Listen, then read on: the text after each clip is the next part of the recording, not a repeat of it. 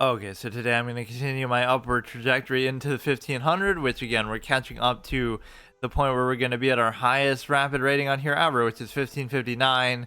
Not, again, that I ever really took it that seriously, but this really shows you something in the last couple months is, or rather in the single month, right? In literally a month, I went from 1300 to 1500, which might not seem like that big of a deal, but that at least shows a certain level of motivation. What I'm going to dread now at this stage is going to be that I actually am going to have to study at some point, and I keep trying to resist it, but at least I should study in depth from my games. But I feel like I always try to do that. Like, I get pissed, like, how the fuck did I lose that? Or that was such an annoying game, so therefore I'm going to whatever, like try to learn from my mistake there, but so much of it you can't do. So use a warm-up, okay, sure. And I'll discuss your little child support thing too. Actually, I'll honor that one. Sometimes I'll ignore them if they're a troll thing, but that one actually doesn't seem like a bad topic. Like, child support basically shouldn't exist because, you know, you can support your own child. Like, it never makes sense that it favors like one gender. Like, oh, you say the mother should get child support, but like, why shouldn't the father get child support then? Or sometimes they do, but it's like, I don't know, there shouldn't be any preconceived expectation of that. Like, whoever has custody should be able to take care of it, or if they have joint custody, like, they should just deal with it yourself. Like, why should you have to get any sort of special benefit for it? So not a very nuanced take, I guess. But no, yeah, we'll play Nightmare in a second, but yeah, this is okay. And what we've noticed, the big change at 1500, well, first of all, I'm using my little custom chess cursor, which is just like it's a king in the normal select, and then it's a knight in the, like, a link select, of course, everybody's favorite piece. But yeah, I've been forgetting to use that lately, actually. But I guess it makes it feel more like you're in a game rather than just like you're on a web browser, which is kind of immersion breaking and stupid. It makes you feel like you're actually playing like within a video game. Like, if it was like Ultra Chess or something like that, it has its own kind of cosmetic quality to it. And of course, we're using the checkers set now, and we're using the Chess 24 one. I get stuck on one for a super long time. Like, I'm like that with music too. Let's say I'll listen to the same song a million times over and over, although not so much on stream. I'll listen to the same 300 songs in my playlist over and over, but not necessarily like in real life. I'll listen to the same one for like an hour at a time, or for like weeks at a time whenever I'm driving or something. I just have that like obsessive personality. And then we're using the Chess 24 thing. I like how the checkers board almost represents my style of play, is that like I'm playing checkers while everyone else is playing chess, because they study and know theory and I don't. So it's like I'm playing the game kind of blind, and you know, I'm making it so much harder for myself, but not so much anymore. And what else did I want to say? Oh yeah, the stark difference in the way that these people have played at 1500. As soon as we got there, like the first two games we played over 1500 rating they did two cheeky openings sort of back to back. And so I feel like, I don't know if I even want to look at them. It would be kind of a good instructive thing. Okay, let me put a link. Hang on. The problem is I don't have my thing open here, so I have to like... Or shouldn't I just be able to challenge him directly? I always forget what his username is, but we should see it here. Unless he has another alt account on here as well. And you'll know him immediately by his rating, because we wouldn't have played somebody who's that high otherwise. I thought my matchmaking was bad, but like in FIDE terms, but just wait until you see Lichess, like some of the mismatches that people have. Where is he? When you find random 1700, you know you've gone too far. How long ago could it have been? This is simply, where the hell is he? Oh, you know why? Because these aren't rated. Or, no, I don't think these are supposed to be anyway. Didn't I just play him relatively recently? Oh, here he is. Okay, let's just do a regular real-time. I'm kind of obsessed with the 10-minute one, but I generally don't like them, I'll say. Casual, 10-minute, standard. I mean, I should be able to play him to a draw most of the time.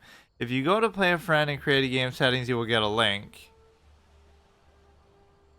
Oh yeah, see if this works, but no, like I can't put it in my chat because it's kind of on my other screen. So let me see.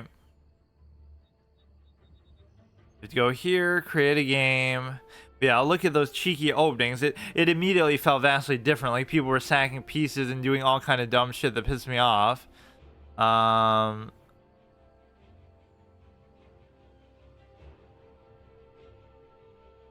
what is it? Play with a friend. You know what? This is dumb though because I go to do this and then it just gives me. Oh, here we go. Or invite somebody. Troll account. Why doesn't it say him on there though? It's letting me invite somebody who's violated the terms of service. Use pop-up chat. The first person to come to this URL. That would be a troll if you were a big streamer.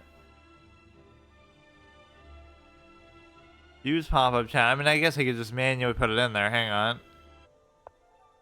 I feel like I don't really play as well on stream as I've been playing when I've just been recording it off stream, but I don't see why it would be that big of a difference. Everything else is still the same. Like, I don't know. I feel like sometimes you're supposed to go here, but I always feel tempted to take it instead. Right, you can play sort of the long game here. This is like an engine line over here. Where you're just trying to wait, and build everything up to an extent. But I think that's like a placebo effect. It's not that necessarily I even play worse on stream. It's just that I play less on stream, which would mean, well, I've just seen this one a lot.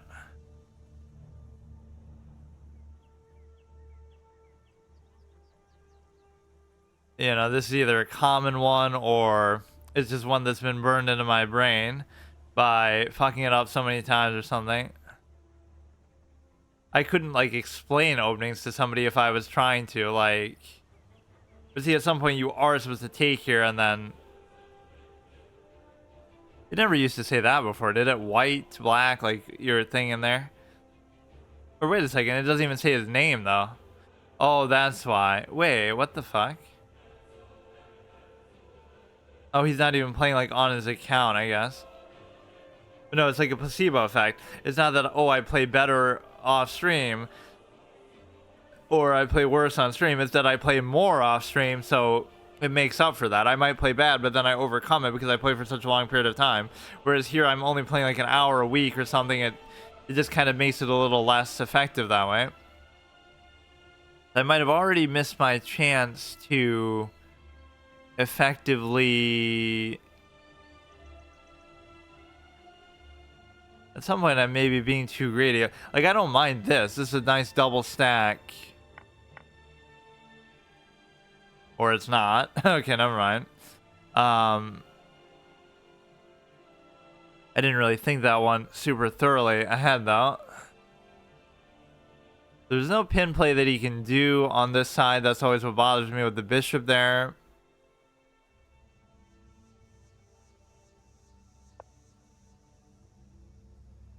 Have to pay attention every move. It's amazing how much you run into that wall with, like, I could calculate this move or I could try to do something. Like, in general, this happens so many times, but I'm too lazy to, or it's too much effort. So then you just don't want to do it. And you might think, oh, that's some sort of cop-out, but it's really just how the game is. Like, you could do it, but nobody really thinks like that. When you're just playing the game, you think, oh no, I'll save that for, you know, that's for better players to do. But that's part of being a better player, is the willingness to do that in the first place. So it's something weird that I guess I just never expected, that you have to put that much effort that early on.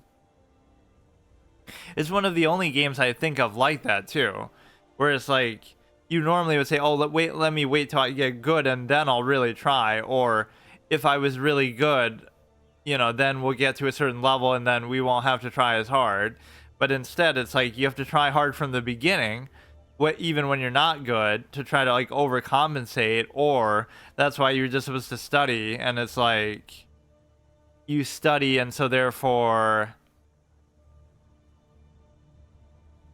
I don't know, the act of studying allows you to sort of make everything easy. I mean, it sounds pretty obvious, but it sort of what do you call it? It gives you that cushion that you don't have to think as hard because you just know, because you just use bar knowledge instead. But yeah, let's try to at least stay steady here and not fucking whatever, lose too much rating. Like, we should try to learn from his attacking pattern here, but he's like a very balanced player. Like, it's not like Simply is like super aggressive, right? But Nightmare's kind of a little more jack of all trades here, where he doesn't just have like one fixed style that he goes for.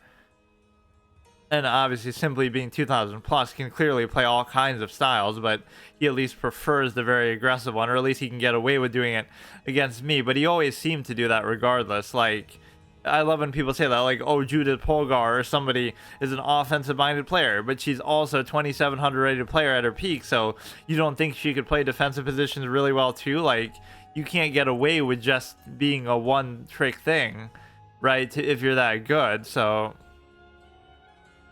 that might be her specialty, but it's not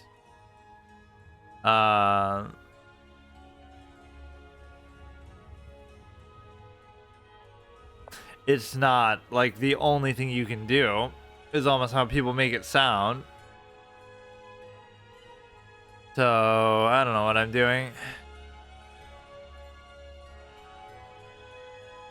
Yeah, I already don't like this position because there's too much claustrophobia.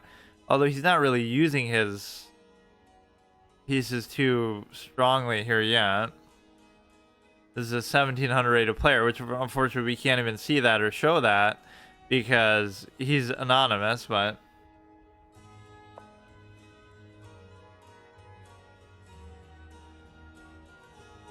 what is the significance of that move?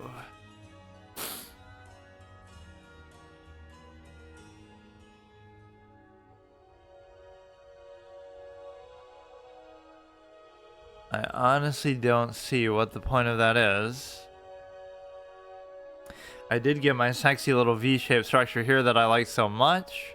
That always seems to bode pretty well for me. I almost want to do something weird like this. So these are the kind of moves that always fuck me over.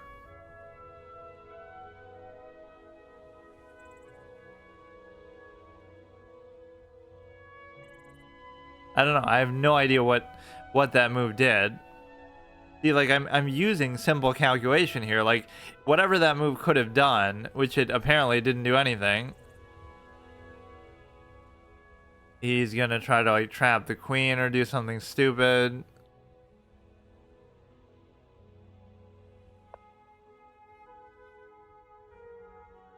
And then he's gonna end up there. Then he's gonna, like, royal fork because I'm gonna have no other choice of where to go. But I always have a choice because I always do these weird things.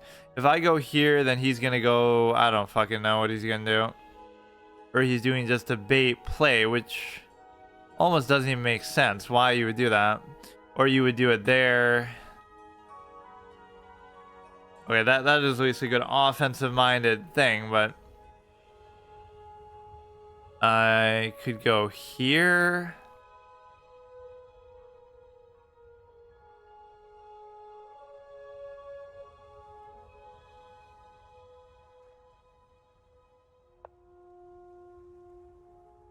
Okay. Just a little bit nervous about this position. Like, clearly, okay, not just because he's playing as white, but because he's also the better player, and he's also just a less passive player. He's obviously on the attack more, but let's see if we can withstand it. I am sometimes very good at playing defensively, but then again, that's like the only thing I ever do. Or what I call defensive is just more like a long-winded attack. Like, you wait till they burn out and then you attack them at that point. But I just always struggle to do that so much. What you can do now is just, I don't know. You're double attacking this, which would be a little bit of a useless gesture, to be honest with you, because he's not actually going to let me do anything with it. But if he moves it, I take this. If he doesn't move it, I could double take. He could go here, then I would take Not like you can really trap it because you're not even, the knight's not even there anymore.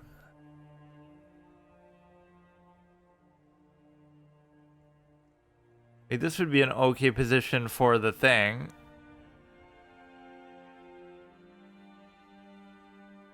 And then he's almost obligated to take it.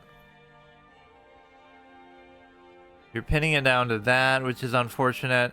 If I go here, this is kind of a bizarre move, but he wouldn't have let me do it, so you can already tell it's not going to be good.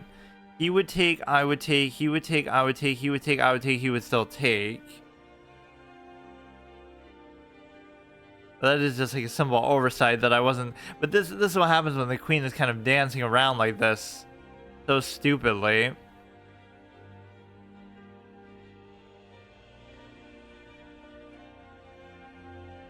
Right, like it's too much going on with it. I don't know, it's one thing to play passive, but you shouldn't play passive with making like 5-10 queen moves this early on in the game.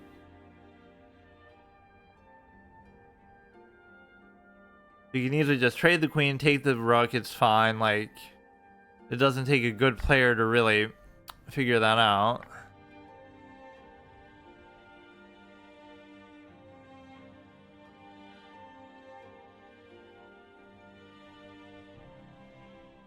So take a rook.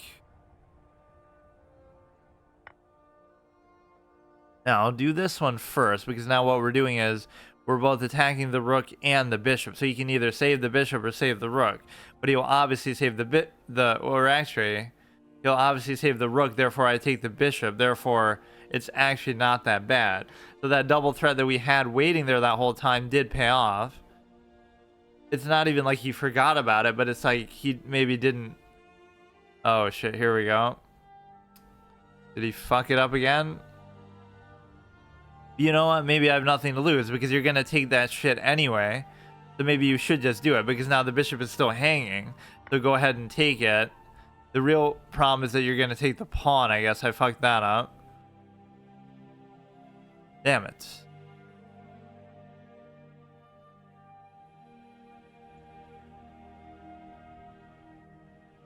For some reason I almost want to do this because then I'll put it there. He'll take the stupid pawn. That's the one oversight I didn't see. So, whatever. We're still in a comfortable position here, but that was too much of a loss. It should have been like a -1 maybe, not a -2. So we have our extra knight, which is clearly going to equalize for a rook here. Octopus knight that it is.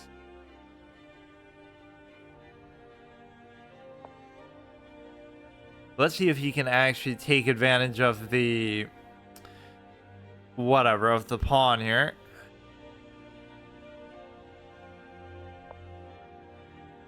But see, time-wise and position-wise and everything, you would certainly have the ability to basically... you know, it could still be a draw, even though he did outplay me a little bit here. It was in pretty obvious ways, but sometimes he's just so quick with it, like with the pin on the thing and everything like that. He's gonna do something weird now, like you already know. He'll push that out, then he'll take that stupid shit.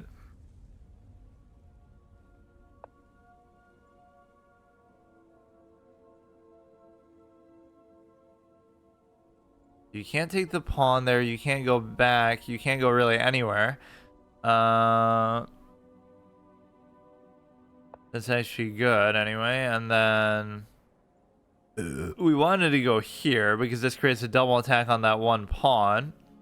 And so therefore, no matter what happens, it would still be worth it because... Or wait a second. Why don't I go here? Because then we also cover it. But then he goes here and kind of clowns it out. But then he won't do it because then I could just take the thing.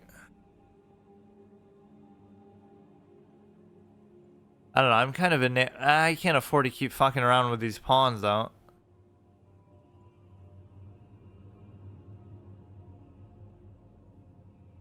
So now 4 minutes left, 2 minutes left. Like, look, dude.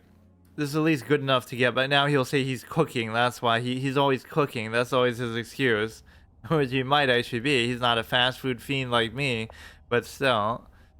So you could knock this guy out, then you go there, and then you go there. So that's a pretty clean line, objectively, but except for that one. So this should be good to guarantee a take on a pawn. I don't know if I agree with that move, whatever he just did there, because it didn't seem very good. So the most annoying thing you could do is this, because then you would have to commit to something else here where you can't actually. If you take this, then you're gonna. He would take, I would take, and then he would move this at some point, and then take. You should probably still, and in fact, if anything, I shouldn't be, well, I don't know what's gonna happen, dude. I shouldn't be trying to trade that.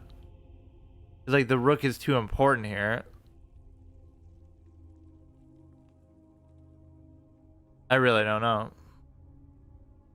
This is technically an octopus knight, but it's too much on my own territory to actually be effective in that regard. Now you can go ahead and move the fucking horse somewhere, but then I'm still turning a pawn in the process. You could also go like here to potentially be of value. So here's the problem with it. Maybe it's not too much of a problem. Or he's even letting me. Oh fuck! What is this one that's gonna be the problem?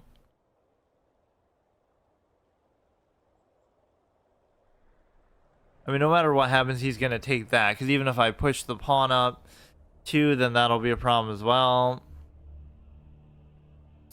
Or no, it's actually covered by that.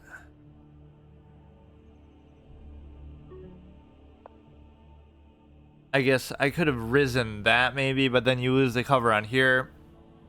I do kind of like this pawn anchoring the knight there. Now all he has to do is like push up, but then I could take. You don't really want him to ever take that one, or even this one, but at some point he might push them out. Like, I'm at least trying to be as annoying as possible at this. Which is what the knight's specialty is of doing. Look at my nightmare coming full fruition here. His karma, or like almost good karma to me, for giving the knights a chance despite how much I shit talk them.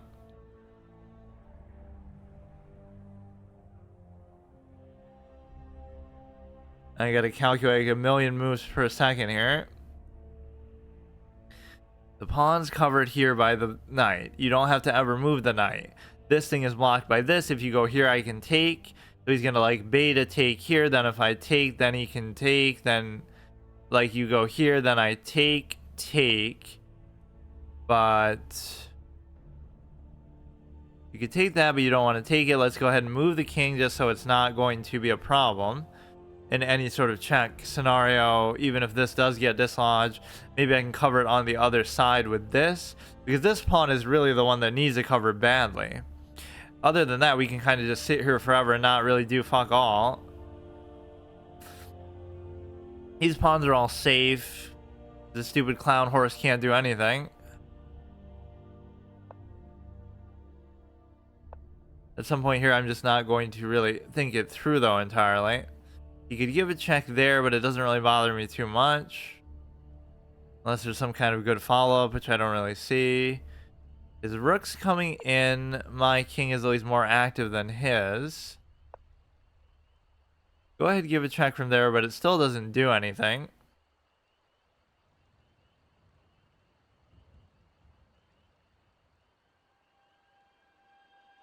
And so I don't want to move this. This is the thing. Like, at any cost, I don't want to move this. And the reason why is because you need to block that, even as stupid as it seems. This one can move, and you can always come back, I guess, at that point. Why don't we just go here then? I'm being kind of like too ambitious with it. What I actually wanted to do was this, but then what we have to do is we have to stop the rook from ever coming in to attack these. You have to keep it kind of attached to this area. Right, so what's the best he could possibly go? He could go here and then try to attack it from there. If he gives the check, it still doesn't seem to really do anything, but It's a very unusual position. Look at his time, dude. I don't care if he's cooking like a fucking master chef recipe over here. This is it, dude. Look how annoying this is. This is, oh my god. Fuck, what do I do though?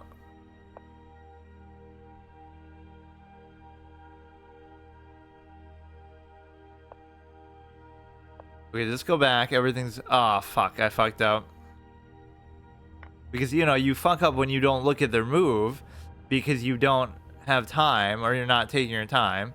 It's not the end of the world, but how the fuck are you going to cover these pawns is basically the question, and I have no idea how. I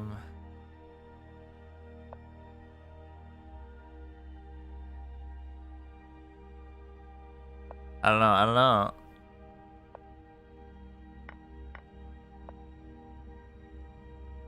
Like, look, dude. Look, it shouldn't be that big of a deal. Yes, fucking... What a great example of a game that, like, it totally wouldn't be a draw. It's not like it came down to time or anything like that. It's not like every game in chess ever would do exactly the same thing. Like the absolute clown show game that it is.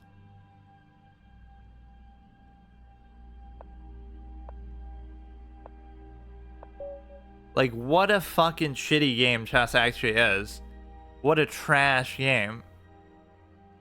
Like, are you serious? Like, I'm literally trolling with the two knights. I'm just pissing him off, wasting time.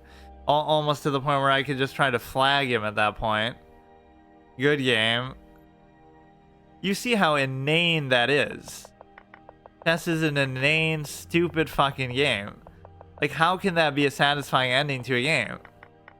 It's 100% time. If we had infinite time, what do you think is going to happen? Like, it's so idiotic. Even though I did make some mistakes there, still, it wasn't enough to... He is winning, but it doesn't matter. That's the thing.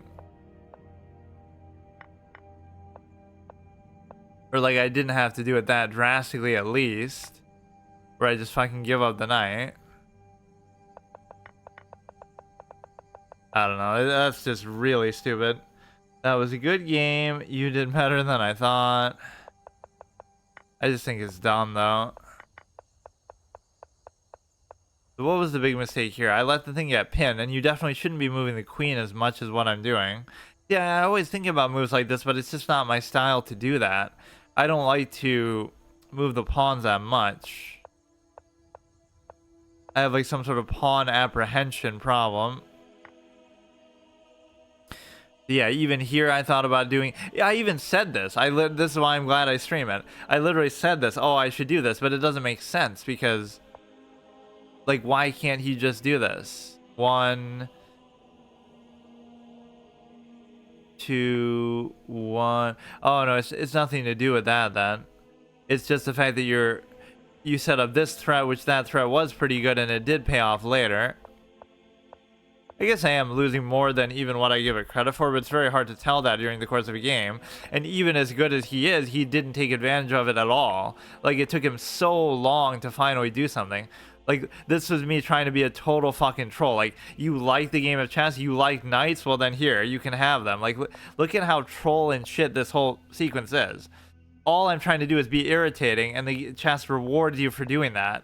I'm not trying to do anything. I don't know what I'm doing. I have no plan, no strategy, nothing. Now that one I kind of blanked because I was low on time. Even here I felt relatively comfortable. If I just didn't blunder the knight, I almost felt like I could have figured something out just to try to survive.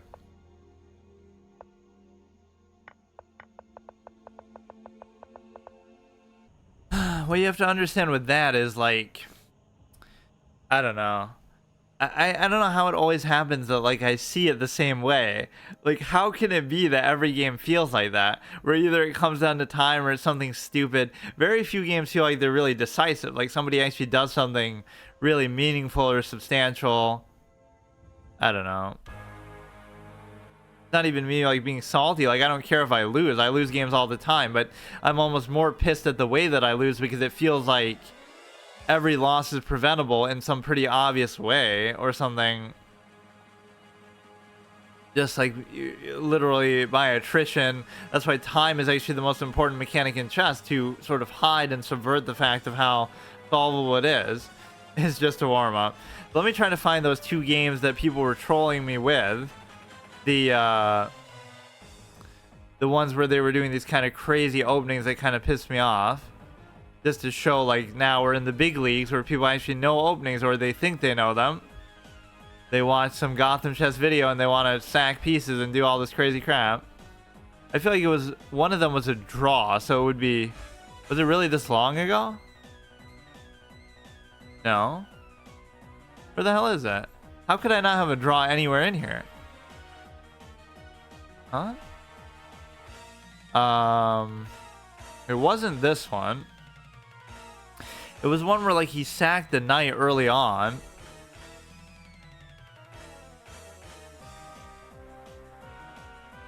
Draws aren't that common, you guess. I mean, but see, even that's a little bit disingenuous, because I'm winning the vast majority of games.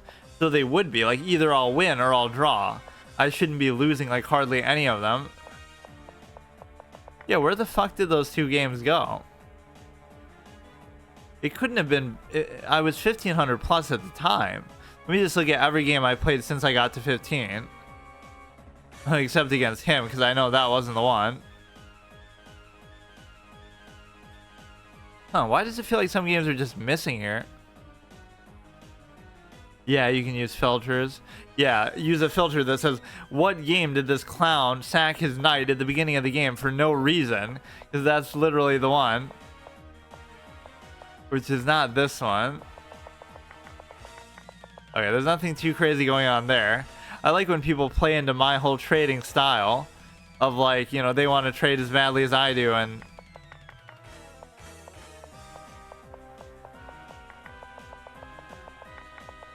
yeah, that wasn't the one either. I swear I had a draw that was like, I played like I lost the first game, then I drew the second game, but I can't seem to find where that was. Maybe it wasn't at 15, I don't know. Wasn't that like a stupid sack? Yeah, this might be the first game to indicate that. Which square did he sack the knight on? I think it must be this game then. But then you can't be, because the 2 knights are still there at the end. Wait, how is that even possible? It was like super early on in the game, so it's one of the squares near my king.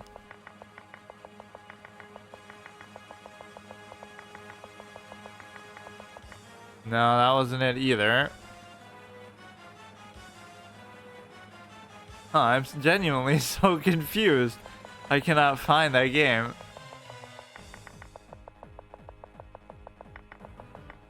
Let me look at my thing once more. It's not like I have another Smurf account or something I play on. So it's not that, it's not this. Maybe these games just confuse me because... Oh, here it is. These are the 2, I think. Insufficient material, draw. Let's look at this one, though, first. It was probably the Intercontinental Ballistic Missile Gambit. Okay, so look at this clown. He sacks a bishop for no reason, and it doesn't do him any good. Because, you know, you can't... Look at this amazing defensive thing that I do. Like, look how open my king is. But yet I somehow managed to just, you know, play it safe and not let him actually do anything with it. This was actually kind of good. And then I trapped the queen. Although, again, by that logic, he trapped the queen because he could have easily just not done those moves and not played so aggressively with it. So it must be these 2 games where they start playing like total complete clowns, I think.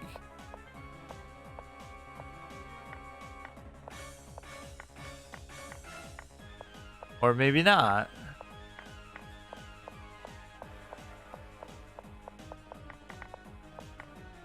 Okay, I fuck up with the whole H-file thing there. Simply's classic tactic. That again, even at 900 rating, he was always farming me with that. Yeah, here it comes. Now, is this a credible sack or not? Obviously, it's a blunder, but it's just kind of irritating. So it might have been this one and... What was this? AMIDE. I feel like it was right around there that the second one was...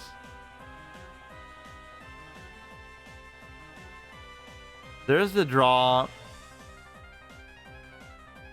Wait, that's not it either. I've just been playing too much, so now I can't even keep track of these fucking games. All I was trying to show is that they both played sort of stupid clown openings, but now I can't even find it.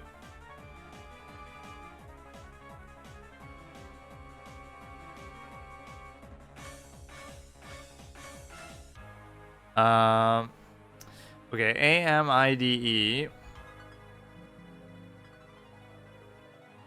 What is going on? Is that not his name? It must be L. AMLDE. No. What the fuck? Okay, it just doesn't exist, I guess. Makes no sense. What is going on? 4 days ago, 1558.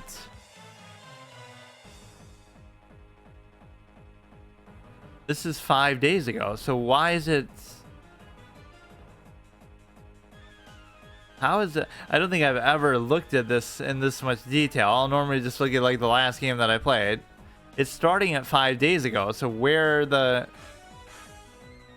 I don't know. It should be just like these two. I don't understand. Okay, that's the same one that we're looking at. So we see the knight sack there. There was some other one where like they sacked the... Or maybe they didn't sack anything. They just did an opening that was kind of annoying. Oh yeah, see here the bishop sack. So one guy sacks a knight, one guy sacks a bishop. Like look at these games as a little mat set, as back-to-back things. This is the level that we're playing at. Not even that they're good moves, but look at what these clowns are doing. Right, this is what he does on like move 4. He just does that. Like, what the fuck? And then this is the same thing on move, what is this, like move 7? He just puts the bishop there, and then I'm scared to take it because, oh no, if I take it, then I get mated here, which I think is how this game ends anyway. I do get mated there, but it's still because I play it kind of improperly. Let's try to learn something maybe from this one. You are supposed to take it, but then see, you wouldn't feel safe unless you know exactly how to deal with it. You go here, you do like the cheeky fried liver thing. You go there, then I'd be very compelled just to take, just to clear out the material. But again, it respects your opponent too much because... Or it respects you too much that you would know how to deal with this and not get fucking mated there. It wouldn't have been that hard for him to put the queen somewhere in there. I don't know. The point is both of those people played like total clowns. Let's see what we can do here.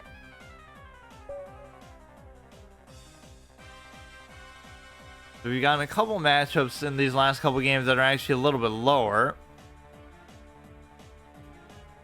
Right, so just because I'm 15 doesn't mean I'm actually playing 15s. So he's going really aggressive with the pawns, but this is part of the reason why I like King's Indian so much, is that you can just always do the same thing all the time no matter what they're doing and just ignore it. And so even here, I don't like doing that move, but he doesn't even take advantage of it. It's important not to move too fast here where you feel like you're too cocky and just, oh, I'm some kind of opening expert. But even as stupid as that seems with the knight, it's okay.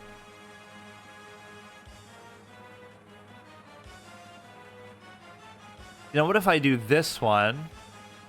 And the reason why, or I could just do this.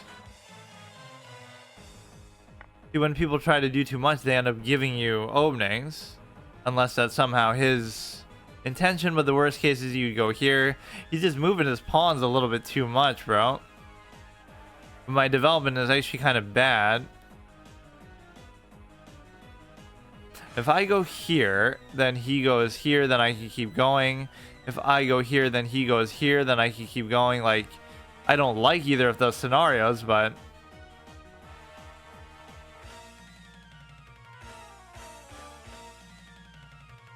I can't just let him go, though. It feels like you do have to address that somehow. That actually seems horrible, but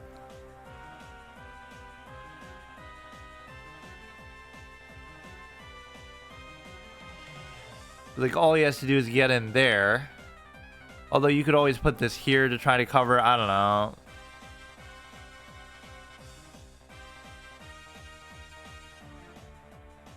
It seems like a good diagonal that he's almost worried about a little bit.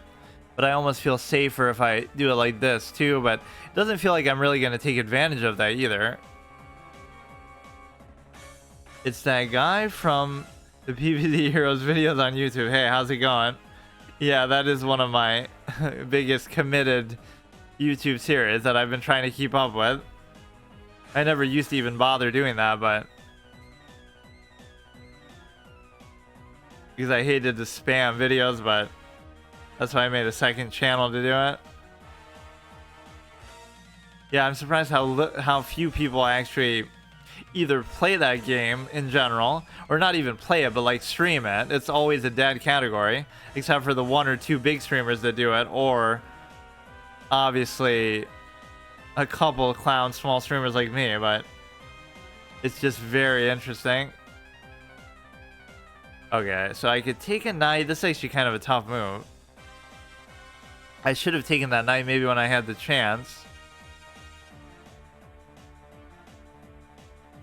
So I'll feel safe against any sort of mating threat here. I should just play super defensively and not even worry about it. It's playing very fast.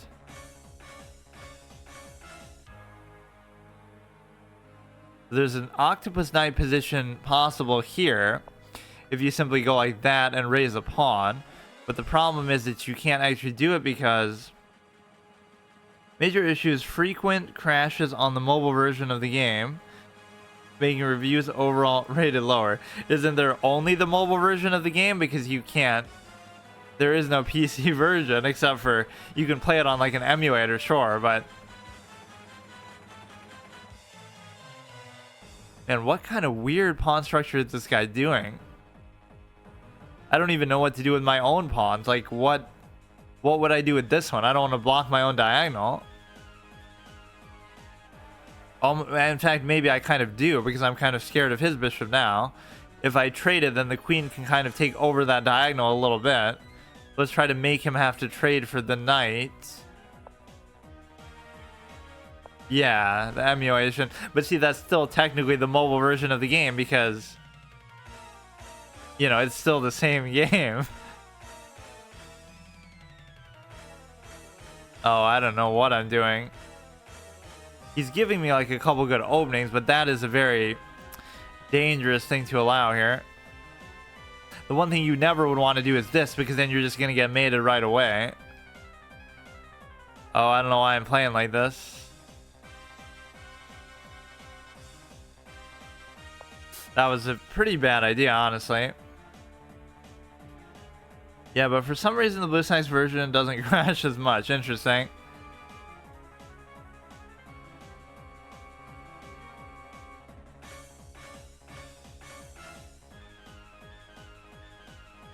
If I take here, then I have to worry about this. And it's going to be a disaster too. That at least gets rid of potentially the rook, or it prevents him from castling. He's playing like way too aggressively, but it's not helping me, because if he would take, I would take, he would still take. We could move this up here. But then this pawn really scares me, because you're going to take. It's going to be very problematic. How is he so fast? He's like almost 100 points lower rated than me, but he's like a speed demon over here. He hasn't even used a minute.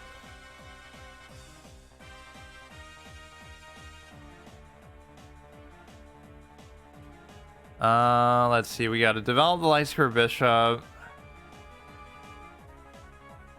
This is why I like trading so much, because it's like I'm not the attacking type, so I'm desperate just to try to survive whatever's happening with this position, which very easily could go wrong.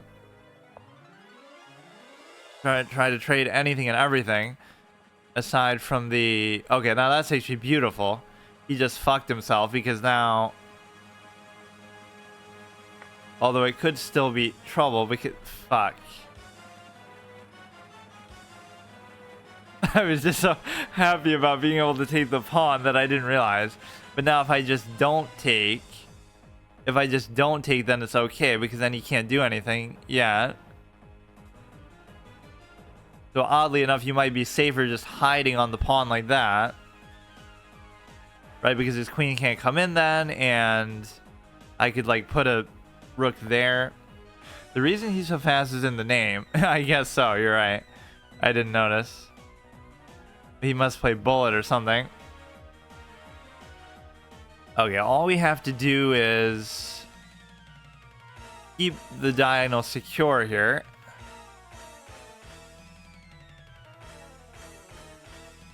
Man, he just has such a distinct style from the beginning of this game that he was just going for some super aggressive pawn play and just everything crazy. Which again, I can't really punish people for doing that. I'm just too slow. Or I'm just too passive, I mean.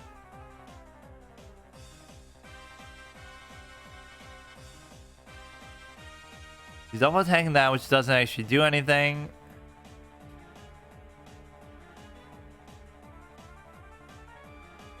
He's giving up the knight, which is not really the priority right now. He's giving up a knight into a fork. And what is he attacking me with? This is what I don't get. He's not attacking me with anything. Oh, wait. He's doing this, but he can't even do it. He'll go here, and then I'm screwed because... Huh... It's like I want to do this, but I guess I could do it though, because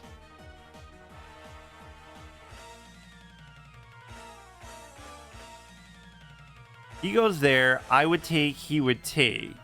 Or I would take, then he would go there, then he would go there. I would have took. I can't really figure this position out. But the whole point of that was the darks for bishop. Or maybe I just didn't even see that either. Are you serious? Am I just gonna get mated by the fucking pawn here? Or I don't even know what's going on. How do people play like this, bro? It's so wild. Obviously, you got it there. I don't understand, man. So within a minute and 30 seconds, this dude literally plays like a Judith Polgar level fucking offensive game. Just like it's no big deal. With such confidence, too. Like, who does this guy think he is to playing like that? Just like fucking, you could sack pieces, just do whatever you want. Like, it's impressive, but... And even there, I was winning a little bit because of his over-aggressive play. But I shouldn't have tried to do something cheeky and just... You know, I should stay true to my defensive ways. I shouldn't be like, oh, I'm going to pick up a knight or something because of it. You are supposed to do that. So I had the right idea with the pawns. All this stuff is fine. So where does it really go wrong? It's just the position looks so ugly and uncomfortable that... What was I supposed to do there? You're supposed to take it and then what? You're supposed to take back or go here. Which this I don't feel comfortable about at all.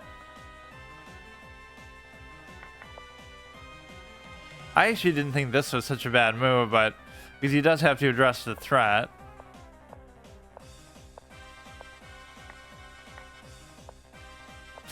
Still not too bad.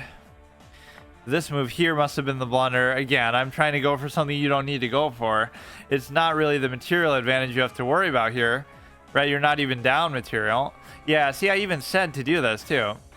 Because then there's nothing you can really do about it, or it'll at least take a while.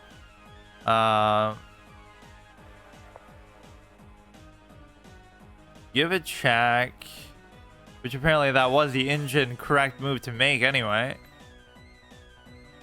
Oh, this is so fucking easy, too. All you had to do was... I guess it's not that simple, but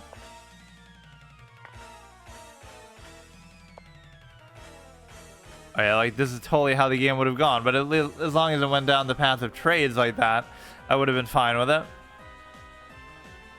Okay, let's see.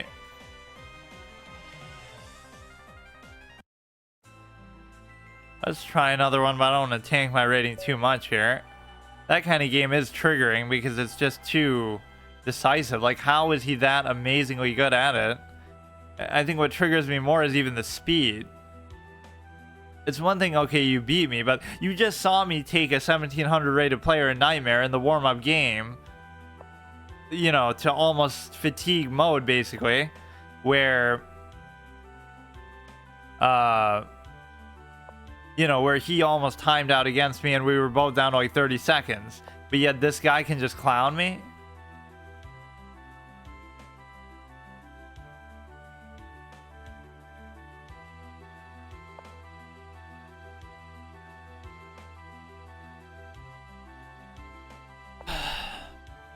Guess that's the benefit of studying, where you can basically just fuck around and you know like one particular line super well.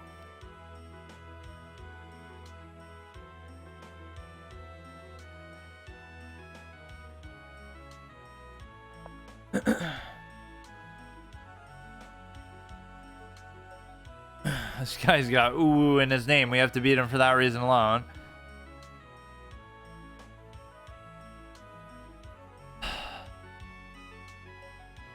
I would take, he would take, I would take, he would take. Nothing really crazy is gonna come because of this.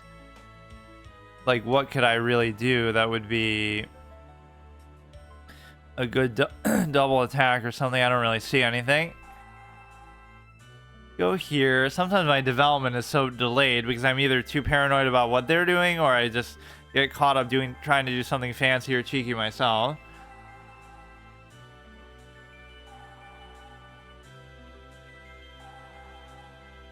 Won 19 games. It's always good when they played more games than me, because then I don't feel like a complete clown for losing to them. Could be making a mistake with leaving this sitting there for that long, but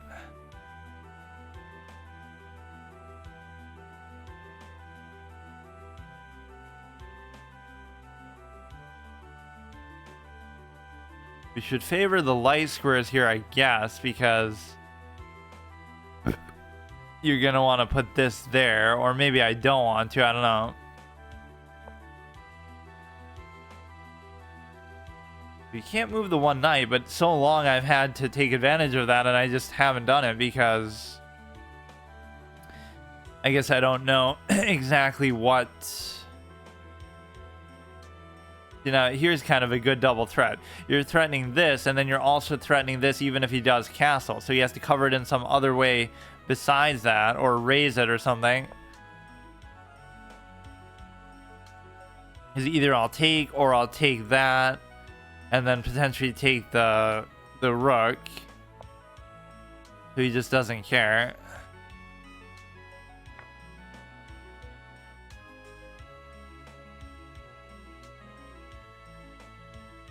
Well, this should be a pretty strong move here. You just take, you attack the knight and the thing. Queen's gonna be a little bit out of position.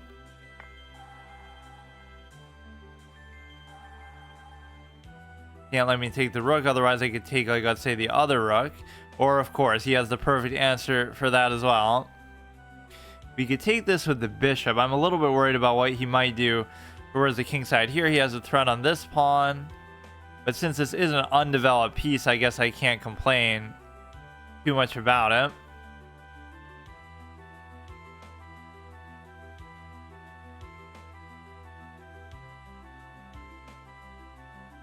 Or wait a second.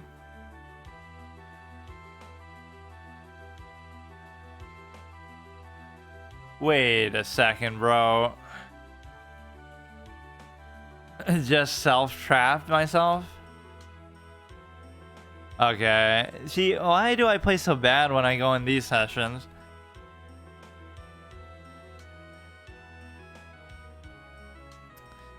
I mean, it's +2, so I guess I wouldn't be that far behind, but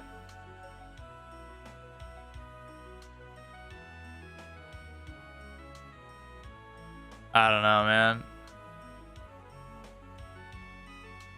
I'm just so inconsistent. It's ridiculous. I'm like expecting it to be like way too easy.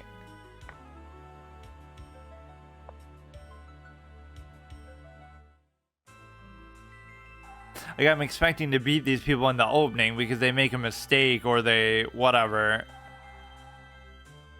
They try to do something over the top.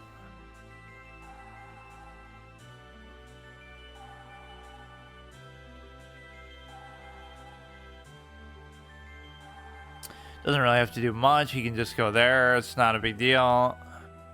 And of course, I shouldn't really trade in this sort of scenario where you are down material, but it's like you're not down by enough to really justify it. Okay, I can take that free win, but it's not really a good thing. Fuck, they always bait me by... I'll still do it, but...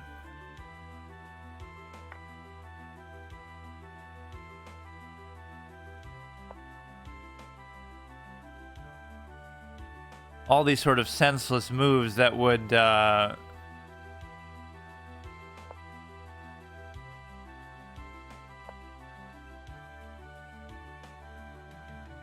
only problem with that is you can still eventually push it out with the knight, or with the pawn there.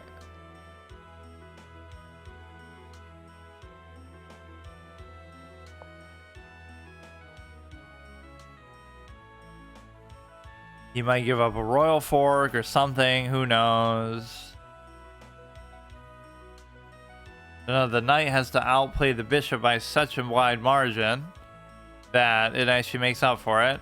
Or again, little piece advantages like this don't matter as much, where it's like, oh, you know, you get to take advantage of the pawns. I have to like create an octopus knight and just keep it there, or I'm going to be tempted now to just take the bishop, which is a horrible idea. I can just tell you that, but I'll still do it because I'm a moron.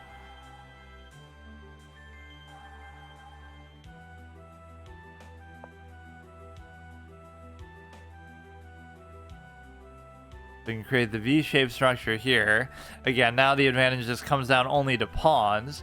So I have like how many more pawns than him? Probably 4 more? 1, 2, 3, 4, 5. 3 more. 1, 2, 3, 4, 5, 6, 7. No, wait, only 2 more.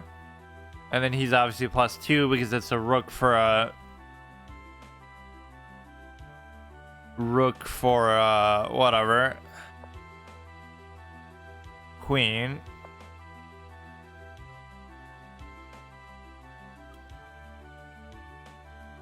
Okay, just watch these cheeky little double attacks he might do with the queen. But his attacks are almost as obvious and predictable and pathetic as mine. We can still finagle a draw out of this, but I'm not too happy about it. I'm playing at a very low level right now. Just like not even remotely paying attention. 1-2 move calculation, basic stuff.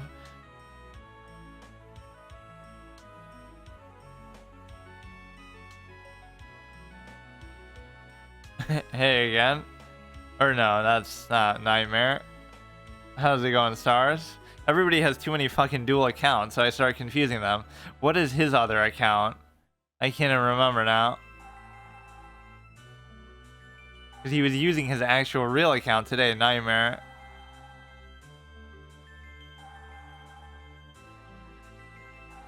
Their time is pretty even. The pawns are pretty much okay.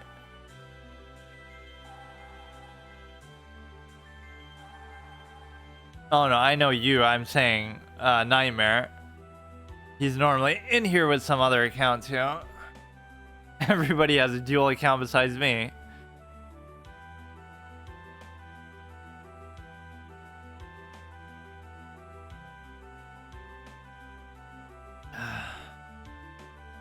I mean, he's letting his clock burn at least. In the old days, we used to light a candle wick, and when it burned out all the way, that's how you knew your time was out. Or we used like an hourglass with the fucking sand in it. Your friend got 1700 yesterday night. Nice. That'll be me pretty soon.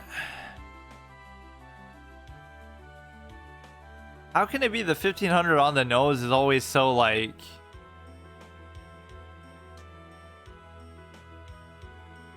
You know, even if I was to trade this for the queen, that would be bad because then I have nothing left. So I can't even do it.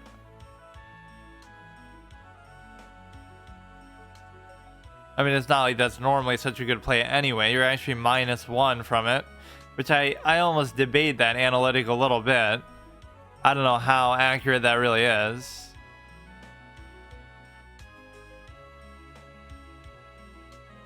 You could raise this. No, but you can't because then he would just take it too.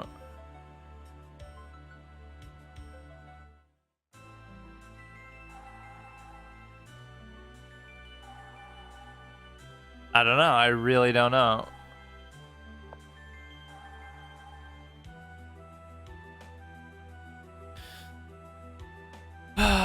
I feel tempted to say like, oh, I should just start to study whatever, even more than just my own games and things like that, but it just feels like you can get away with not doing it for so long that I always keep pushing my limits.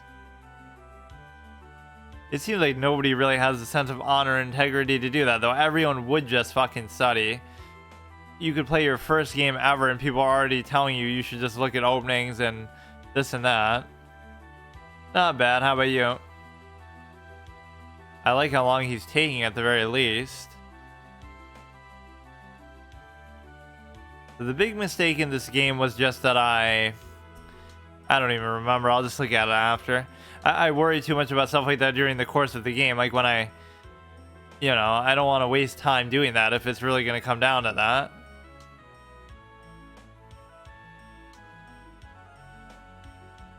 Now see, that's a cute move, but it doesn't actually do anything because you still... Oh, fuck. That is actually a great move then because you get to...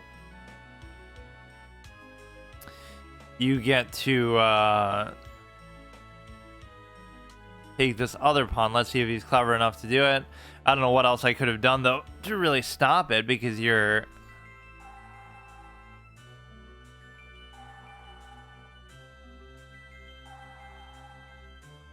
Have to be patient, I guess, with these back and forth things. He missed the tactic of his own move. Like, you go there, then you can take this, and then I can't take it because I couldn't cover it. That was perfect.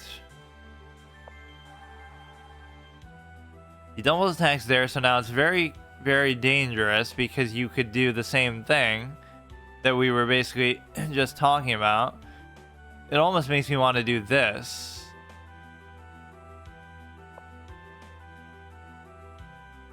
So now that opens up at least my ability to cover it with the rook or even both rooks if the need arises. So now the only questionable one is this, or... This is what I love too. Yeah, he's up +2, but we're going to turn it into a draw. Just because I'm like that. Not really sure what he's doing with the queen now. Threaten the pawn here. We could cover any or all of these that we need to. He made such a perfect move there, but then he just kind of didn't do anything with it. Oh yeah, here, let's just turn this anchor position into what we need it to be. With only one anchor pawn, so we'll be covering that no matter what. That's what these defensive principles can do. They can piss your opponent off so much that they just give up or they just run out of time.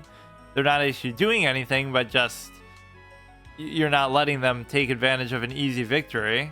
And that's what high-level chess comes down to. Like, no matter how good of an advantage you have or how well you play, you'll still get pissed with how hard it is to finally actually make them. One of the hardest things in life is convert a minor piece advantage in chess. Not like you're up a queen, but you're up like a whatever, something less than that. If I go there, he can go there. That's a pretty good move too, I guess.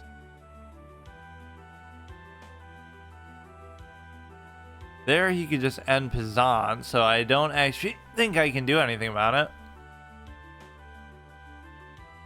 Or no, what am I thinking? I can just do this, and then if he comes there... No, but then he'll still take that.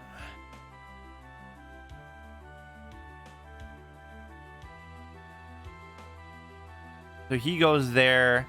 I go there, but then he would take this. He's had 2-1 pawns by the queen in this endgame phase, but he's just not taking advantage of them, and he's being just too slow. So I'm losing to some. I'm winning against somebody who's like AFK making dinner or something. Okay, see you later. I should almost not push my luck and not try to play another one, but I kind of want to. That's my biggest weakness as a chess player. Like, I want to play the game too much. I enjoy the game or respect the game too much, and I actually just want to play it. But that's not what you're supposed to do at chess. You objectively have to study 10 times more than what you play, or whatever, something stupid like that. Which I don't think any good player would even disagree with that. It's just kind of shocking to me that this is what it comes down to. I mean, even if he does come back, he's so short on time. But I love how he's kind of making the right moves, but then he's just not taking advantage of them. If that's always good, we get back what I lost in that first clown show of a game. But I'm not too happy with that one either. In fact, I played quite badly. So none of these have been clean victories at all, or clean games. The first one, obviously, I lost.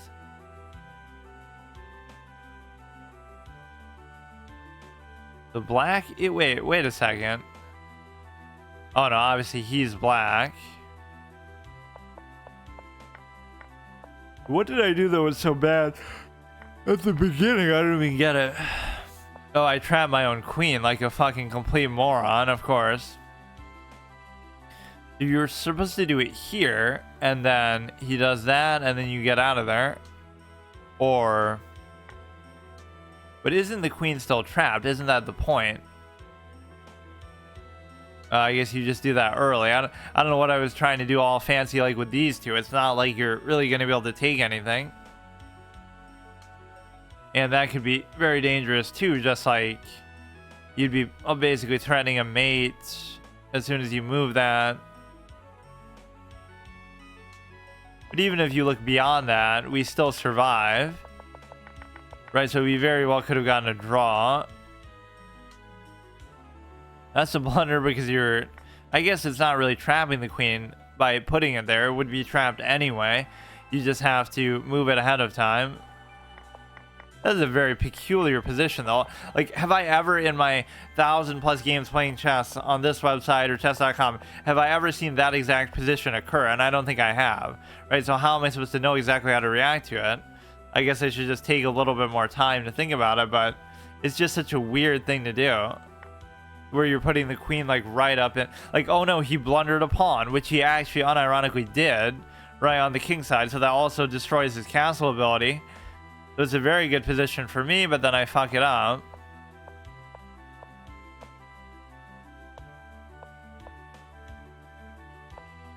Yeah, see, he misses that, and then he even misses the other thing later. So you were kind of helpless. Like, if he just makes the right move, there's nothing I could do.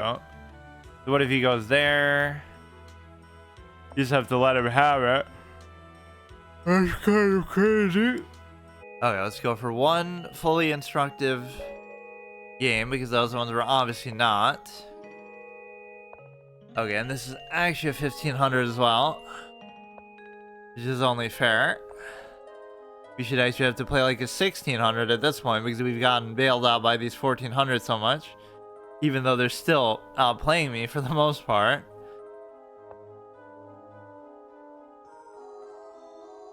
What is all this about here? You almost want to give the bishop somewhere to go first. Seems like a potentially bad position for that. You can do this. The one thing is good, he's kind of blocked his own light square bishop off.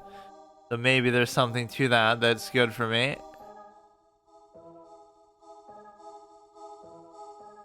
The only thing I don't get with this position is how do I use my darks for bishop, and I almost should just trade it off. I'd be fine with that.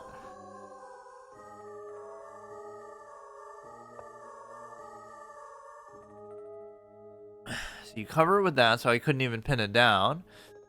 See, like, something about this doesn't make sense. You're supposed to go here, but then he can double take, so I don't really know. And then I sometimes do this, but then that's not good either. It feels like for me, I should just trade it. But then I still don't know what to do with the pawns, because this structure is good, and I'd like almost the V-shaped thing here, but you can't do it, because then you'd be trapping your bishop inside. So it's actually very confusing what the... It's very confusing what the intent with the dark square bishop here actually is. I have no idea.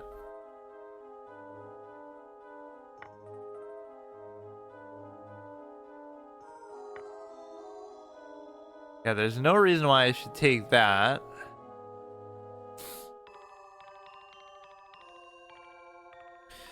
Let's see.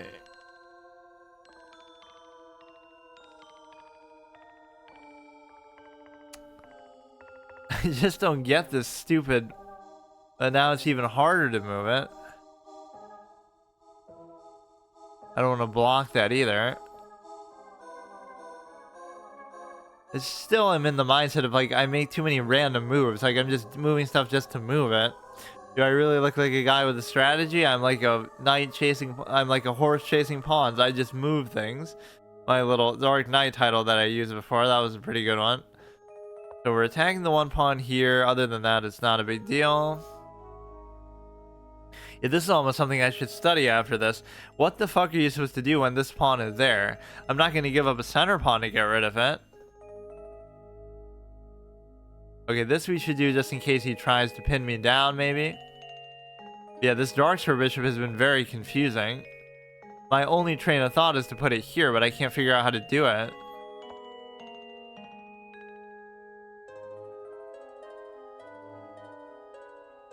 Now, this might end up being bad where you get the light square bishop blocked off, but I guess it's still a better fate being trapped in there than to have to trade for a horse.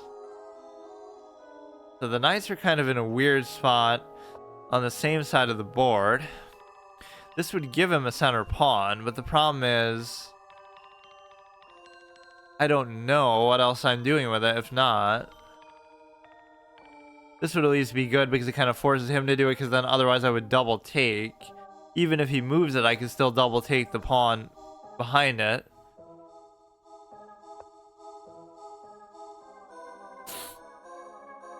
So he's basically compelled to trade into that knight, which is good. It's because if I would take, then if I would have took either one, then he gets the center pawn for it either way. He chooses not to do it, so that should give me a very clear benefit here if I just simply take.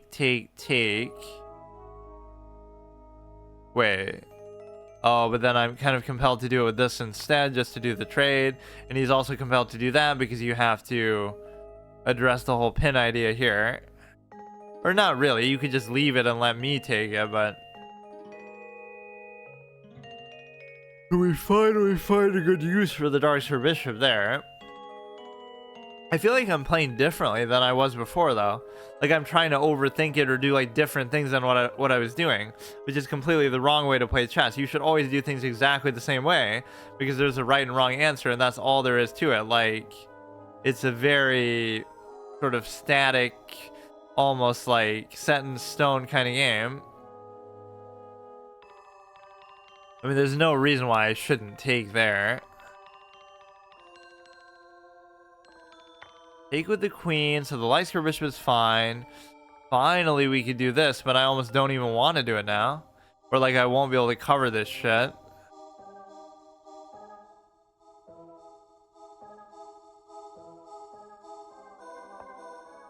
I don't know what the knights are even doing either. This goes against my whole V-shaped structure because there's too much at stake. There's too many different covers that are needed here.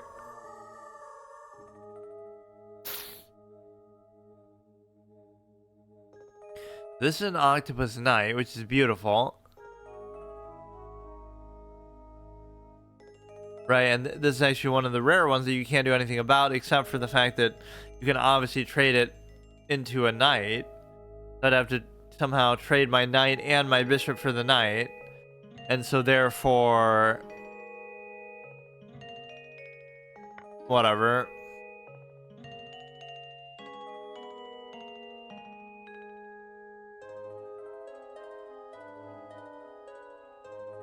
See, he'd rather... Well, I mean, I guess it's the same result, but he'd rather sack his own beloved bishop than to let my knight eat it. That's a very bizarre, stupid move, I think.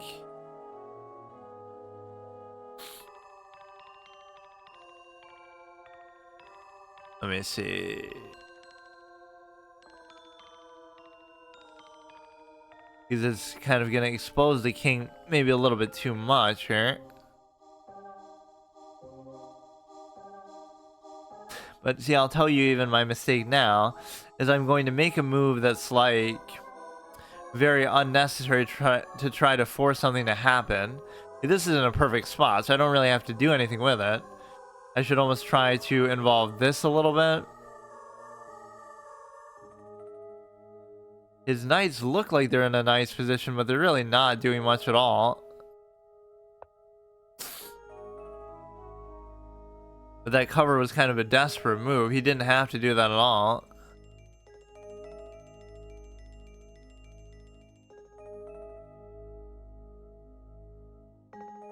Go here as well. Doesn't really do anything. He wouldn't be able to take with this, but it doesn't matter because he can just take with the other thing.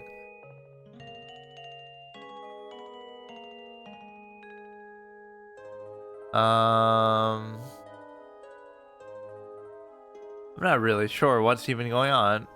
I could go here, try to double attack this, but not really that big of a deal. Trying to see if there's anything really he can do with the knight. It doesn't seem like that big of a deal.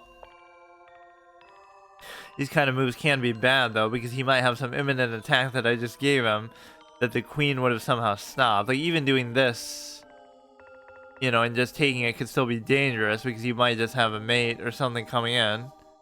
I hate those kind of things because it's just so like, I don't know. Stuff like that, it feels like it could happen at almost any time. Okay, that was a pretty bad move on my part because what it does is it allows him to take this, which I totally was aware of, but I didn't, you know, account for the whole fork idea here.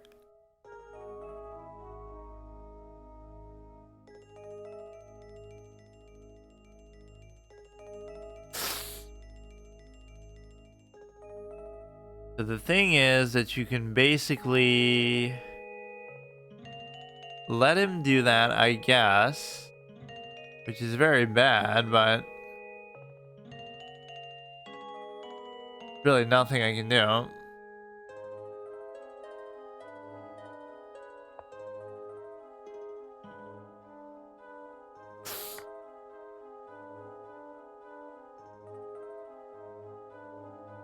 Oh wow, look how it snowballs too. Now you're gonna lose this. You basically just lost the game right there. Fuck me.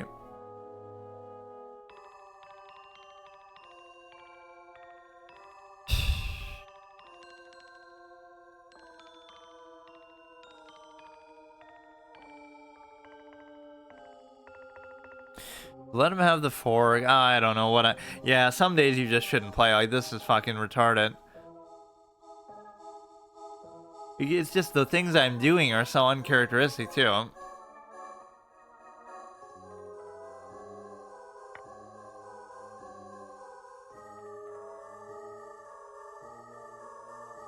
Still not the end of the world. Like, we got to draw the last game where we were in this kind of similar position, but it's just stupid.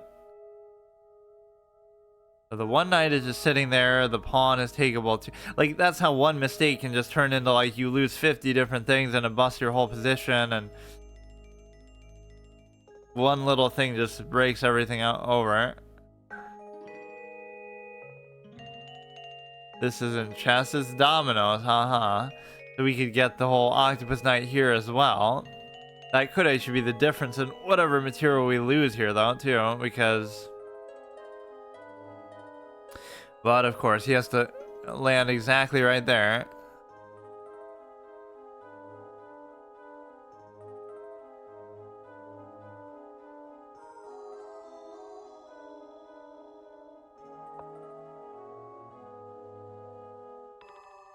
Okay, so everything should be fine. You could do a little annoying attack there. He hasn't moved his queen at all, which I can't tell whether that's a sign of discipline or just his own lack of awareness that maybe there was some good attack he could have done that would have involved it. I mean, I don't know.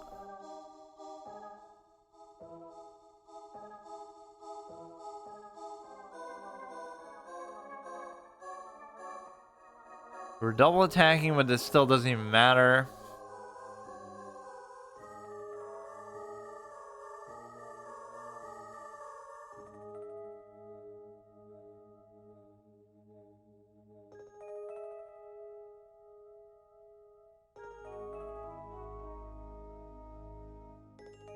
I could cover it here. There's nowhere that he can go that would really attack it, so that should be okay as well. So you can move it, and then I would take the rook, which is not a big deal for him either. All I'm trying to do is desperately get this fucking octopus knight position, but he just won't let me.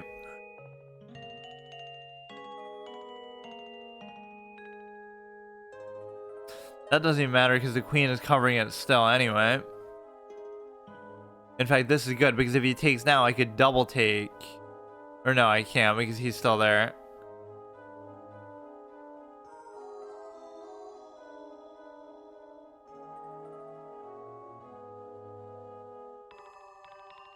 You could do this maybe, so then therefore I would double take it so he has to cover it. And then if he moves it, I can put the octopus knight there. Oh, fuck, look at my time. How are these people so fast? Like, that's the one thing that bothers me. Like, he was winning anyway, even if we had an equal amount of time, but... Or, yeah, I mean, even if we were both, you know, at a minute now. He has to either cover that or do something else. Which now I could do this, I guess. Or...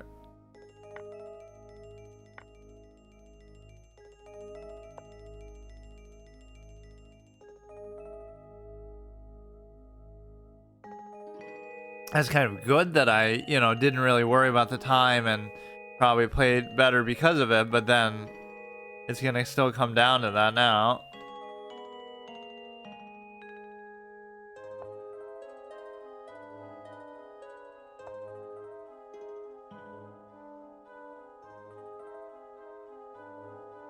You take the pawn, I give a check.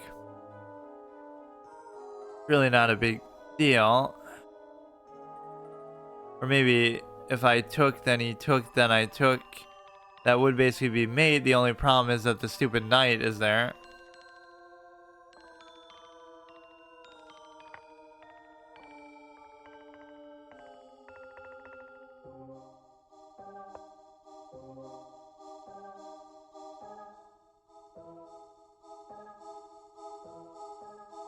We're in kind of a bad spot when it comes to the whatever, the bishop itself. I guess now that at least gives me material to trade into for it. The goal is really to go like this, and then if he took, then I could take, but now it's completely out of whack, where I'm just gonna have to trade it.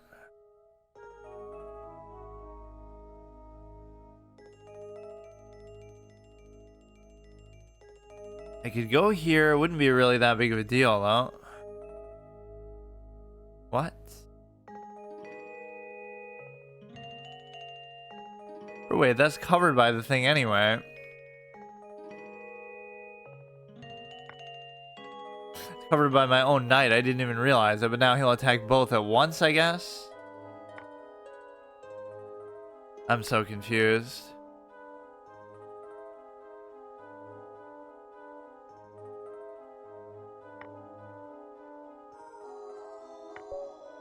Oh, shit. Okay, I think I've had enough of chess for today. Like, I can tell when I'm just not playing well. Either I'm cheating death with the draw, or them making them time out, or somehow I'm getting lucky like that. Like, it should not come down to that, dude. Holy shit. But not even the fact that my position was so bad, the fact that I had 15 seconds left when I'm trying to pull that out of my ass, too. Like, why is chess so hard of a game? That's what I never realized. Once you accept that it's this difficult, that's fine. Or you can subvert it by trying to study or whatever. But I never knew or thought about it like this, really. So what was the blunder there? I guess just giving up the pawn. What was my blunder that cost me so much here? I don't even get it. That was bad because it lets you take there. But see, like this, I don't know. Like, what am I supposed to... I don't know. I'm never going to see sacks and stuff like that. But I just don't think like that. A lot of alternating revolving door blunders here. This one was pretty obvious, though. Like, I shouldn't have...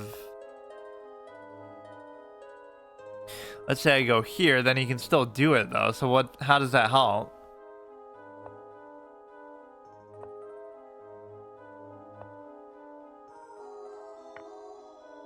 I don't get it. Like, even you escape from the blunder a little bit, but you still give him a fork in the process.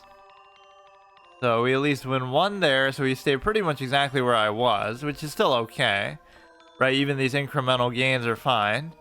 So here we lose that, but that wasn't really a rated counting game. Then we lose, we win. But this one was not really deserved.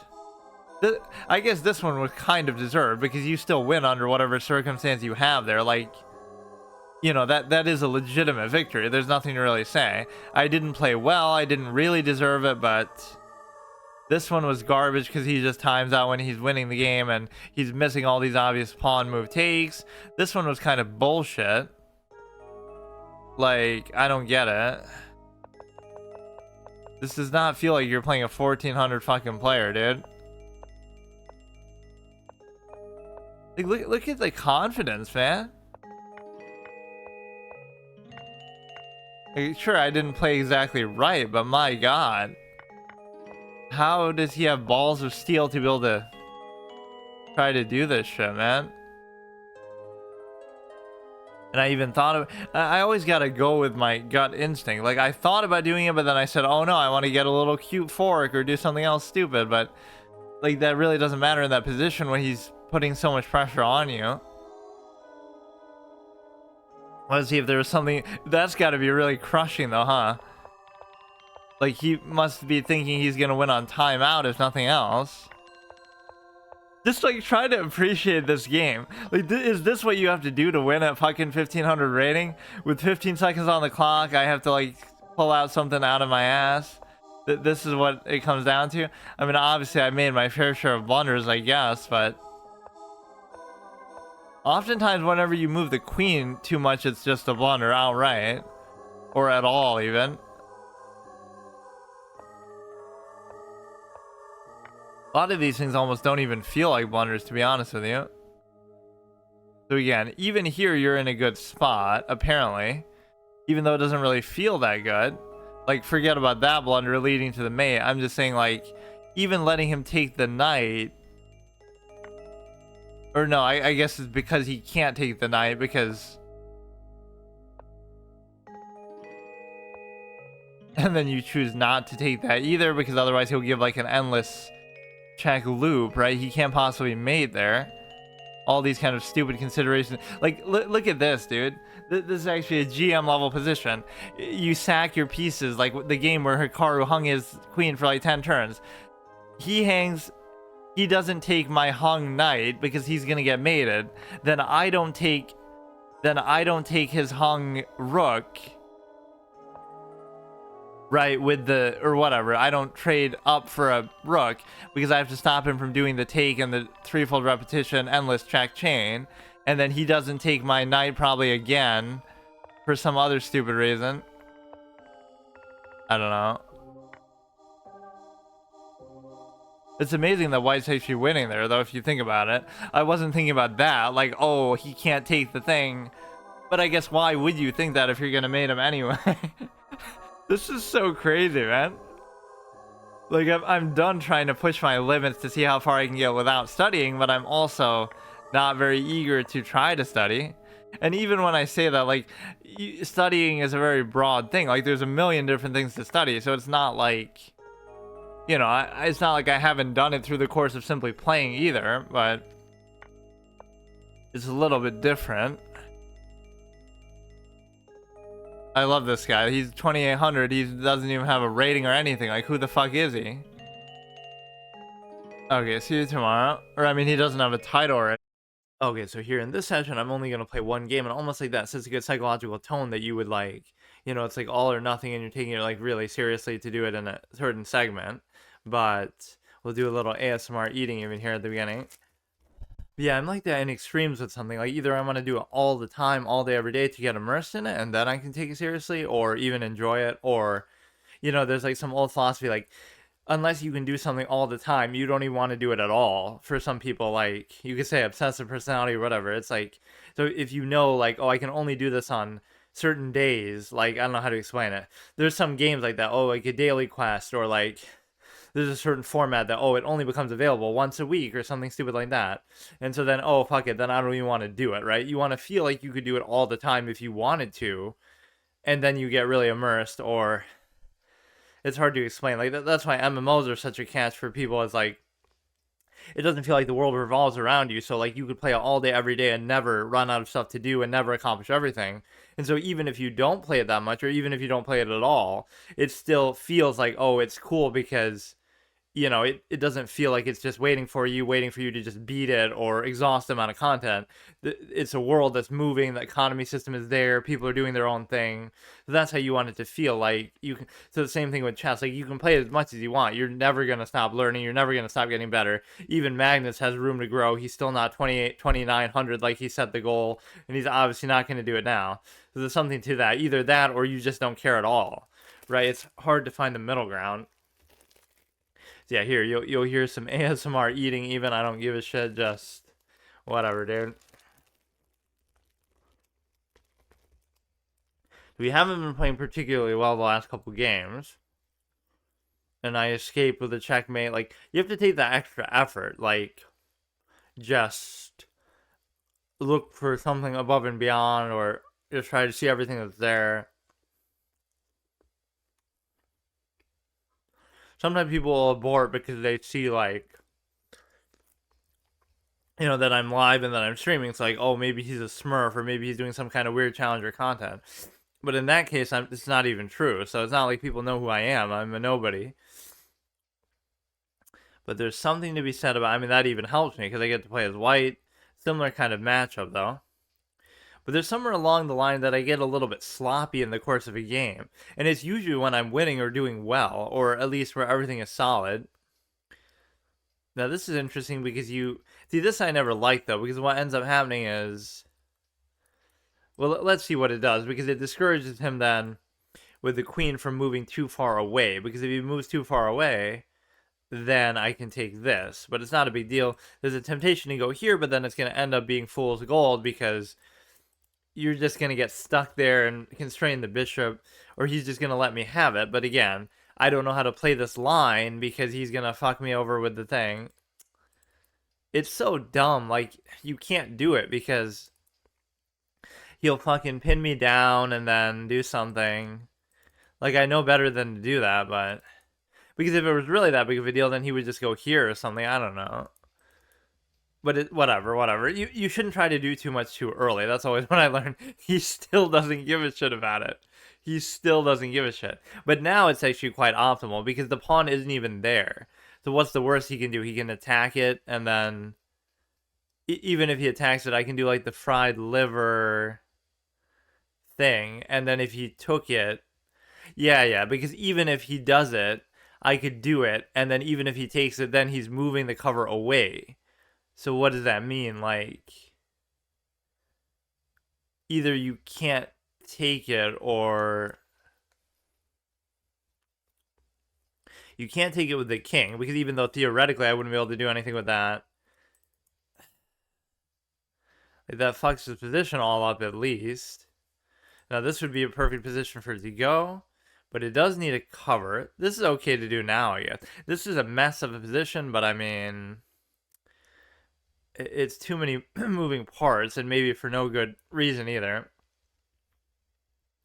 You could, like, unleash, uncover, check, This could be bad already. Like, why do I play like this? But the guy is making so many obvious mistakes that it makes you feel like you have to, right? You owe it to the game to just play it in the optimal way at that point, I guess.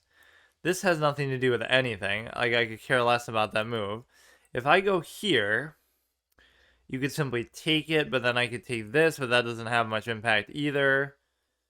The problem is you can't even let him trade into it or basically do anything because it's just, you know, the bishop is actually the weak point. So it wasn't worth it to take the pawn. It was more so worth it to just fuck up his position with respect to the with the king, right? The fact that he had to move it away.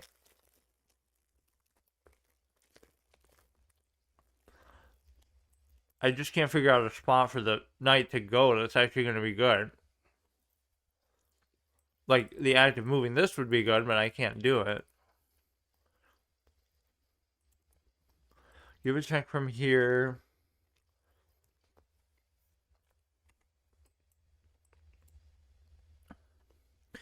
Even that I wouldn't be able to do. Like, I basically just want to move the bishop out of there, but I wanted to do it in terms of giving a check. This is very strange. I mean, again, the fork is cute. You might question, like, oh, why didn't I just move the knight there? But obviously you couldn't have done that because I can guarantee you I didn't play this right. But again, he doesn't know how to take advantage of it. I hate these kind of aspects, though. Like, why is the game being played like this in the opening? Like, nothing's happened. I don't like winning games in the opening, but you realize that's what the majority of people do at a certain level because, I don't know. There's just too much shit going on, man. You could go like this. I mean, why don't I just move this back? I mean, what's the harm?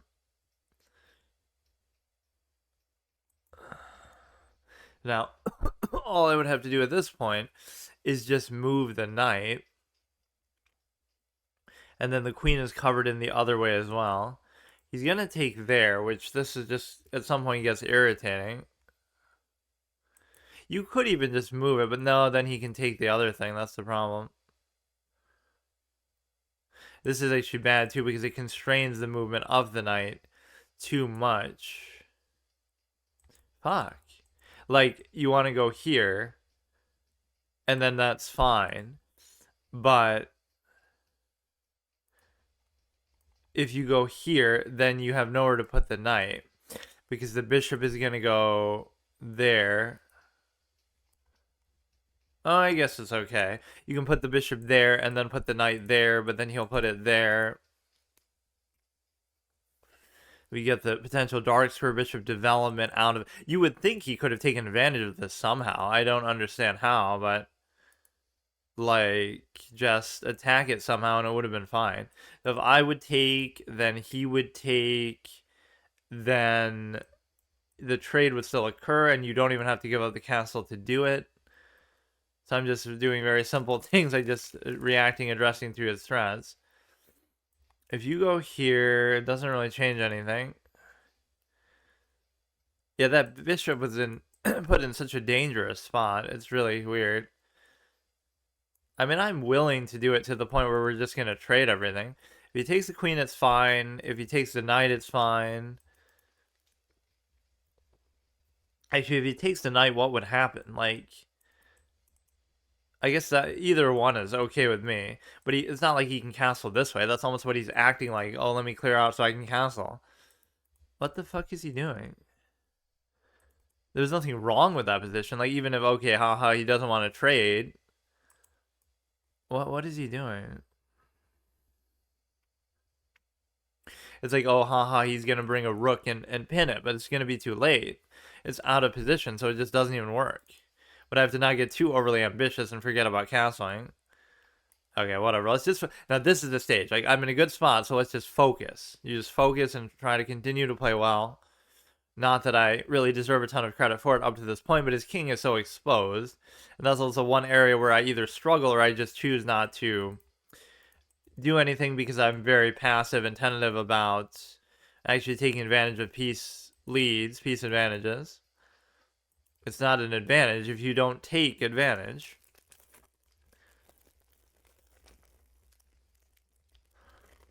There's so many times where I'm up +2, +3, up a piece, and it just doesn't convert, or it takes me a super long time at least to do that.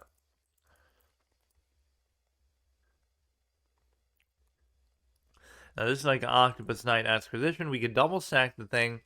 It wouldn't really do anything though because,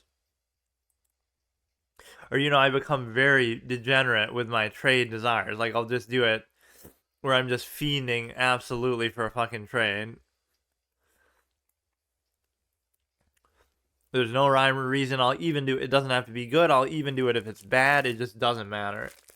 This is how I played chess when I first came back to streaming, where like I was just I literally was doing these long streams, right? Like 3 to 6 to 8 hours, and I was doing like Luigi's Mansion super hard mode for 3 hours. Then I would take a break to eat something, but I wanted to keep going.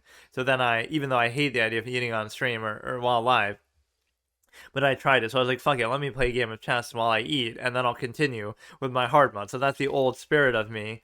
Like, you're doing some super long, exhaustive, day-long stream, 8 hours or crazy shit like that, and yet you basically, you know,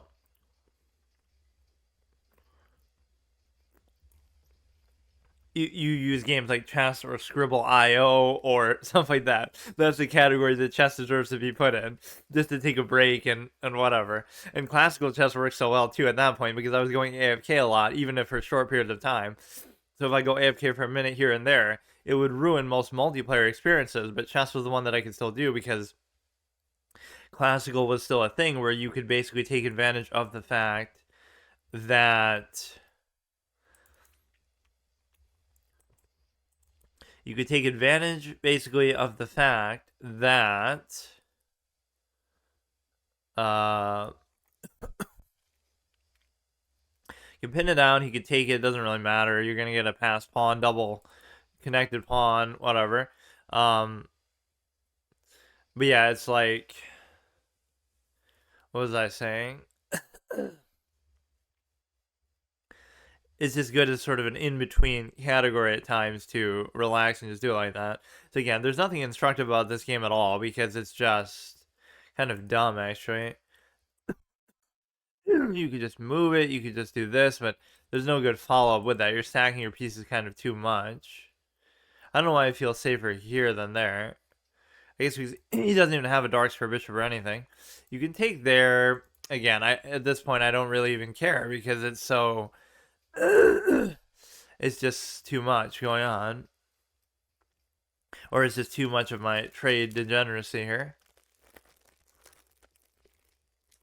But even though I'm still going to win this game, it's like, you could have easily given up an advantage because you're just clowning around.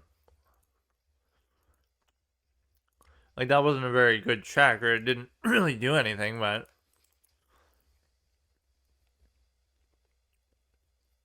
It's like, oh no, it's pinned, but it doesn't even fucking matter. You still can't do anything. Think about it. You'll take, I'll take, and then you can't take, because then you would have to sack a fucking piece to do it. So it's completely meaningless. You don't have a pawn there. This is the whole strength of an Octopus Knight. You could easily trade into it, but for some reason he's being apprehensive about doing so. So it's not connected past pawns, but it's a past pawn that is indeed still connected, but you'll have to run into another pawn either way. Like if you go here, you have to run into this one, or if you go there, you have to run into that one with this, which is still good, but promoting past pawns can be very difficult. This should guarantee a trade at the very least. The fuck is he doing, bro? You're supposed to be good. You're supposed to be 1500 plus. Like my fear of 1500 is actually very palpable because you've seen what I've had to go through to do this. I'd like to believe that I was 1500 at the beginning, like when I first started playing, and I kind of was in a provable sense, but I'm so streaky and inconsistent, and I get triggered by openings so much. I think me getting triggered by openings is actually fair, though, because I always say it in like a historical sense. It tells you right there that you couldn't learn chess by simply playing it, because even the best, greatest chess minds in history, no matter who you are, wouldn't have done the things that we take for granted now. So it's nothing to do with the state of the player or their ability. It's to do with the state of theory. Now, what you're able to do with that at the higher level, that was even the correct move. Again, he's just fucking up. That's all he's doing. He's just fucking up. So at no point was I losing. And so even these trades are sort of gleefully. But see, I like this. I'm even trading with the right piece. You know the bishop is objectively better than the knight, so that's objectively a better move. Like, even the engine agrees with me all the time, but people always try to fight me on it.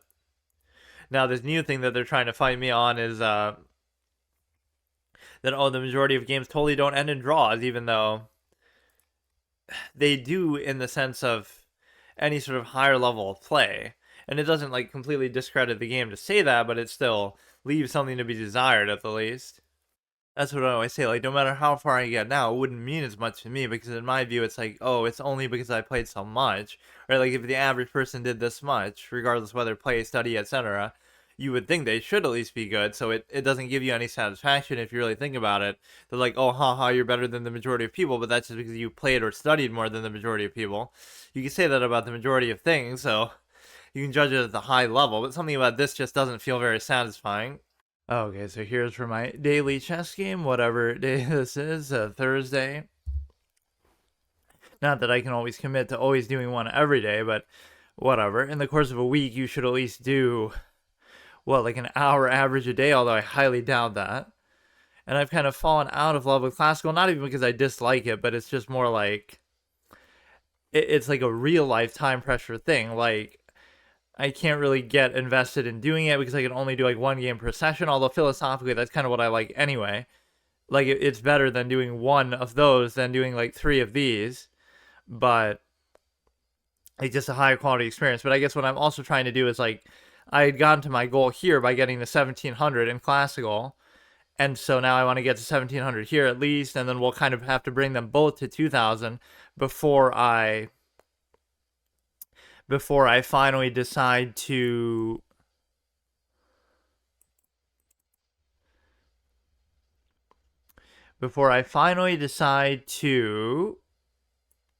go back to test.com. So the standard is very high. I'll have to get to 2000 in both before I do it.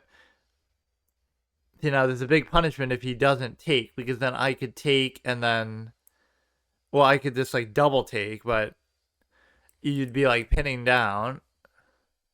Right, you would have to... No, but you could still do all kind of things. That's why, even when you think you have something, you really don't. Like, even if I had taken, it's not that bad, because it's only bad if, like, the knight's there or something.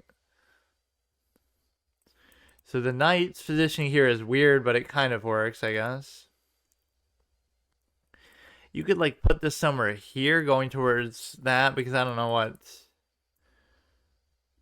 And this like very slow to develop here, but I guess so is he, so he's kind of letting me off the hook. He could go here, I guess. I mean,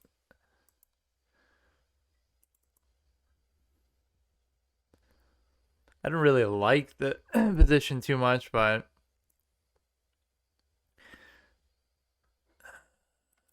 too much moving of like the same piece, that's the thing.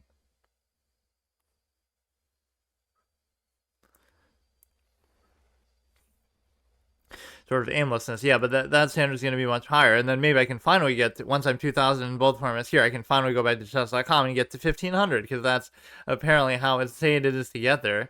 You might even think I'm joking, but that's what it almost feels like. But let's see.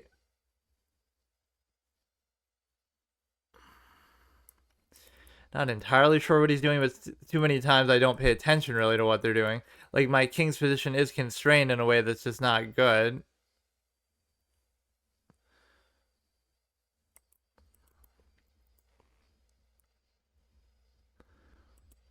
Like, all I want to do sometimes is get it out of the way, bro.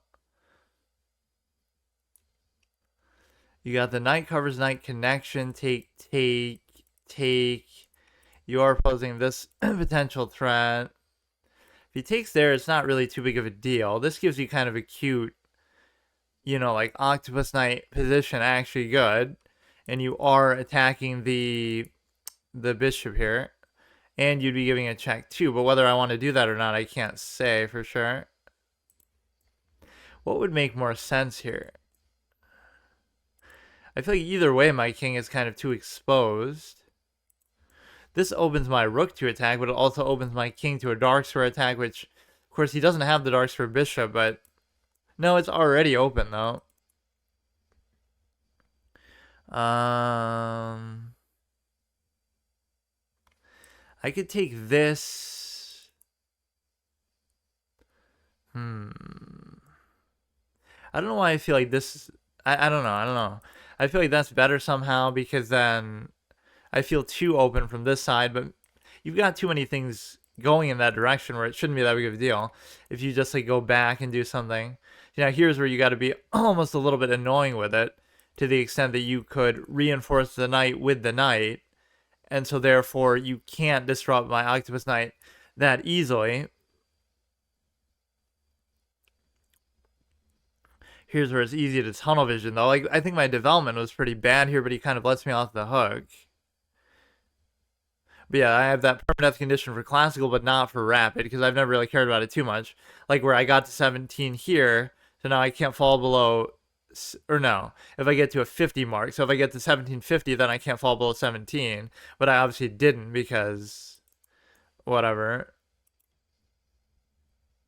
Now that is a little bit irritating for sure. Because he's gonna like bring the queen there and try to attack, but even that doesn't feel like too good of a gesture here.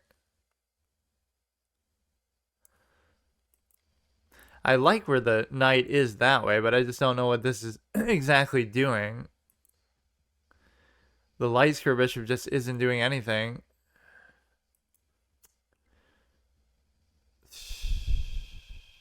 Whatever he does, it doesn't seem like it's gonna be that big of a deal. I just can't figure out how to even move this. I guess I don't need the cover on that anymore because he just... Here's where something fucks up though. Like he'll do something like this and then I'm just not seeing anything, but I gotta be a little more patient. It's one extreme or the other. I'll lose because I don't use enough time in the beginning, or I'll lose because I use too much time in the beginning and then I don't have enough towards the end. Right? So you always gotta be... It just ruins my whole vibe. It's like when you're in a 30-minute game, you just don't even... Time just isn't an object, whereas here you still think about it the whole way. Right? So it's one extreme or the other. The fact that it's even a little bit of a factor means that I won't value it enough at the beginning.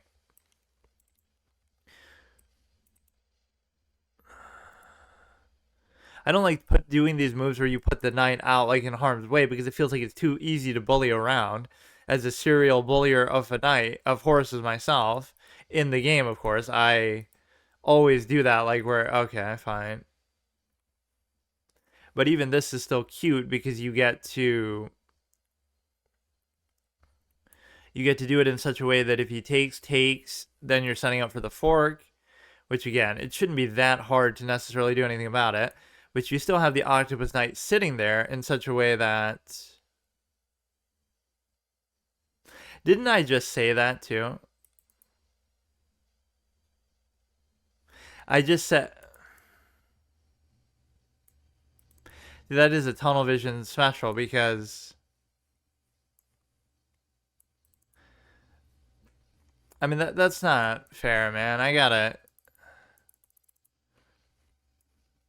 You're gonna get a little minor thing here with the fork. Right, you can't take it. That's too bad. But see, at least I had tunnel vision on this, so at least I do get it. So that's at least like a +2, but it's not going to matter much. Or maybe the octopus knight can equalize for it. That is utterly ridiculous. I always say that.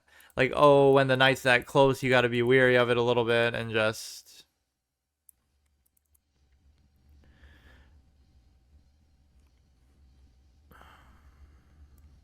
So I'll try to create like some kind of double stack, or I should just be settled and content with the whole like a V-shaped structure. I can still make it annoying as hell. Like +4 is a lot, but let's see how well he actually uses it. He can go here, he can attack this. There's one pawn that's sort of an odd one out, which is this one. So I almost want to get rid of that, and then we can work on this one, covering this one. The only... Oh my god. So what could he do? He could keep going back and forth with that, or he's just so on point with that.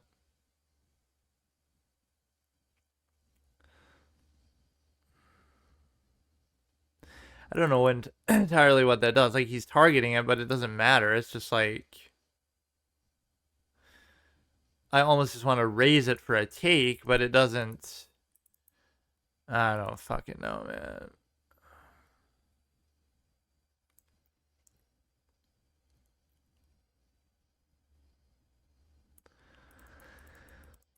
So the key here is you can't take with the other rook, otherwise he takes the pawn. So you have to take with the king, which allows him to then probably check and take something.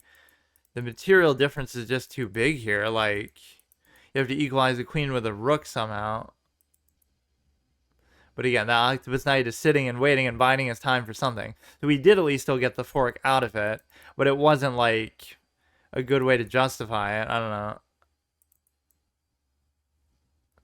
Now, this is still fine because what it does is you're no longer targeting that. But I identified kind of two things that were wrong, that just because you identified them doesn't mean you're going to stop them. But this is just like a low effort game, and these are the ones that always get you in trouble.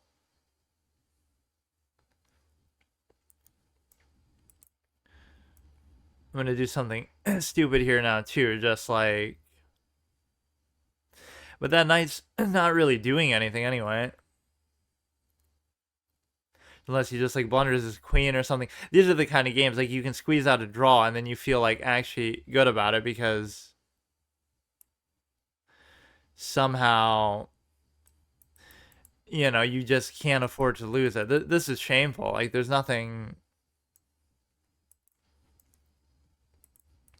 There's no way I'm ever going to be able to do anything with that either. Like, is there not something I can do with the fucking knight, dude? He doesn't seem like he entirely knows what he's doing either, though. So let's see him press the advantage here. I don't know exactly what this is going to do for him. He pushes to there. I could keep going. I don't know.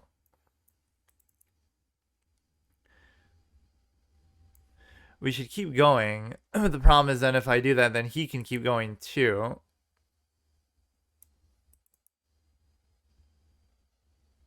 He could check there, which didn't have much impact. Now, as long as he can't check and take this, which I don't see exactly how he can do it. I can just go back again. See, we can needle away at these pawns, though. This is the beauty of it. This could be potentially a bad idea, but I don't really see why. Yeah, try to bring your king in the game. Give me something like that, dude. Who the fuck knows what he's gonna do? You could guarantee putting the knight there. It doesn't really matter. I don't see anything too crazy going on. We have a check that's opened up, or we could have... No, we can't check, but it doesn't matter really either way. He seems a little bit frustrated himself at this whole position. Now, is there something maybe we could do with this? I could check chain. See, at least make it annoying for them. This is what people often do to me. Like when I'm up pieces, I get pissed. If you go up, you could be in trouble. If you go here, there's not really a good check that we can give with the knight, though, unfortunately. Like, we'll keep doing it, but it's letting his king get in maybe a bit too much.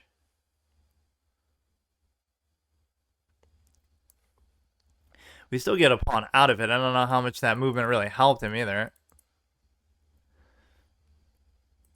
It's not like my rook has to be anywhere in particular, so it's fine, but I better get it out of there a little sooner.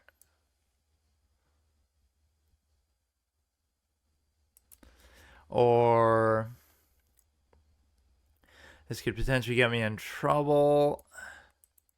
Which is all the knight is good for. Sometimes I just have to get the rook out of there so it doesn't get in trouble. We could potentially trap his stupid thing. We could potentially trap his stupid knight in there, but it's going to be a lot of effort. He could bring this here, but he can't bring it there. Where do I put the rook? That's my only thing. I don't want to open too many things kind of up for him. Maybe I can take this then. He's kind of doing it to himself a little bit at this point, but I wouldn't be surprised if he gets some sort of check or mate or something out of this. Not too happy with this performance, but the result will tell you the story of it. Like, if you still escape with it, I can live with it.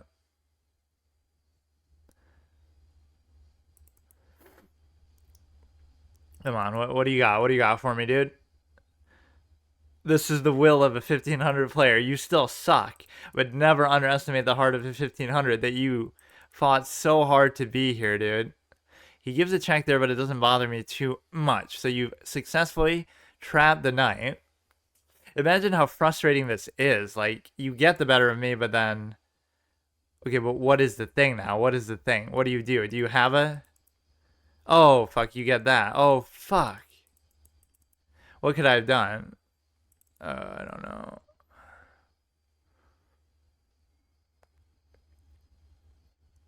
I fucked up. Can he give a check that is actually meaningful here, though, is the whole thing. And I don't really see what it is. I don't know how much this knight has really done in the big picture, but... Okay, you can easily escape with the knight now, but maybe I can give a whole bunch of annoying checks.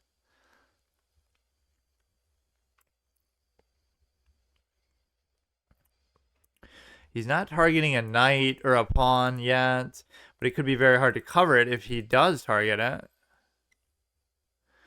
And that's like my whole anchor pawn, so I'm not a big fan of it.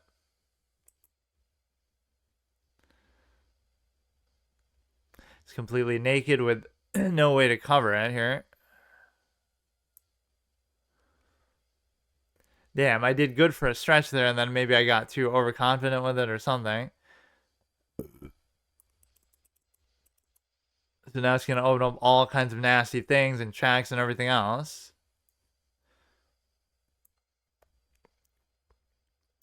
Would not be surprised if he mated me or did something crazy here at all. Yeah, there we go.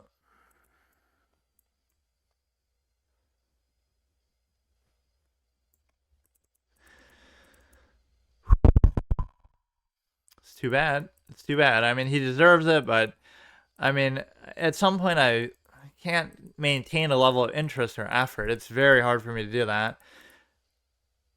Like, the whole game was just a disaster. I don't know.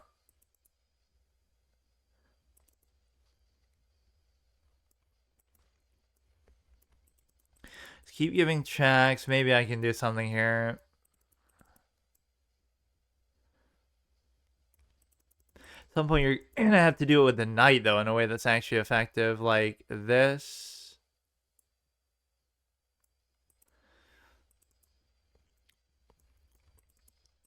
Come on, there's got to be a point. Maybe he'll go so far that we end up getting a royal fork, which I highly doubt, but this is how you're actually supposed to play, like, where you're just really annoying and you try to drag it out as much as possible. Fuck. Wait, he didn't even take it though. Wait, couldn't he have just... He could have just took the thing, couldn't he?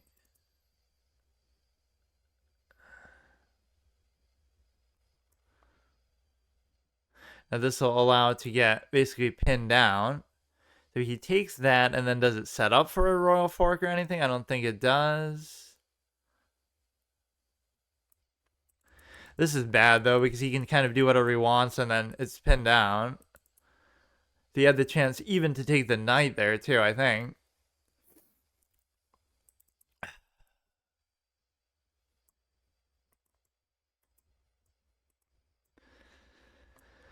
All right.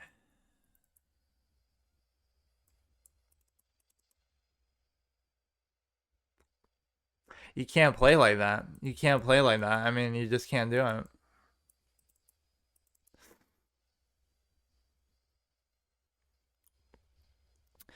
it. These are the kind of games. Like, this game has to shock and appall you, because if you play like this, you're just going to be stuck in the same thing forever. That's kind of how it is.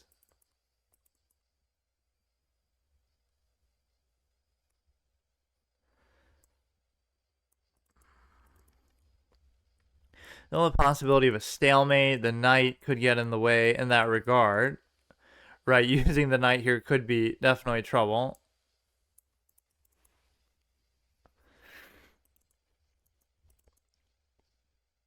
Could be very close to one, especially if he keeps doing that. Oh, man. It's not like his time is going to be a factor either. Like, give him credit, but it's just like, you can't do that. That's what I mean. Like, you cannot expect to be successful if you play like that. You just can't do it. So I correctly identify a particular thing that could be very noteworthy as far as basically, and see, now I'll go a long period of time without playing another game, like all the way till tomorrow, so it'll bother you, but it's okay. Like, that's fine. If that's how I want to be with it, then it's fine. That's how it is. That's how it's always been, like just a lack of effort kind of experience. If it's something that was like really above and beyond, like see how fast I was going, where like I didn't see it, but I still did see it because I've seen that sort of position many times before. That's what it's got to become, is like second nature to you, but you also have to put the few seconds of effort, because I put so much effort after that when I was -4 that I actually started to put up a decent fight, and then I got overconfident again because I had almost trapped the knight. So like here maybe is where he sort of gave it back to me, or even here he gave it. Boy, it just takes a while, but we're using a mobile hotspot, or is it because it's a free site? I couldn't really say. So what was that one where he actually gives it back to me? So it didn't like the movement of the knight there, and this development was pretty bad. But even all this I don't care as much about. It did want me to take with the other pawn, but that's a blunder, which I don't really understand why. That seems like a good thing because you're pinning and forcing the trade, or I mean, obviously, this is what I'm just saying. Is that was the only way to stop it from doing the fork. That's why it's a blunder. Even if he was to go here, then I could have taken something else. So it's either a fork or a royal fork at that. But now let's see where he dips all the other way, where I maybe trap the knight, or is it something else?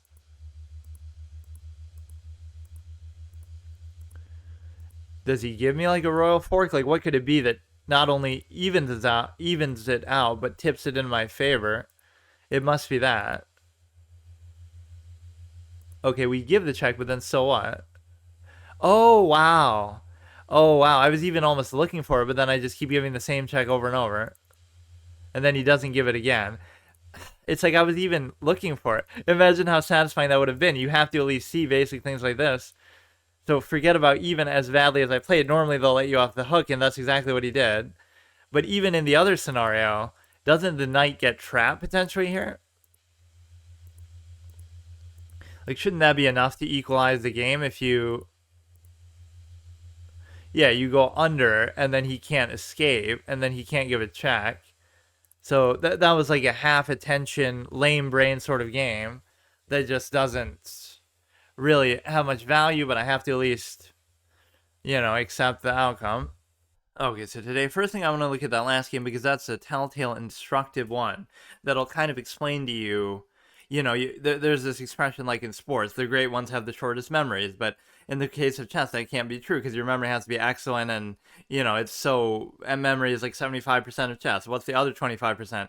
Whoever goes black or white, my old expression. But basically the point is, you have to kind of let it bother you, or even in the context of something like sports or whatever, it basically for them it means like you can't let your failures bother you. You have to just keep shooting, even if you went 0 for 20 last game, like Kobe or whoever. You just got to keep shooting. You just got to keep doing it and not worry about it. You got to have that confidence. But the difference is, even there, you could say you should let your failures bother you and motivate you. So it's the same thing here. You have to learn from this because it's not about innate ability. This is the type of game that shows you, like, why was I stuck at the same rating since I came back? I was 1500 when I first started playing, or whatever, right? You don't need to study, you don't need to learn. So why do people stay hard stuck in life or even in chess at the same spot the whole time? And the reason is very simple to see. It's because you're not putting forth the effort. You're not playing up to your potential. It doesn't matter how good or bad you are or aren't. It matters, are you actually maxing out? Are you actually trying? Are you trying to take shortcuts? Are you trying to do stupid stuff? So like that knight move I like, right, but there's no real need to do it, or I thought I was being all cheeky. See, I do these kind of things that are reactive. Like, I think that if he doesn't do it, then I get to double take. But you should not expect that he's not going to do it, because you should respect that your opponent's not that bad, right? So you're kind of trying to force it to happen, and then you end up in a weird spot where the other knight is kind of stuck.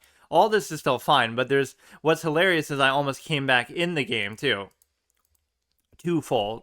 I would have trapped the knight, but then I fucked it up, and I would have also forked the queen. So even in a game this bad, right, they sort of teach you the wrong lesson, right? Give up the fork, that's just unacceptable. But guess what? I would have still won. It's not even that I would have still drawn. I unironically would have still won, because watch. Or no, I mean, it might have still been a draw, but you get to trap the knight at one point, right? Not even, let me see. Right, this ends up being actually pretty good. So he ends up going there, which again, it's a forced sequence where it leads to a fork, which, like, at this point, this is what I don't vouch for. Like, you cannot play like this. This is like, you're not even looking at the board. This is what I don't approve of. Regardless of how badly I played up to that point and everything going wrong, right? You still have this. So think about what would happen. I would trade this for this, and then I'm winning because I have a rook and he has a knight. And even beyond that, I mean, obviously that's not what happened. But again, it doesn't take a genius to see that. It takes somebody with eyes. It takes somebody who's actually just simply playing the game. So here the thing is trapped, and so I maneuver the thing all the way back around, and then I still fuck it up because I'm afraid to somehow put the, like, how am I this, again, I won't even say bad, but like this unattentive. So even here, it's at least a draw. It's at least a draw where then you'd go here, but then you can obviously go there. Again, the lesson here isn't about innate ability or studying or anything. It's about during the course of a game, just pay attention.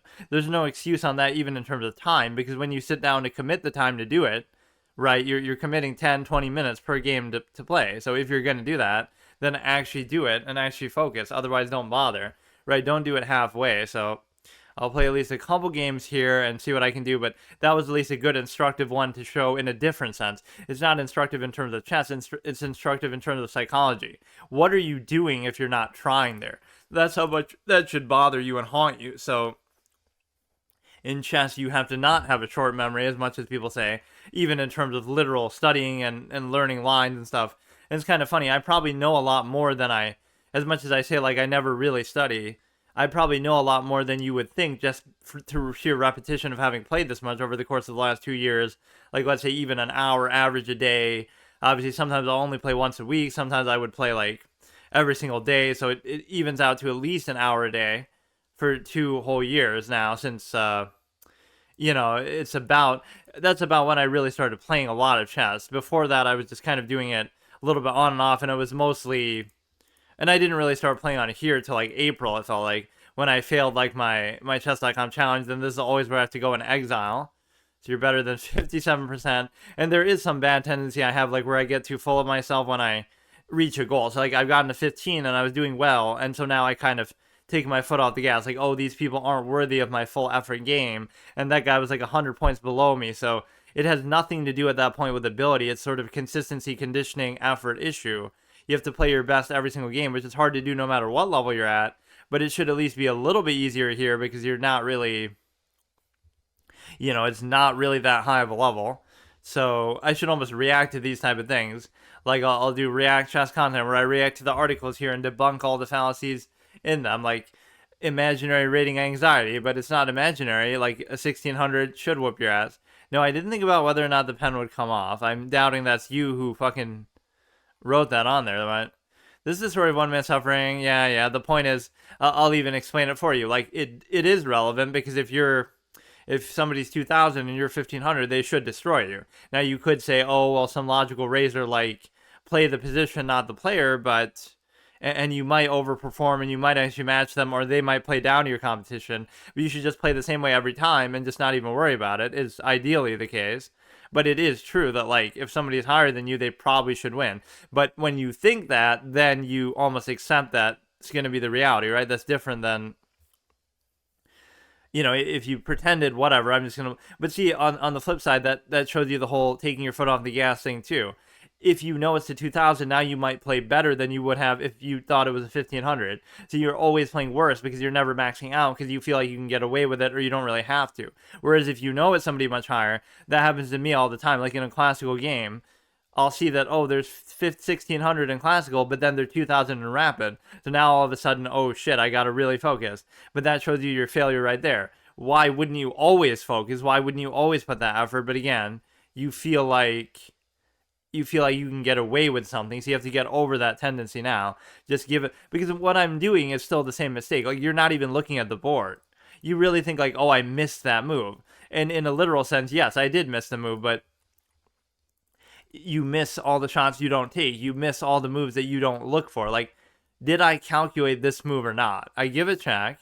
Maybe I'm a little bit low on time, and I'm really not.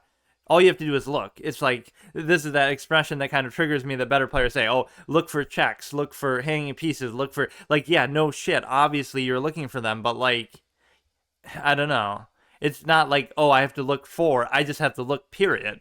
Just look at the board. Look at what is happening with the position. Like, why would it be that hard to do? Unless I'm concerned about time, which I saw at 3 minutes. Like, this is what's hilarious about this game. I would even give it to the guy. Like, I almost prefer losing by, like, a wide margin. Like, if somebody beats me soundly and, like, oh, there's no way I could have stopped it and they just destroy me, then I'm fine with it because then I accept that they're just better. But there's so many instances, like, even when I play so badly, I still could have won this game, right? To no credit of my own. That's what pisses me off. Or, like, even when I lose to Nightmare, somebody who's, like, 300 points higher on here, he's, like, 17, 1800, whatever. Even when that happens, it's like it basically could have been a draw, or it basically comes down to time. It doesn't feel like he's really dominating me the way that somebody 300 points higher should. If you get to the end game, it's a difference of like one pawn.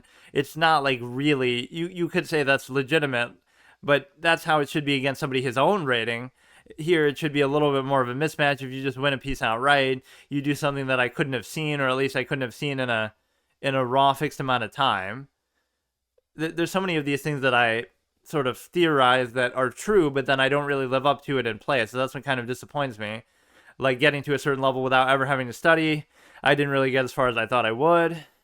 Or, just actually like doing a branch of ideas, like you actually calculate moves a lot. Like, why can't you do that at this level? It doesn't mean you know exactly what you're doing, but you can do it. Like, not even like this is just one move calculation, not even calculation at all, but it's like head math. Like, you just go ahead and, I don't know, you can do a little bit more basically than what I typically do. But again, there's this bare minimum lazy gambit sort of tendency where you do the bare minimum that you feel like you can get away with and still win, which that's really what low level chess does. That's so bad for you, right? Is it teaches you kind of the bad habits. Oh, I'm winning these games, so it's okay, but it's not, because you're only winning them because people are even worse than you and they know what they're doing even less than you do. So yeah, with this setup, what I said was kind of a little bit different is, oh, I'm not, the fact that whether I'm recording or streaming doesn't matter too much, but I wasn't using my custom cursor, but now I am, so that doesn't really mean like, oh, I'm taking it more or less seriously. And then, oh, I'm not listening to music, but I do that anyway. I just kind of do it in the background, like not on the thing. So it's not really like any of those elements are different, although people will try to find any placebo effect to say, oh, that's why you play badly, because, oh, you listen to music or something. Like, that really doesn't bother me at all, but I feel like it would arguably even help me to the extent that, see, I just don't even know what to do with a move like that. I don't get it. If I take, he'll be double, I don't know. It's bad even if I did like this, because then if he goes here, then I take, then he takes, then I don't know. Like, already opening type of shit. My normal instinct would be to take, but that actually seems pretty bad. It doesn't seem like, then he'll go there, then I'll go here, then he'll, I don't like it. So he takes. The worst it does is it fucks up the pawns, which it would have done more than adequately here.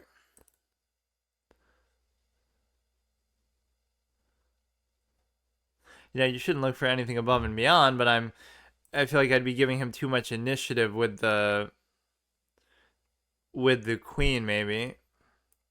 but I'll still do it anyway. So you take there instead. I mean, this almost seems like it's fated for a queenside castle, right? It just seems like that kind of game. That's not even a pin. It's not even anything.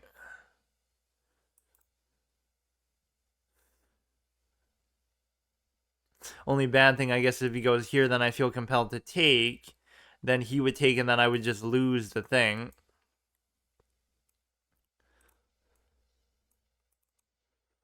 It'd be interesting to see, like, what if he does that, but he doesn't do it. I mean, you could still do this. Like, what would it do? He would take, I would take, he can't take. It's the pawn move that really bothers me more than anything there. But see, I'm still taking it too lackadaisical, even though I am much slower than him. That's always okay, especially at the beginning of games. Like, what does it really matter? It's just part of the reason why I don't like rapid, but I guess 10 minutes is more than I give it credit for. It's just that I don't really use it too well sometimes. I could do like this, because then... fuck. But see, even that doesn't really matter. It's just this is the nature of the night, is that it kind of pisses me off. Like, whatever I do with it is not going to be good.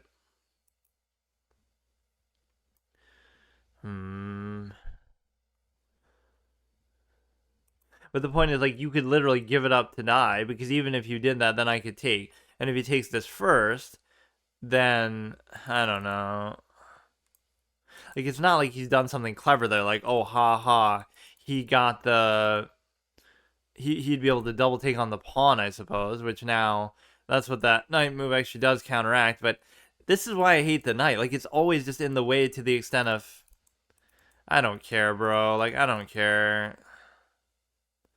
You're so annoying.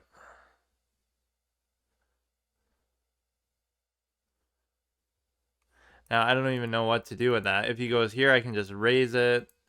If he doesn't do anything, he's going to go like that, and I'm not necessarily going to be able to stop it.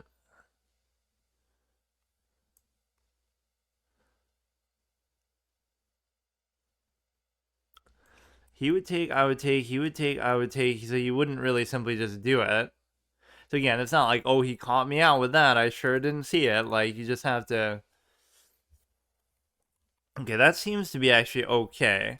And the reason why is you can go here, and then I don't see what potential follow-up he would have. So for the time being, it should be safe. But that was, again, this whole H-file opening to the rook can be a little bit scary, for sure. And you'd like to think you want to sort this shit out a little bit, but I don't know exactly how to do it. This pawn in particular is irritating me. So you have the royal fork capability, which is very irritating. But... man, I don't know, man. Something's wrong with these last couple games. Because I can't even cover it with anything at all.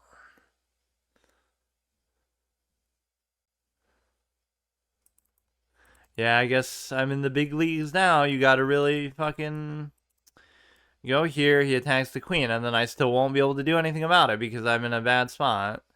Like, I won't be able to... I guess I will, but...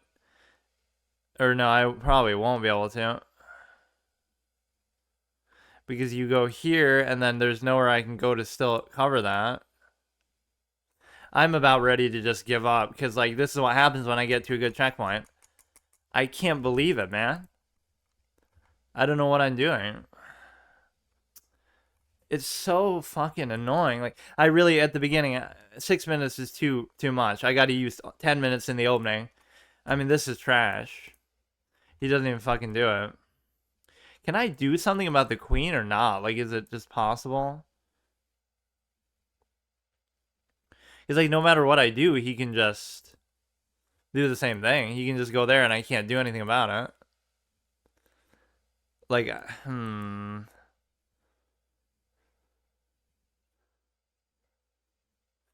like, maybe I'm just missing something. I don't understand. Nothing I do is going to help me. Like,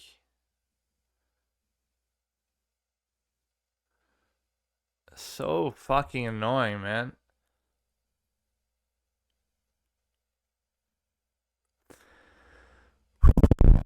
Doesn't seem to really appreciate it, but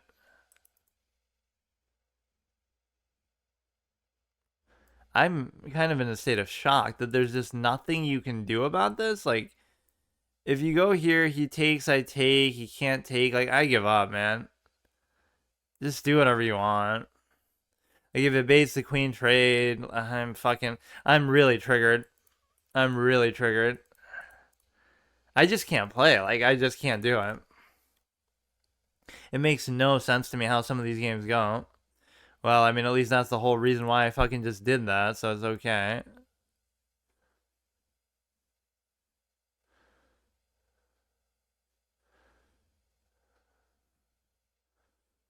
So he saw it basically a move late, I guess. Um, or that would still be a mating thing though, because he would take, I would take, he would check, and then it would still get mated. So that's almost just better than what I was thinking. You might think, oh, I did that opened it up, but what the fuck is stopping him from doing it here? Maybe I just don't see it, but he does this anyway, regardless of the pawn, right? I don't see what I could still do there, because he wouldn't have been able to cover that. No, I just genuinely can't believe it. These last two games have just shown you, like, I just, psychologically, I cannot do it. I'm not putting forth the effort at all. Putting forth the time, sort of, but not the effort. That's amazing. There's nothing I can do. I mean, there's nothing I can do. And the knight always finds itself in this incredible spot where you just... I don't know. It just makes me sad.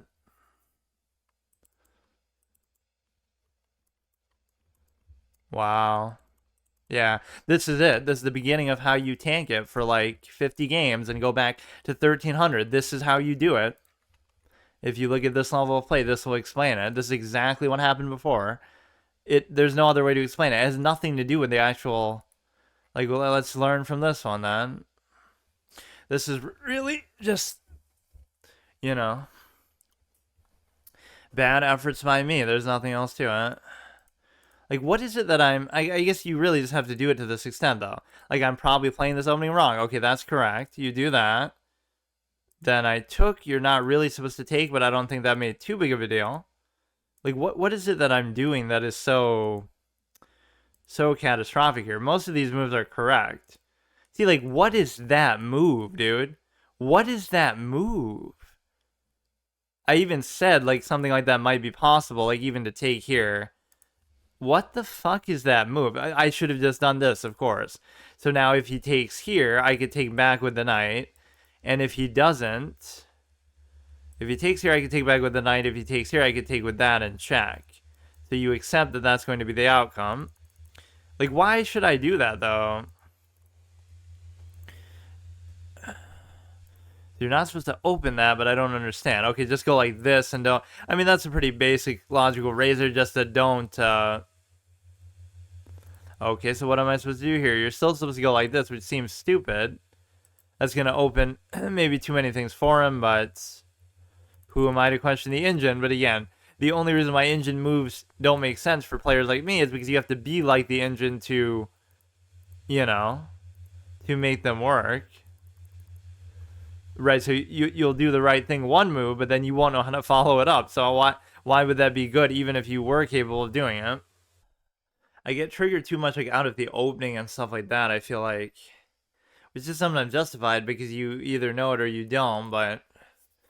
Or, like, I'm very one-dimensional. You would think most people, even at this rating, wouldn't be this limited in what they can do, because they would be more familiar with multiple openings or something above and beyond.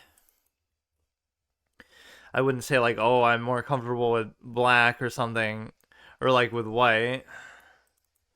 You can't pin it down. That queen move is probably questionable, but you know, you have this little nice sequence of just, and maybe we could wait. If he goes there, then I can just castle, but then I can't castle because I can't castle because of the simple fact that whatever, he would take there with the bishop. Now this is beautiful because it allows you to take one or the other and even possibly fork. In fact, it might guarantee the fork because you can't go back there.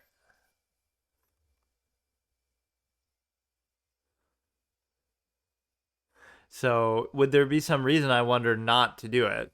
Because he's going to do this. It feels like even if you do this, no, I guess I'll take it, but then is there something else I can do about it? Like, he'll take there, and then what do? I just raise the thing, I guess. I'll raise the thing and let him take my thing, which is okay in this scenario because we took it and we didn't even lose our knight to do it, I guess. Here we go again, dude. Winning or losing in the opening. Ha ha, what a fun game. Nice game, bro. Perfect game. He doesn't even take that shit, so what am I supposed to do with this?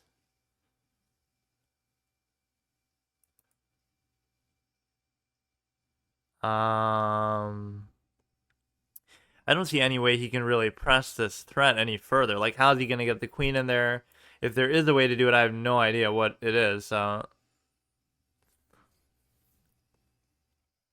Gonna try to bring in the knight. I mean, here's where I can just go full trade degeneracy to... Yeah, I don't even care if I lose the knight. Like, we still got something good out of it. So this would be an interesting move to consider.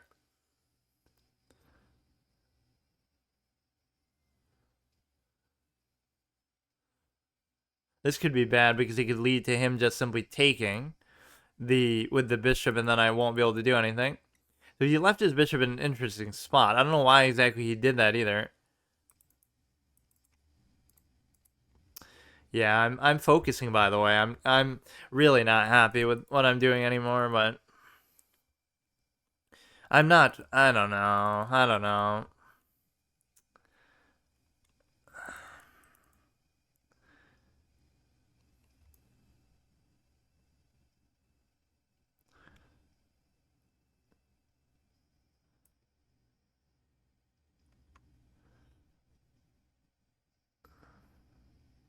It's pinned down. It's double attacked. You can cover it with the pawn. You can cover it with the thing. You can do something else. Like, it's okay, dude. But this is what arguably is good, but then you can't do it. It's not like I'm really even trying to do anything that crazy. It's just... But this is the kind of position where I'd be happy to just, like, trade everything. And the reason why is because nothing's really happening with this position anyway. Like, he's the aggressor. Oh, shit. Or no, he couldn't have done it, but I mean, that could be ideally where he wanted to put the queen, potentially.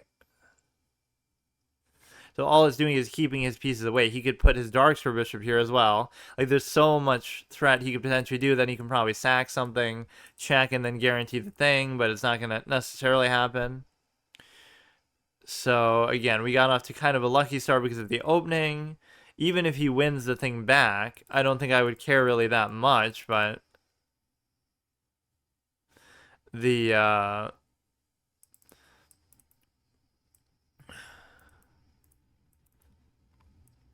It's moves like this that kind of bother me. If he raises it, then I don't know what to do. I don't know if I should take, if I should let him take. I have no idea.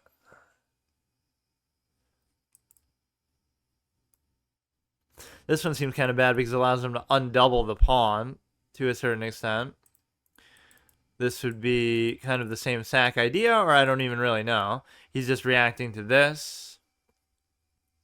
All he would have to do is like move the king, and then yeah, that's what I was thinking. So it's going to shrink what little advantage I have, and my knight is fucking dog shit as usual. So if you end Pizant take, it's okay. If you take with the other one, it's okay. So let's just go for that, I guess. Even though I'm giving up a center pawn to allow him to undouble the thing here. And once again, I'd be very comfortable taking it, or the main scenario in which I would have liked to take is the bishop. I don't like these double bishops leaning on my thing here. Boy, I really don't know what's going on.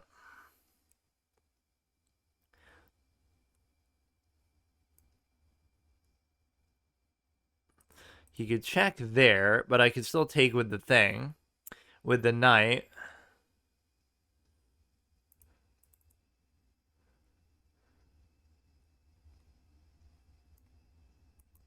I'm very confused by this position. Let's just go here. It's very hard to have a plan. Like, I know people always try to oversimplify it, but it's very hard to really know what you're doing or trying to do when it takes years of study to kind of, learn these objective logical standards or razors or whatever you're trying to do. It's just like, could be bad, but I'll just do it. I mean, again, the trade tendency I'm never going to overcome. I'm never going to not trade stuff. And there's obviously better ways to do it than what I typically do, but I just can't even take advantage of that or do anything with it. So I'm not too concerned about this position, but I just have to figure something out.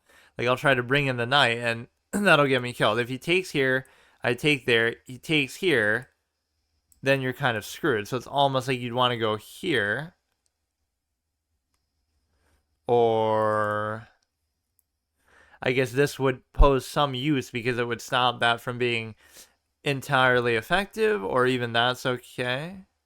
Because now you lose that, so even if you sack, do that, it's not that big of a deal.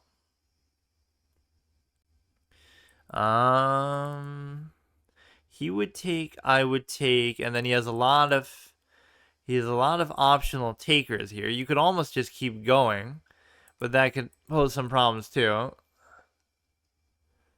If I went here, this seems like a bad idea. He could easily give a check. If I go here, so like he would take, I would take, and then he could just take. It's very important to have this. So you would take, I would take, and then you could easily take, and there's not really much I can do about it.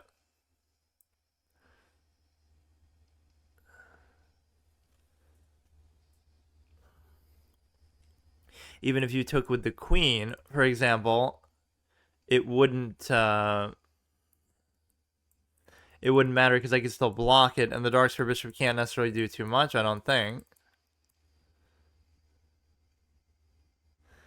Unless you could... Oh... I mean, I didn't really have a choice.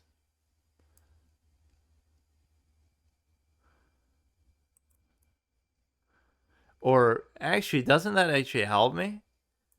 Because now I can cover that. If he takes the queen, I can take back. If he takes the rook, I can take back. He might have actually just fucked up majorly, but again, this is what we rely on, and I don't know what it's still going to lead to, really. I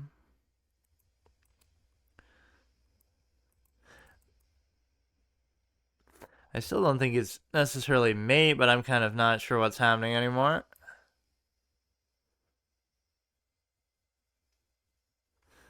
I mean, it certainly gives him the precedent to do whatever he wants because I don't know. At some point, I'm just going to learn my lesson, but I don't know if this is really what it's going to be about, man.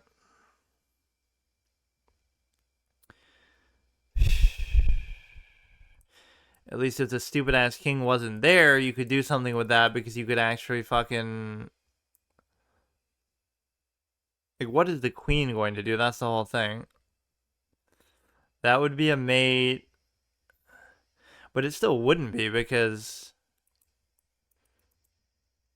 If only I could give a goddamn check. Or I can't. Or I can't. He would just take, and then I would take, and that would be fine. Or he would check, I would take. So I still think that's okay, because the queen is still bearing down. So the worst case, I'm, whatever, -2, which I can live with at this stage after playing like a complete clown. Especially because he could have already taken the rook with the queen earlier. I'm down to 2 minutes. I guess I'm just outclassed by the same people I've been beating this whole fucking time, apparently. Seems like he's missing a lot of opportunities, but I guess it just doesn't really matter because... I don't know.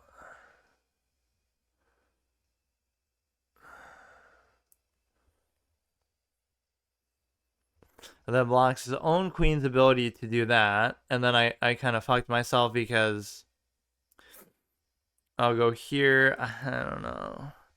This is not a good day for me here. It's just like I'm not thinking. I don't know. There are times where you're just lazy. It's really tough. You go here, so therefore that prevents him from even bringing another check in there, I guess, right? Because you can't even... Boy, if you just give me a turn and I could just check the king or trade or something, that'd be cool, but it's just not going to happen, I guess. Holy shit, bro. I'm just mad.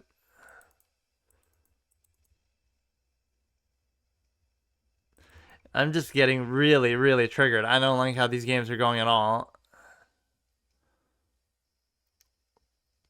What can I do to get myself to focus? It's not even like, oh, I have to study or anything. That's what I always hate about the implication of potentially studying. It's like, it's not even what it's really about.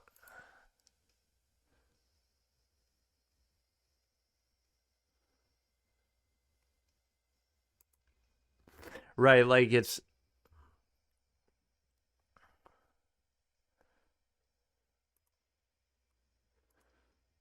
Go ahead, check here. Like, we'll try to do as much as we can until we actually could potentially trade the queen, and then we're all set.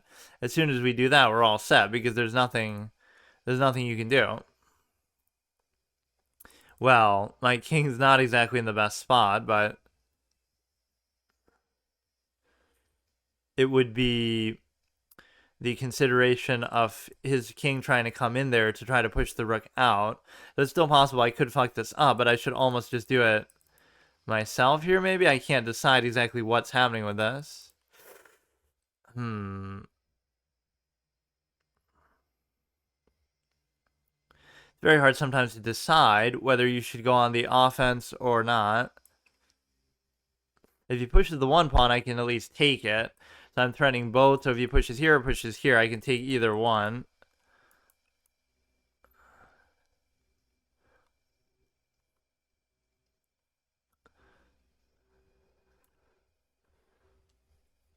What I'm doing here is a bad principle of like, I'm trying to put too much weight on the rook.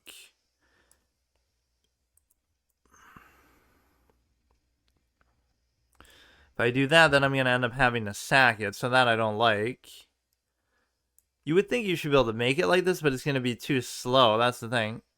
His one pawn is too advanced here. My time is too low here.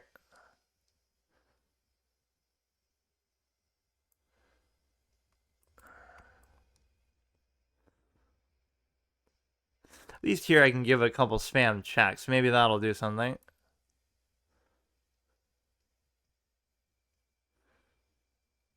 It's almost to the point where I would think I could sack for it. The only reason why I can't is because really of the other one.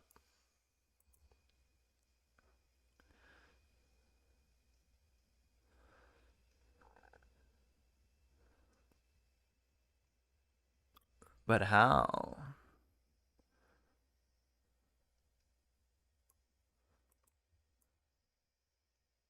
But how? I don't know how. How is that position that impossible to deal with? I don't get it. You could... man, I'm done. I don't care. I don't care. It's alright.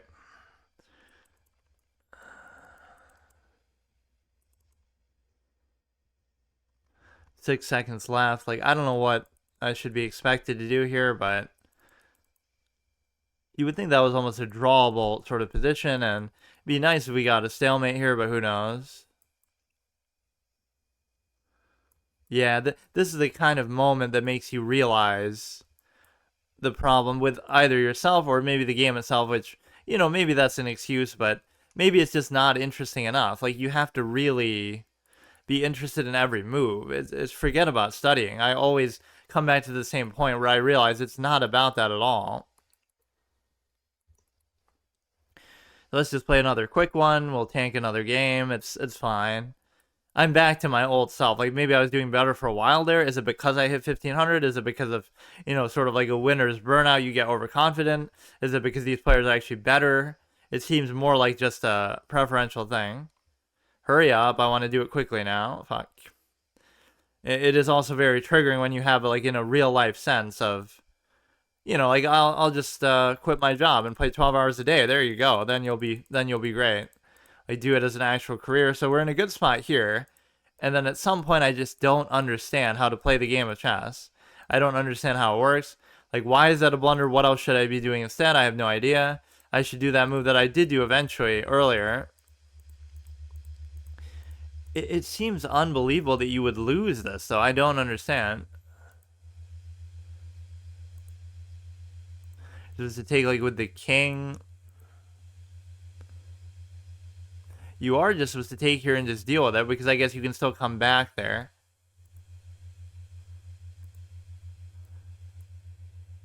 I don't know. Too many of these weird moves that, like, I wouldn't make or I wouldn't think to make, but I guess you just have to think about the position a little bit, which I'm, of course, not doing. And that one I can't blame him for. It's almost giving me a bailout. Like, I don't belong at 1500, clearly. Alright.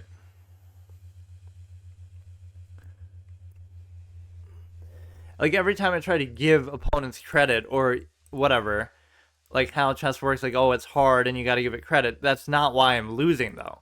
Like, beat me in the way that like a 2000 rated player would beat me. We're like, oh, I would have no chance, and you completely outplay me every move and stuff like that. But that's not what's happening.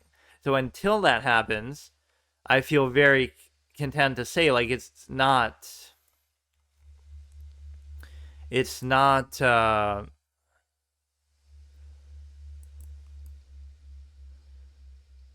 is kind of a weird situation. Why is this even possible?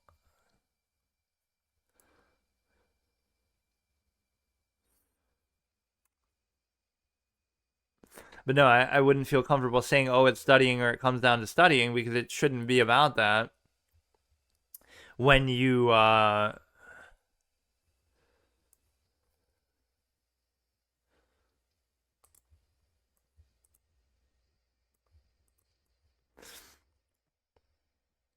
here would be okay, I guess. I don't know exactly what he's doing. He has a bit of a claustrophobic development going on.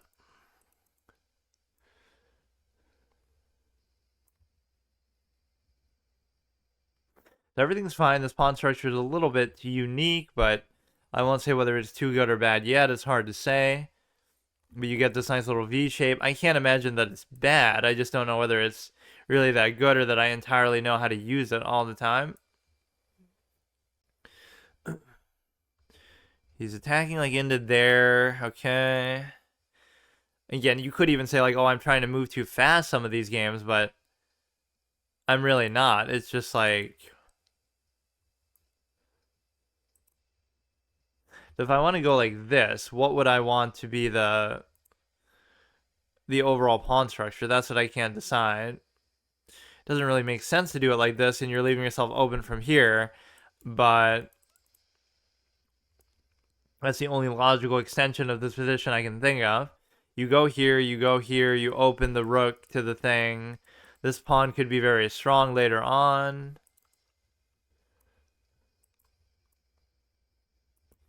He's going to threaten to take that, and this isn't covered. So that's already an oversight on my part, because you should have already accounted for that, I guess. Right, like...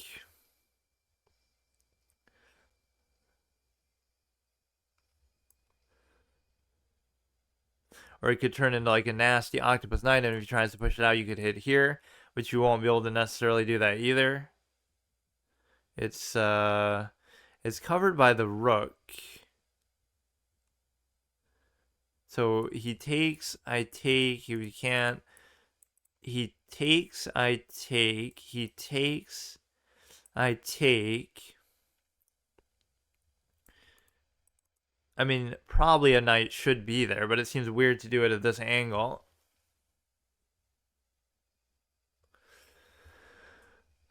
So you want to just maintain the pawn there, and then you can always connect it with the you can connect it with this one maybe, let's say, later on.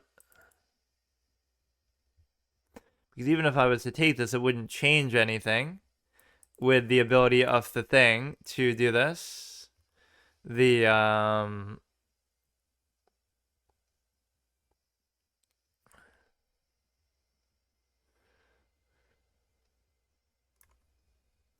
it wouldn't change the ability of the rook to still cover it, even against a knight or whatever it is that we're looking for here.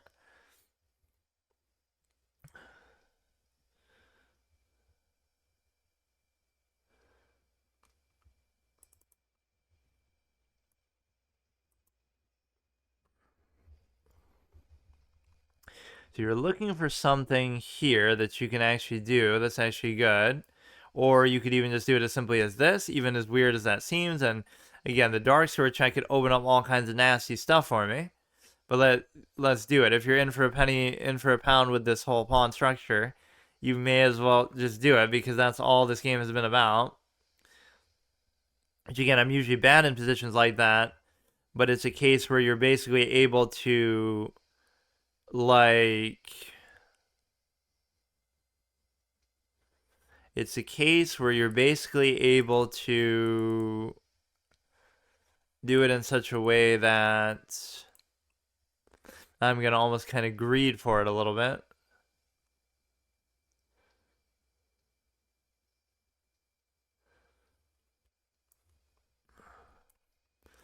Whatever, we'll take there, we'll take here. The act of doing it in that order doesn't really have any special meaning to it. Right, like you're still doing the same exact thing.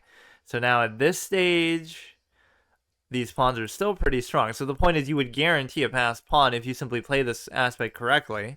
But that's a big if, because I have no idea what I'm doing, obviously.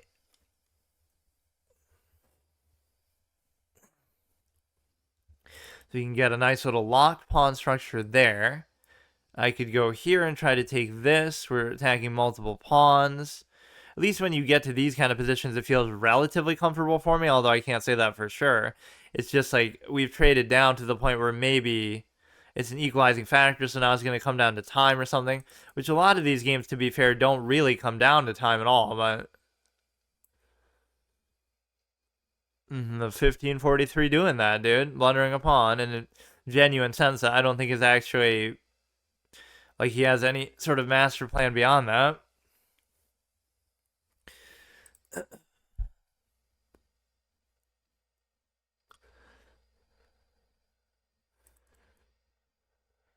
Which one do I think is more dangerous, really? This is closer to the center, so I guess that has a certain value to it. The best we're looking at here is he could give a check here maybe at some point and do something. Why is he giving these up? Like, they're nothing, though.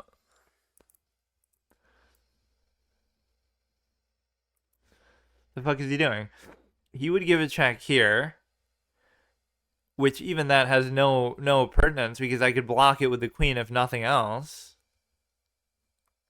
Or, like, it doesn't even matter.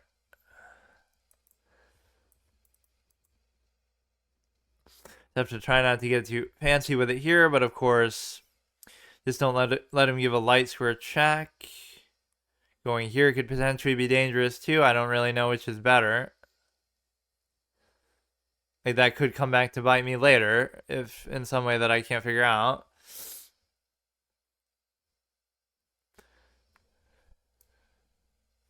If he takes, I can take the rook. So this is kind of a nice move here. If he takes, I take the rook for free.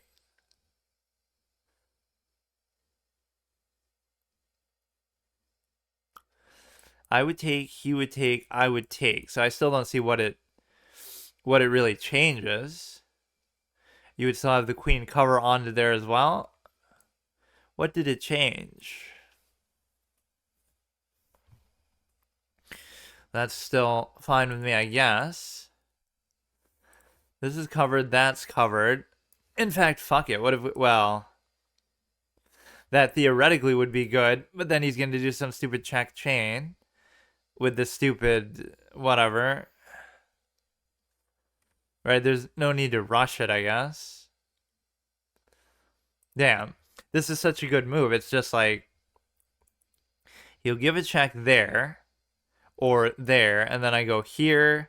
Maybe he can't give another check, though. Maybe that's the thing. I'm here. Okay, let's calculate all of his queen moves.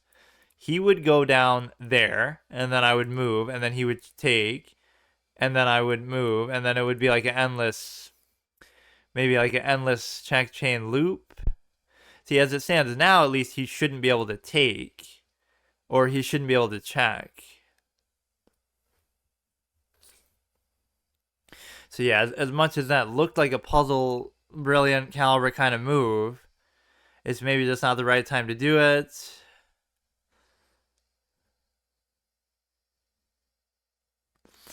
So it looks like a strong pass pawn scenario. It's just...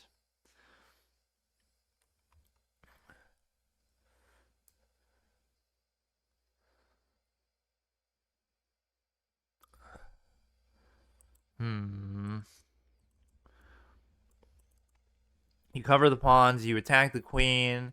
If you trade the queen, it's good.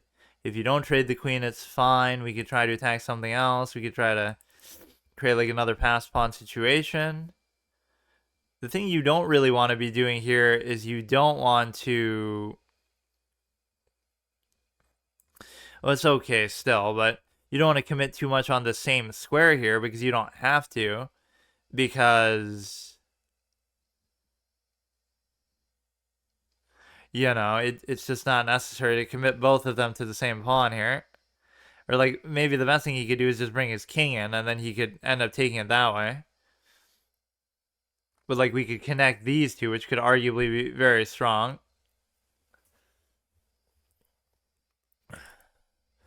You can play kind of the long game with respect to these if you just... whichever one he's targeting, we can cover that one, and it can just become very irritating for him.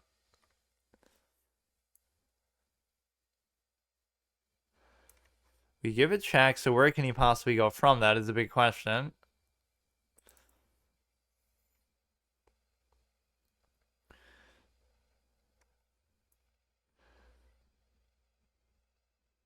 I mean, it should be as simple as this. Like, you have to do something right away. Like, what are you going to do?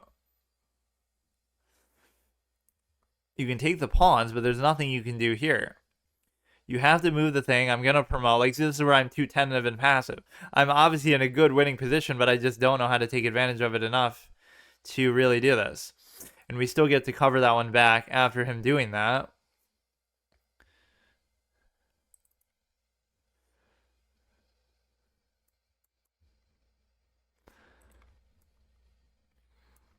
We go ahead. We do that. We check. He can't really do anything. We can just mate right there. That's good with me. To get back to 16, I was as high as 30, though. So, again, do I really deserve much credit for that game? No, but it's okay. I don't think I was losing by a substantial amount at any point, though, at least. But again, these are legitimately, apparently good players because they played enough games to not be provisional at this level and stuff. So, those first two really took my enthusiasm away, but it's not really the fault of the games themselves. It's just... again, sometimes what I see as my lack of effort, which is very surprising, but like either I want it to be easy or I expect it to be easy or something. It is only 1500 and I, you know, doesn't matter even like, oh, I think I'm good. It's just that I think these people are bad, which they are, but you know, it's not an innate state of being. You are what you repeatedly do to the extent of... so you gave up a couple pawns back to back to back. I wonder if there was some sort of other crazy play that you could just... you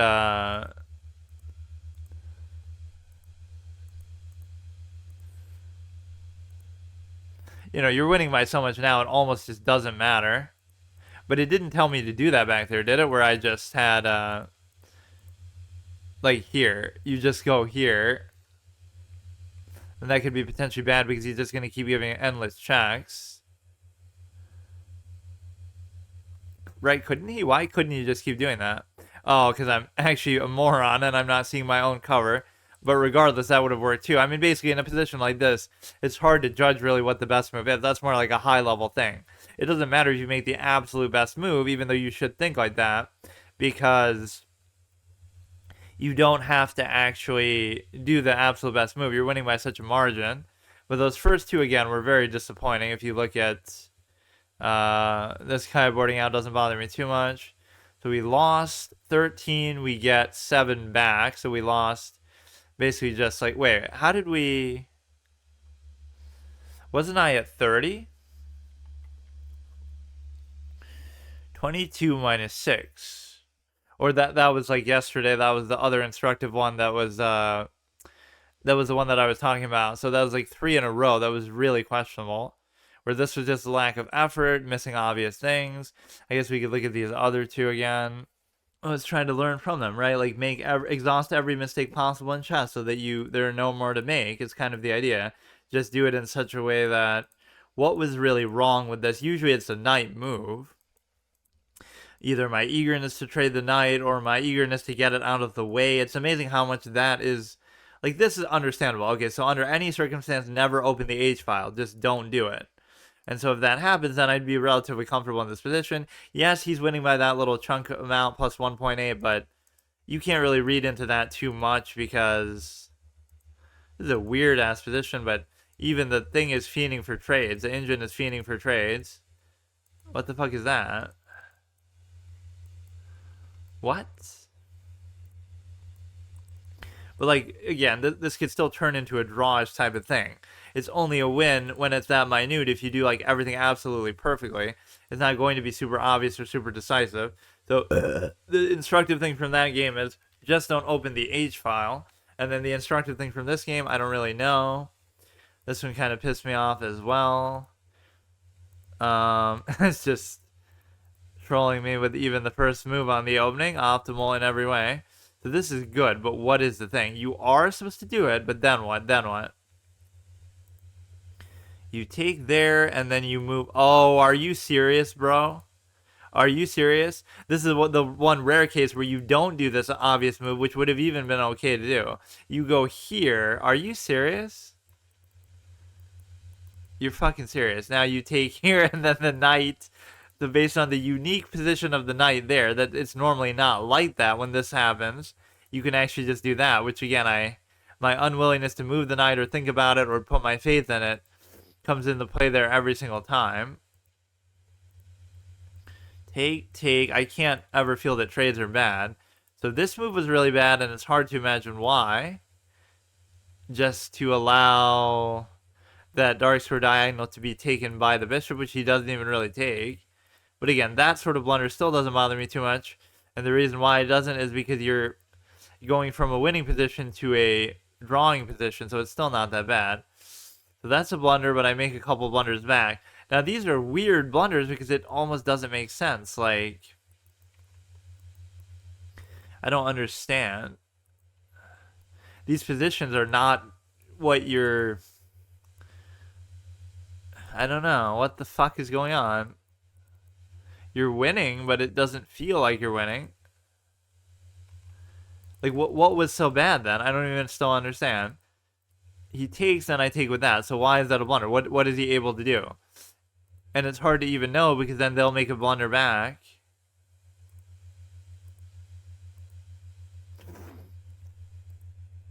That's a blunder. See, doesn't this feel bad though? Because like I always feel like, oh, the queen's gonna protect the king and everything will be fine. But if you go here, it's like he could just give endless checks, but I guess it's okay. Or how am I exactly supposed to know this? I guess you just have to think about it a little bit longer. You go here, then what does he do? Then you go here now, and then there, because the thing's not on a dark square, now it's okay to do this because you... So basically we're going for a fucking draw, and my brain is not wired to do that. Or even now you end up on a dark square anyway, so why does it matter? What the fuck? But you're still somehow safe in this position. Yeah, just go on the light square and then you don't even have to worry about it. So that was not a very pleasant session, but it's okay. Okay, so let's reflect on the 3 first lessons from the last 3 losses we had, even though we did win the last one. Right, let's ignore that. So let's, just try to take one little instructive lesson out of each of these, and then there were a few other, every one of these little segments, or every game, I should have like a different topic that I discuss. So like, let's discuss, or it's hard to do it during the course of the game, but whatever, right? We always do this as like a hybrid just chatting thing, just because obviously that's kind of what chess is always good for. That's part of the reason why I always like to do it. So like with respect to draws, right? People are trying to fight me on the fact that not every game is a draw, but even the ones I win, I could acknowledge. See, this is where I can be objective. Every game I lose is drawable, and every game I win is drawable because the game of chess is just inherently drawable. It's very rare that somebody within a couple hundred rating of you, up or down, is really going to win or lose in a decisive way where it's like, oh, there's nothing they could have done, or they never would have seen that. If they just simply pay attention a little bit, they can always finagle a draw out of it, but usually people aren't mentally trained to sort of play that way because it's not how the human brain works, right? You're not trying to look for a draw. You're not trying to play in that kind of boring, stale way, but that's the way that you end up having to learn to play, especially in classical games, especially at a higher rating. It just becomes more prominent. So I don't really like that characterization that, like, I win so many of these in a row, but they're all potentially drawable by my opponent if they just don't make obvious mistakes. It's not that they don't make mistakes at all, but there has to be something a little bit more to it. Like, this guy blunders his queen there, that's what was taken. Like, all this kind of dumb stuff that's just, to be fair, that doesn't really happen that often here, but and then even when I draw, it's like it's very simple, stupid things that can happen where either I would win, which just means that, oh, you're a better player and you're kind of going above and beyond, or it just feels like everything is too tight that way. And then I guess the other topic is clutchness. Like, oh, you could be clutch and do something in the end game and come back. It's like what people talk about in sports. At least in sports, it makes more sense because that's more an active, real time sort of, you know, that's just like physical self actualization in a different way. But the difference with chess is like but even there, I still argue against it. It's like, oh, Kobe hits a clutch shot in the fourth quarter, but then he missed like 10 shots in the third quarter. So if you just hit a couple of those, right, you wouldn't have needed the clutch moment. So it's like you're sort of removing the need to the extent that, same thing here, like, oh, you start to play really well in the end game, but if you had played well throughout the rest of the game, you wouldn't have needed to do that. So it kind of defeats the whole purpose. So philosophically, absolutist tendency would not say that being clutch is relevant. You should always be clutch, or you should always just try to succeed. So why would one moment matter more or less than the other? Because what that almost implies is you're holding something back. Like, oh, throughout the rest of the experience, you're not putting maximum effort. You only bring it out at the end, right? You should always be trying to make every shot or every play or whatever. So here the instructive thing is that I don't even know what happened here.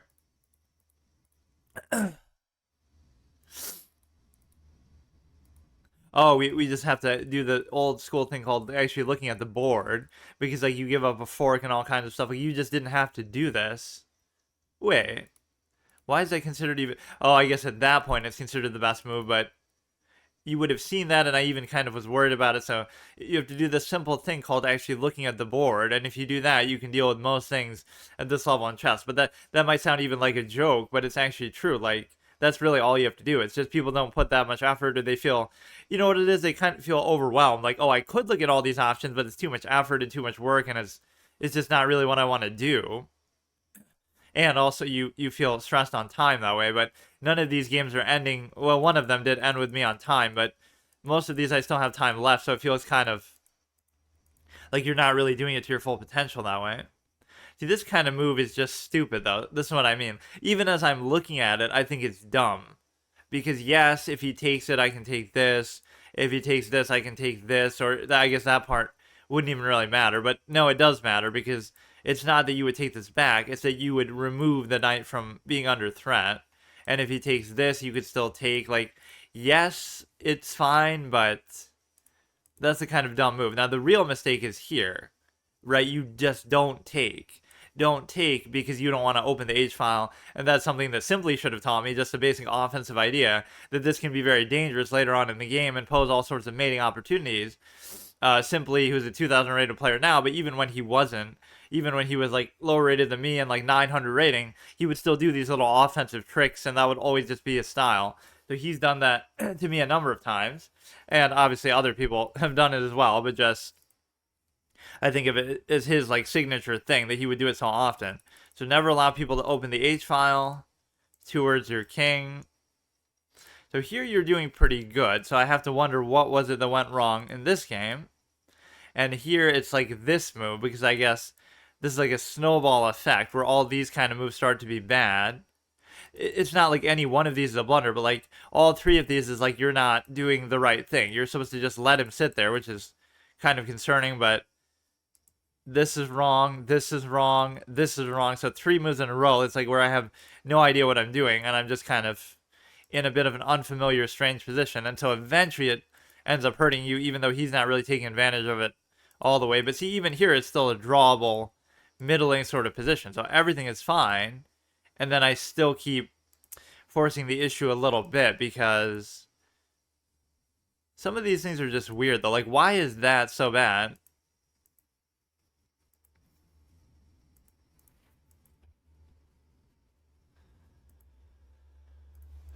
Like this ending sequence is pretty confusing too, because it's like you're up material, but then I don't know exactly how to deal with this. My instinct is always to have the queen cover the king like that. You go here so that he goes here, but then you can't go back. You're trying to keep the king basically on a light square, but even if you don't do that, right, it's like it's hard to explain exactly what's happening there. Like I accept the fact that there's calculation behind it, but it doesn't matter because it's just kind of irritating, but I guess you have to not be that lazy when you have time and when it's in the end game. There's only so many pieces on the board, so that is like a laziness issue that you're not really trying as hard as you should. So we just have to stabilize and start playing well a couple of games in a row. Again, even if I lose, I want it to be in some more notable way than what we're seeing. And I have to take my time maybe a little bit more at the beginning, to the extent that everybody wants to rush through the opening and act like they're an opening expert at this level, but maybe they are too compared to me, but whatever. It doesn't matter, right? That comes back to bite me later. So now the real mistake here is you don't take the thing. You don't take the, but see, this is where my lack of confidence shows, is that he's blundering the pawn, right? That what he did is a completely nonsense move. He's blundering the pawn, and then he'll go here, but it doesn't matter because you can already do it because this pawn is still there, right? But I'm not 100% sure exactly how to play it, but this is a good move still because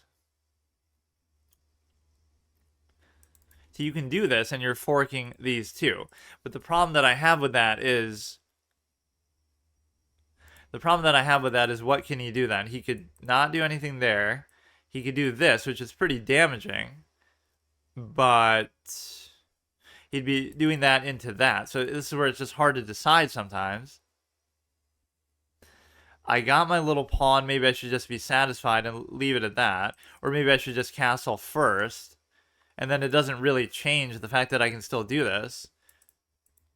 I don't. See, this is where I just sometimes don't know, because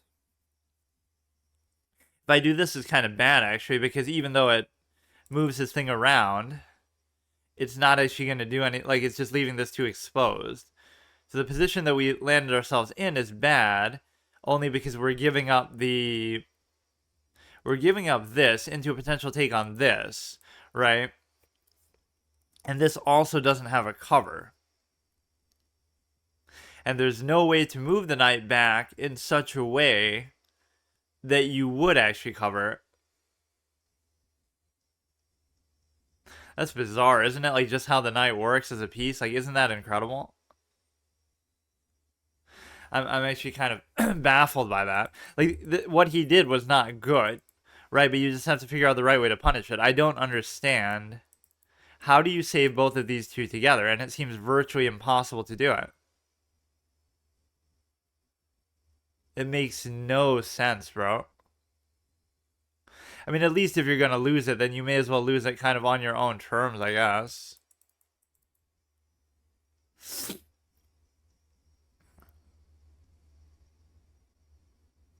Now, if only I could pull this back to cover that, but I just simply cannot do it.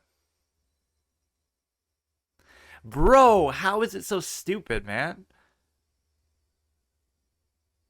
That's so fucking dumb. Like, why can't I do this? Because then the knight's not covered. Why is it like this, man?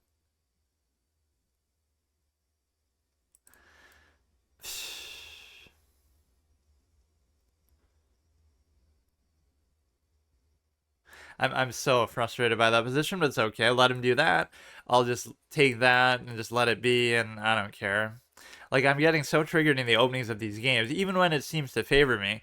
It's like there's some nonsense logic to how people do things, or like, what is it that you're. I just don't understand, like, what's happening with that at all. Now, he kind of let me off the hook there a little bit, because you're able to basically now. You're basically able to now feel like you're much more safe because you can just kind of do whatever you want. Right, he's giving me extra development. If he takes that, I don't really care. And so now you're in a position where I really should have just castled there, to be honest with you. Or he could, yeah, he could just do that. I mean, I'm good. I'm good, dude. It's okay. I'm good. Like, what is it that this game is about for you, dude? I just don't get it sometimes. But even that was like simple missed base move calculation to the extent that um you have this thing incoming, so castling is obviously priority, or even to the extent that you are trying to basically cover this. And the reason why you're trying to cover this is because not only does he have the fork, but he could also trap it in there. So maybe this one has to go back, but it can't go back. You can't go here because then the bishop will take it and then he'll do it. Nice game. Nice game. There's nothing. I mean, I would have to move the king there. I don't know. This kind of game is just like logically fucking missing something. It's so fucking stupid. Like, what was this? He played badly in the openings. I just have to get better at punishing every single opening in existence, which means you just got to study opening theory for like years of your life. Like, I don't know what that was, but we're only -1. We can still do it, but I've been getting triggered these last couple games because of how they go. It's not about winning or losing. It's like it's stupid. But I guess I'm too stupid to really take advantage of it. That's the real problem. Like, he's not doing anything good. He would take that with the thing, but I'll still do it, or I don't know.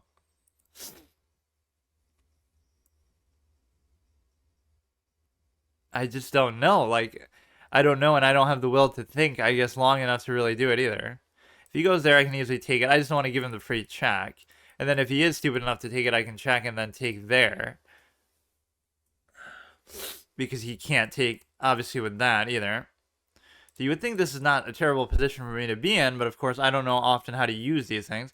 Or at least now I could take, and then take, or rather, I could have just took, because this is...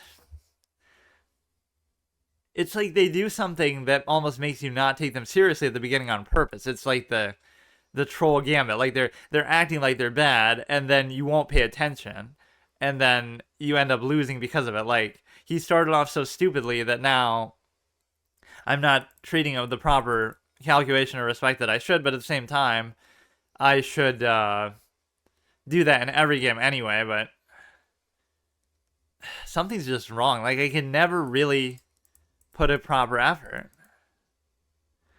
He missed the chance to do the fork anyway when he was about to take the queen, because here he could have just done it, and then there's nothing I can do with the queen, so then he could have still took there.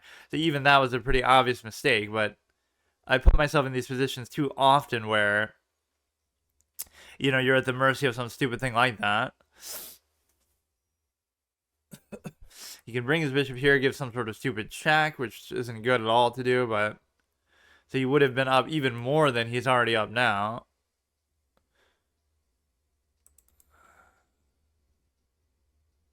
So you can take this, and then he can't take back. Why don't we just take this first? And then we should still easily be able to take that.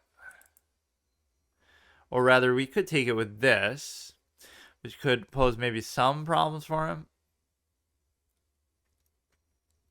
Because you're attacking so many things together, I guess. Look at this. We're fucking triple threatening unless there's some downside to it. You're literally threatening, and you would have been threatening. I guess you stopped the threat there. So you're getting forked in some sort of weird creative way here. I don't know. I guess openings just trigger me. Then I start to enjoy it a little more in the middle gaming. But even that's not true because I don't put forth the time and the effort, really. It does seem like I put forth the time, but there's like a million things wrong with this game that I know are wrong even as I'm doing them, and obvious things that I'm missing. It's like one of two things. Either people think they're too good so they don't have to put the effort, or they don't find the game interesting enough and they don't really care enough, so they're not really putting forth their maximum effort, which, again, is not really an excuse. It's just like you have to decide if it's really, if you're going to put this much time into doing it, you may as well put that much effort too. But I just don't do that. So it still doesn't mean anything because this guy is just weird, man. He's like me. Like, you really think you can get away with playing like this at 1500? The kind of shit that people do to get here? You can't really give a meaningful check. He should lose a piece here 100%. I don't see anything crazy, any contingency, nothing. And my light square bishop's in kind of a weird spot now. Like, he could almost do it like this. I would take, he would take, but then I would still take, or I would take a check. You gotta just account for every contingency here. This move would have been good earlier, but now it no longer works. So you can do this and simply take and check, and then you'd be able to take again. That's the whole beauty of it. So it doesn't really even matter what he just did. Like, I could either save this or I could do that. Which actually now I'm not 100% sure because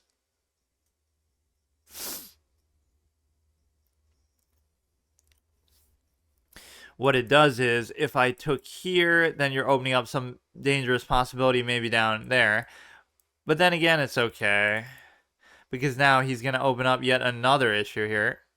So there's nothing you can do with a lone rook. That's going to be a problem. Right? Like, what's he going to do? He could stop this from moving, which could be moderately annoying, but it's fine. So he kind of threw pretty hard there, but I guess that was just how the game started with him throwing. So yeah, he really has nothing going on. You can go ahead and take the pawn, which I might live to regret that. That's going to be clearly the difference in the game. And now even... This game is fucking hilarious, bro. I don't know what the fuck is going on. He's forking like that, but it doesn't really actually work at all. I want to bring the other rook in here somehow, but it's going to be a bit tricky for sure. Let's do it like this, and then the other rook is free to move kind of whenever it wants. He hasn't used his other rook at all. If he goes there, I could go there, something like that. I'm not immediately concerned by that, but I need the other rook to be active here for sure. I know any sort of trade would benefit me. That is going to be irritating for sure, but let's see what we can do here. And I'll just start giving random checks. There shouldn't be a scenario where he can really stop me from giving a check either, though. No, you can't go back up, so where the fuck can he go? I don't even see where he can go. He can go like here, and then I'll just mate him with this. It's over. His rooks are too far away. He's down material, and he's still playing like an offensive clown. That was a clown showcase of a game. Like, that is actually legendary clown levels. The problem is it's still not mate, though, because... How the fuck is it not mate? I'll have to do it with like a pawn or something? Like, I'm so confused. How? How? Oh, fuck you. Yeah, exactly his plan. The best kind of purpose for the knight. Just leave it up to fucking die. The old Trojan horse, am I right? I don't know if that was necessary to do. There are probably other ways to do it, but just out of my personal satisfaction, I would prefer to do that just because of how much the knight always pisses me off. It's always the one that gets caught out or trapped or stuck behind enemy lines after it does something good or after it attempts to do anything. It gets trapped, it gets pushed back, bullied by pawns, it can't fight back. It's always out of position, it's always just awkward to develop, it always just gets in your way. It's always just the piece that is always a liability. So here we can learn a lot from this one, but I almost don't even want to think about it because it's so irritating. It was one of the most clown show things ever, and he was still in a good spot a lot of the way, but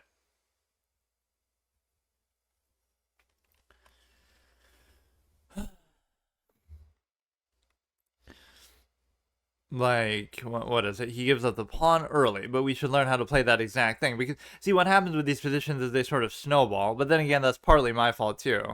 It snowballs from my getting triggered by it more so than anything else. Like, you just give up because you start to get annoyed, so you take there, but that's the blind. I love it. I love it, dude.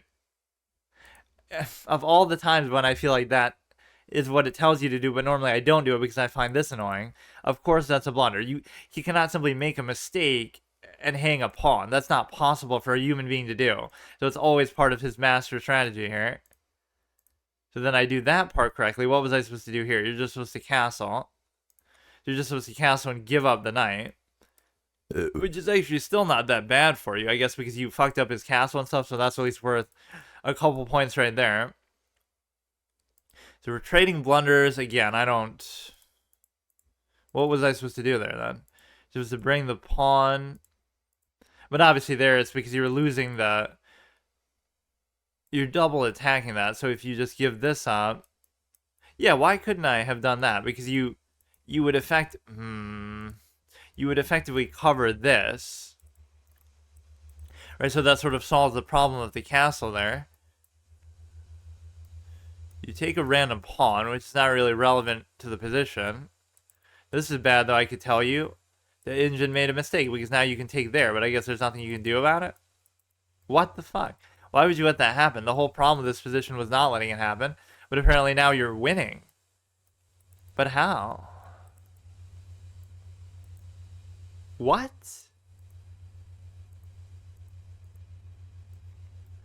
Boy, I could not explain this position to you, but... Why couldn't you just... Okay, whatever. Even ignoring that you wouldn't play it exactly like that, you could certainly do it in such a way that you... So now we know. Now we know that this is a blunder, you're just supposed to take the knight. How many times have I done something like that, though, where, oh, the right thing to do is not to do that? So if you're white and he blunders the... Why is that even true, though? Like, how many times have people maybe done that against me and I don't take advantage of it? That's the problem. I cannot believe that that wasn't just a simple mistake, though. Or maybe it still was, but obviously he played it right, so... That's the best rule of low-rated chess. Never expect that your opponents are capable of making a mistake, because they're just gods. So everything they do is intentional and deliberate, even when it seems like they blunder something. Okay, so there's a lot of things to learn from that last game, but at the very least, you do have to... I don't know how to say it. Like, you got to at least look ahead to this extent. Like, I could look at that position, and I might not know the answer, but you'll at least be posed the right question. So, for example, if you look at the beginning, right? If I looked at this and tried to actually calculate it, which of course I didn't do, what would happen is, okay, I would see that you would take, and then I would see that he could go here, and therefore attack this and this. So I wouldn't know necessarily how to deal with that, and I wouldn't know whether it's a blunder or if there's some super complicated engine line you have to do to salvage it. But since I wouldn't be able to figure it out, I would just say, okay, fuck it. So it wouldn't give me all the answers to say, oh, what's the best thing to do there is. It would just say, I'm not going to do it because I don't know what to do next. So at least there you have to acknowledge your own sort of limited scope of capability to say that you wouldn't be able to figure out what to do with it, so just don't do it, and that's okay. And then obviously my trade tendency, see, as much as I criticize myself for always trading and that being almost a weakness of mine, then when I try to resist doing it, you're still supposed to do it. So it's kind of dumb, but what this position comes down to is the fact of, again, calculate one move ahead, and then you'd be like, okay, he could potentially go here, and he could attack these two. And again, we know now in hindsight that it's a blunder, but pretend that you don't have that and your brain isn't like an engine. I wouldn't know how to deal with it, right? Just like how we struggled to figure it out. And so therefore, I did make up the right move there anyway. Like, that was the best thing you could do with the situation. But the thing is, just think ahead one move, and then you again, it doesn't give you the answer of what to do, it gives you the question of you don't know what to do, so then just don't even put yourself in that position, I guess is the best way to look at it. So Don't try to always come up with the answer, just try to come up with the question. So this is fine. Like, this is where openings are going to become ingrained, but that's why it becomes so boring too. I'll just play some chess 2.0, chess 960 thing. There's so many names for it. Chess 2.0, Fisher random chess. And that's why variants have no end to them. As many moves as there are in chess, there could be that many variants too. Like, add 1 extra square, add 2 extra squares, add 100 extra squares, add, 1 piece, 2 pieces, 100 different pieces, change how the pieces work, add fairy pieces. There's no limit to what you can do with it that way, so that can be so fun. There were all these different sites, like, to make custom pieces and things like that too. That was so fun. Like, they have that, what is it, like, Chess Craft now. There was one that I was really sad that they got rid of, but then I started using that instead. Like, just whatever lets you use, like, custom pieces or make custom pieces and use them in some sort of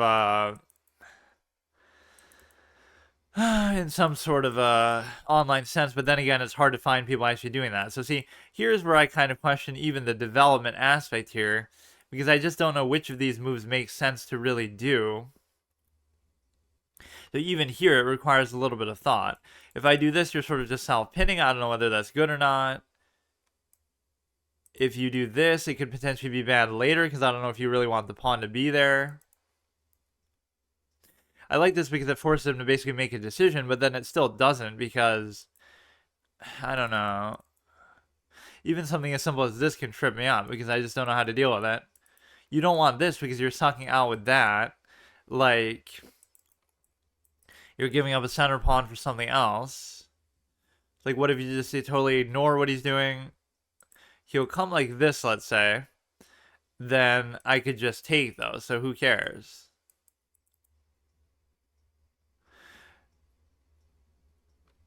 It's like sometimes I give my opponent too much credit that they know what they're doing, and sometimes I don't give them enough credit. If you take, it's fine. If you go there, it's fine. We're not pinned down to anything, so we don't have to worry about it. You go here, then you could go here. If he goes there, it's fine. If he goes there, it's fine.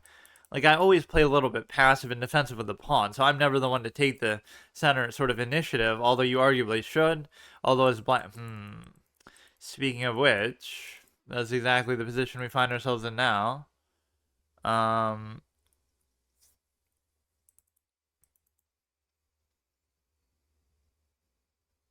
What we have to do is, I just don't know whether that's the right thing to do or not.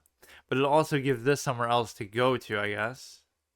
So you could even do this, but then you're turning your whole pawn structure into a clown show. So I don't know whether that's worth it or not to do.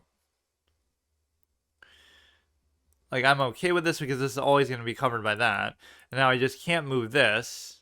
And his pawns are completely dominant in the center. So if this was a higher level kind of game, you would certainly be in a position where you would say,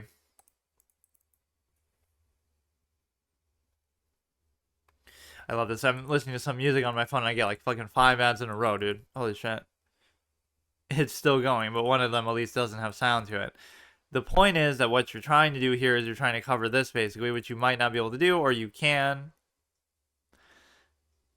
All these awkward positions out of the opening. Like, I think I'm done maybe playing for a little while and I'll just study from now on. I'll study every single opening in existence. Like, I just can't believe what's happening. It makes no sense. This is really how it's going to be, huh? Like, it'll come down to some stupid shit like that. Like, I'm not even in a bad spot, but I'm just... This is how people are really going to play. The ultimate, like, sort of punching down, king of the sandcastle, mistaking bar knowledge for your own. Like, oh, haha, I know this opening and you don't because I played the game more than you and studied it and this and that. Like, are you serious right now, bro? And as soon as it gets in the middle game, I'll start to destroy them because I actually am better at that part, or at least I should put more effort and time into that part. So it's like, oh no, he could unleash this and then take this, but there is no such unleash that's actually good there. See, I don't give it a second thought because I know these people are clowns. So, look, dude. I could go here and then I could go back, or I could do something else. His pawns are looking a little bit light.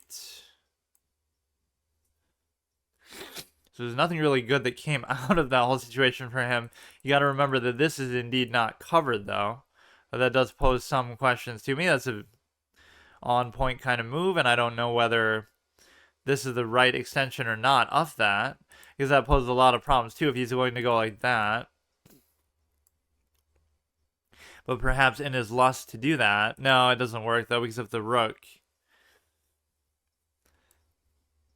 It's almost like I prefer doing this for now rather than raising the pawn. And so you can bring the queen there to check it, to which I could do a number of things. I could put my own queen there or something. I could put this here. I don't really know.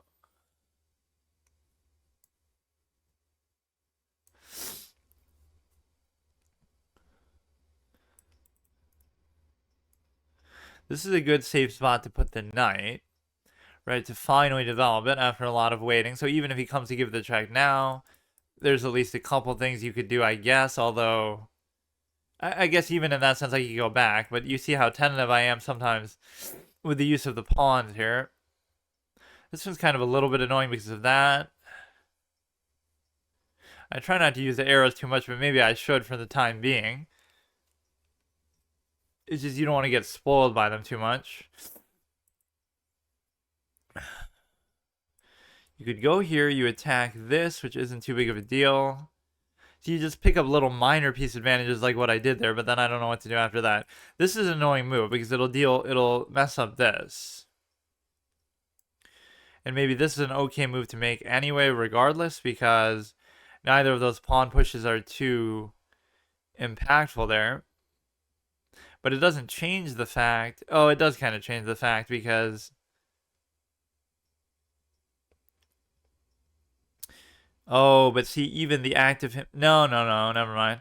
I was going to say, even the act of him moving it allows him to attack this, but it doesn't because of the simple fact that you're able to... You're still covering it with this. But that's exactly the move I thought he would make. But now the one thing he's attacking with it is not actually under attack. Because...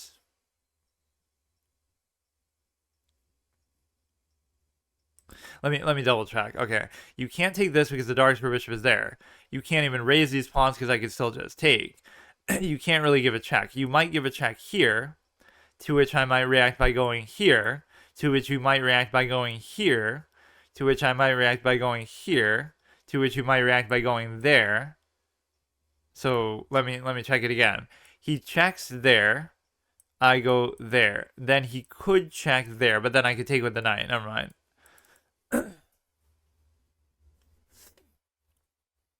So there shouldn't be anything too meaningful you can do. He might just give a check with the queen, which again, there's a number of things you can do to that. The simplest of which is just to simply take. Now, there's a number of ways you can deal with this where it's not like you're going to get mated, so it's fine, but if only the light square bishop was engaged, maybe this would be a time where sacking it would actually be good. Going here is cute, but it doesn't actually work because I would take, he would take. So again, maybe you should just leave the threat off for now and not even worry about it. Or you should push it further and try to just sack something. So take. It still doesn't even work though. See, that's the problem.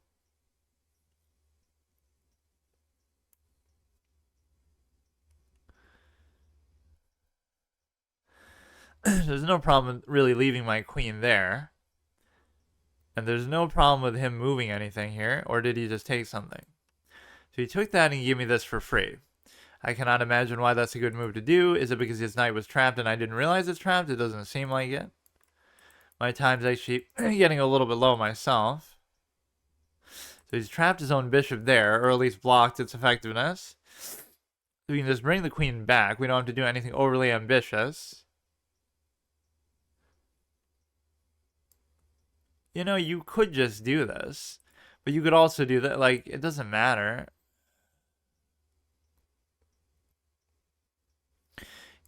You could do this.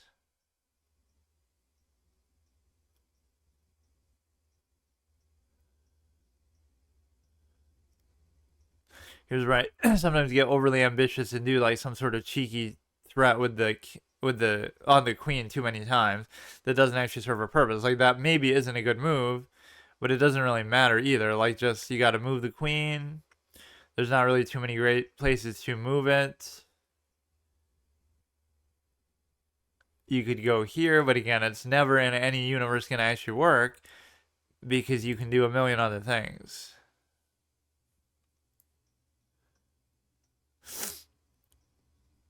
This is where it gets like very frustrating to the extent that if you go here first, then he has to go back. If I go here, then he goes the other way. This is like some puzzle moment that's not actually going to work the way that a puzzle ought to. But you go here, then you can go here. Then you block with this. I could simply take there. See, I'm even always more satisfied just with the piece advantage material there. Even if I don't mate him, it's still okay because you created such a problem in this position and upped your piece advantage. So that game was very comfortable all the way through. Maybe because I took more time at the beginning. Maybe because this guy's just a clown. He made a couple of those clown moves that I always predict, but they were actually clown moves. There was no underlying meaning or anything better. Like where he just hung a couple pawns and then it turns into whatever. So he just didn't play very well. I'm not going to take too much credit for it, but what are we back up to now? It's just getting very stressful, especially in the opening, so I have to take more time there, which is why I feel so comfortable sometimes in classical games. Pay no attention to the stupid, shitty pawn there that I'm never going to have the energy to change. Nobody really seems to notice it or care too much, but part of the implication of why this guy is black and winning is to show his superiority, that he's taking the objective disadvantage of being black, but he's still winning in the process. This is like Earth's last hope, the Michael Jordan of chess, who's going against the alien invaders who are going to destroy the planet if you lose this game of chess, right? So instead of chess Space Jam, it's Chess Jam, Check Jam, or whatever the fuck you want to call it. A game with the gods was my little short story thing that this was made for, not even a piece of chess art. They end up just sacking pieces for no reason, giving up pawns. There's nothing really too instructive about this. We'll call this the ad game, though, because even now, as the song finishes, I hear another ad. I never really believe in using ad block. In fact, the whole reason of ads is the reason why you get free platforms like Twitch and YouTube and stuff like that. So in a sense, I kind of like that idea, but... So maybe going here has some sort of disadvantage to it.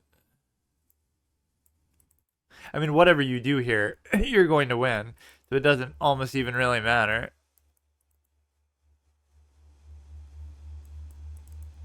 Bring the knight in. That's not my whole style of play. I always have like a ghosting knight strategy. I always try to ignore their knights, pretend like they're not there. I have like some PTSD associated with nightmares.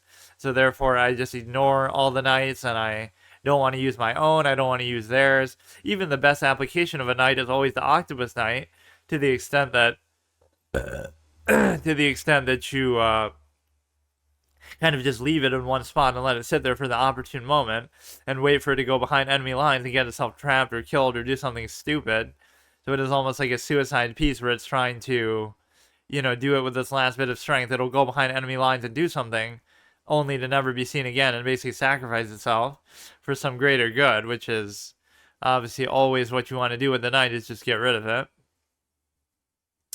So one prediction I have when it comes to high-level chess is like Ding Liren is definitely not going to defend his World Championship title because he's a bit of a fluke. Ever since he won it, he's been, first of all, in the process of winning it, he choked a lot of games, which I made that prediction, so I was right about that. But then I was wrong about the eventual victor, that I thought, a high-level chess player such as Ding Liren will choke, as his tendency has been to do, which I've observed many times throughout his career, despite how great he is. But then, as a result of choking, he'll actually lose, but I guess I was wrong with that. And so therefore, the point is that even though he didn't lose, it's not even like, Magnus. It's even beating Napo. He was down every game. He was like always trailing in the championship match. Like he was down the first game, then he comes back. So he's always like trailing one game in the set, which by that metric, probably nobody has ever won under that condition, but yet he managed to because Nepo even outchoked him. So the point is, I would make the prediction that no matter who he faces next time, he is going to lose, right? It could be any of the other candidates, it doesn't matter. It's not going to be Magnus because Magnus kind of just forfeited out or just doesn't want to do it, so that's fine. But whoever he faces, he's going to lose to. I guarantee it. So I was right about one prediction that he would choke. I was wrong about the fact that he would lose because of the choke. And so now we'll see if I can be up 2-1 in my predictions with respect to Ding, because I still believe he's going to choke, and everything he's done since then, he didn't compete in a lot of tournaments. People are trying to go easy on him and act like, oh, boo-hoo, everybody's bullying Ding, but he didn't compete in a lot of events. He hasn't performed very well in the events that he did compete in. He didn't win a single game in that Fisher Random one or whatever, the GO challenge. He's just been sort of a laughingstock punching bag. That's no world champion. That's a punching bag, Magnum Carlos, about Ding chilling. So basically the point is here that you put yourself in a position where he isn't really a very worthy, deserving champion like Magnus or Anand or Gary Kasparov.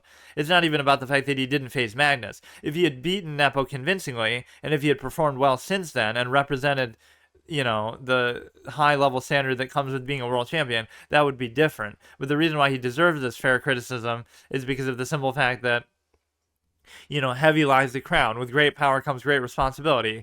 These are terms meaning that says, these are ideas that have the meaning of basically, look at that sack there. These are ideas that have the fact of like heavy lies the crown to the extent that you're able to basically, say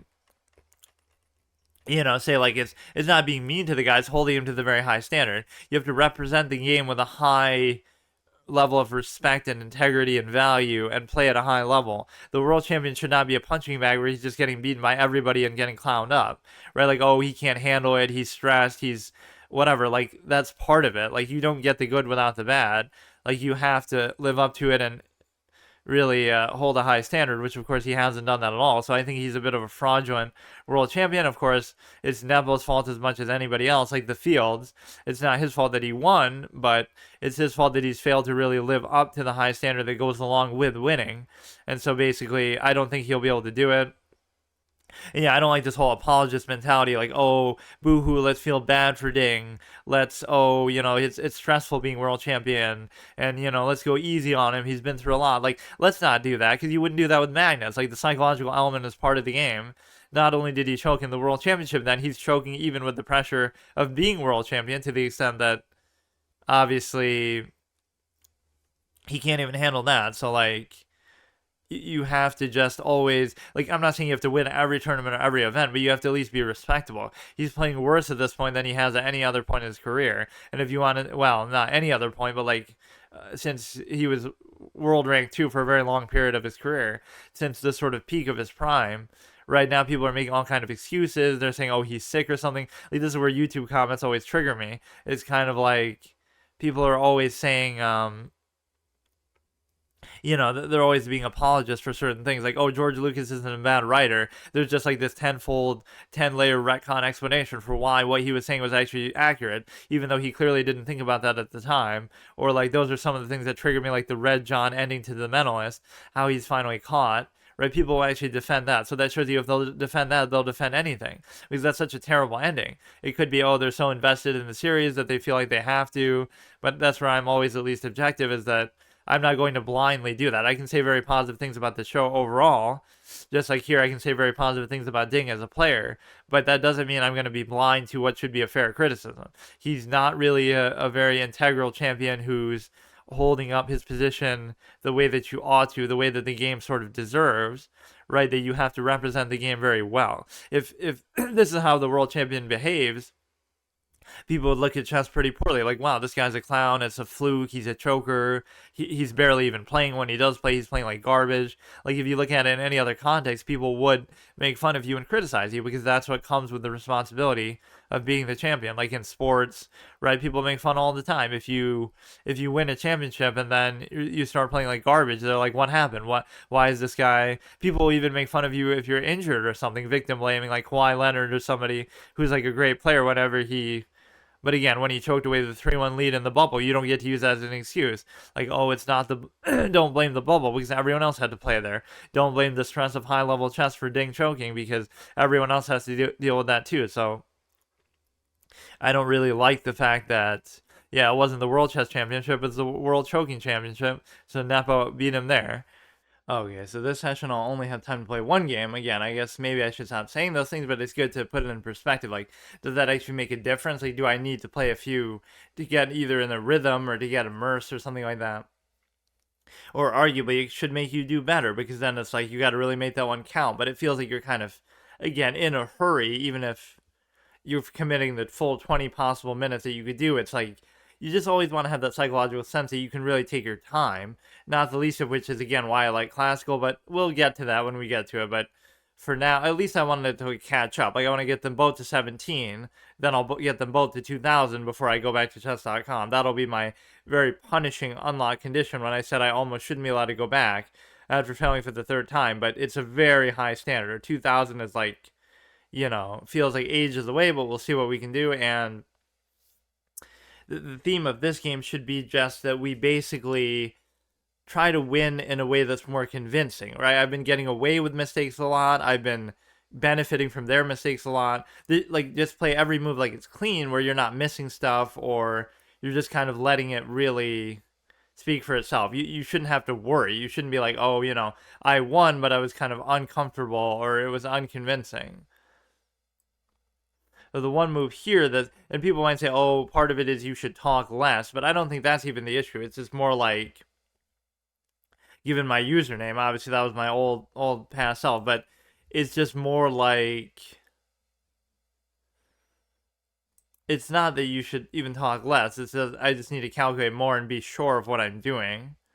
But again, given the sake of time, arguably that could be a factor too. Normally you would say castle here, but I'm always made nervous by this.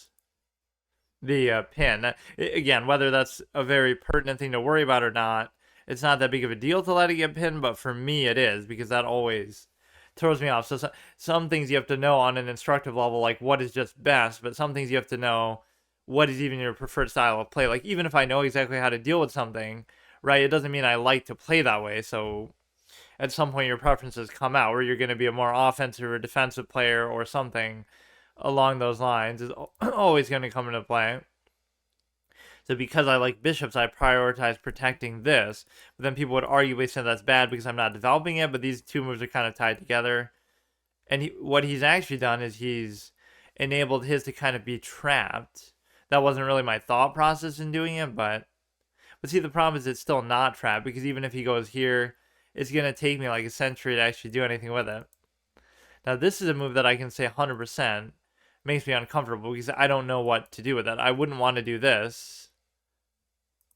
He would take, I would take, he would, like, it's just not, I just don't know what to do with it. But at the very least, see, it won't trap it because you can always just, what if I did this? Then I do it, then he takes, then I take, then he takes, then I take, then he still takes. So it's really the presence of the, it's the presence of the light square bishop that's actually hurting you there, because it's not letting you do any of that. Again, whether you should be able to trap a piece this early on or not is not even relevant. But I think one of the least favorite things I'd like to do if I went to an over the board thing would be this writing down of the shit. Like, imagine that. I'll be playing at like a 2000 level and I still won't either want to or be able to write down the notation. What am I supposed to do there? Draw a picture of a horse? Like, I always say that it should be H instead of K, but then H is also a square on the board, so it gets very confusing.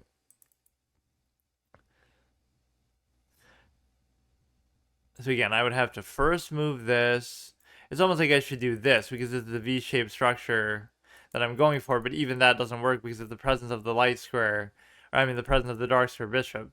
So this is kind of a confused game where I admit I really don't know what I'm doing with that.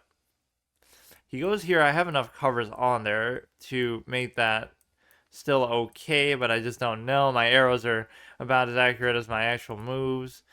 So now, can I finally do this one move that I'm tunnel visioning on? Of course not. I still can't do it. And so now, I would maybe I'm just missing an easier opportunity to trap.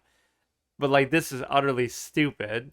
But as long as the core moves that you're making are still fine, it doesn't matter as much. But again, they very well might not be. Oh, wow. And that even allows him to escape to the extent of...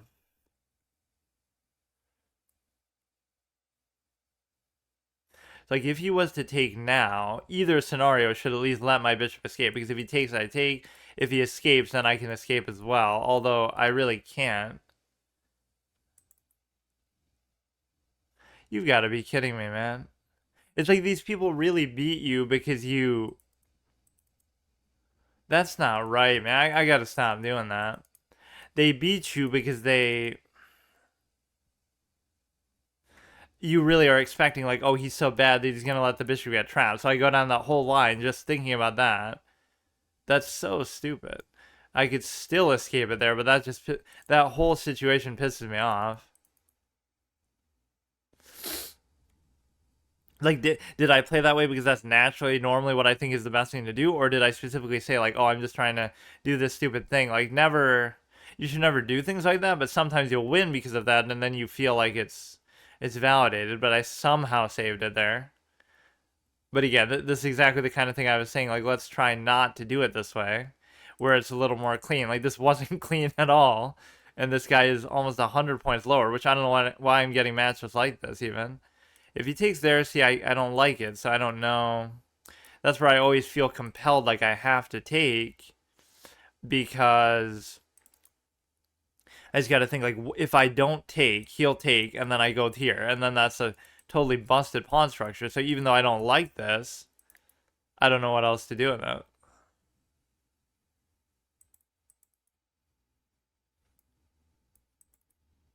You got to stop making these kind of quick moves. Like, I have 6 minutes left, but I almost already just let my piece get trapped. And maybe I did even let it get trapped. The one good thing here is this is an octopus knight, arguably, but it doesn't actually matter because...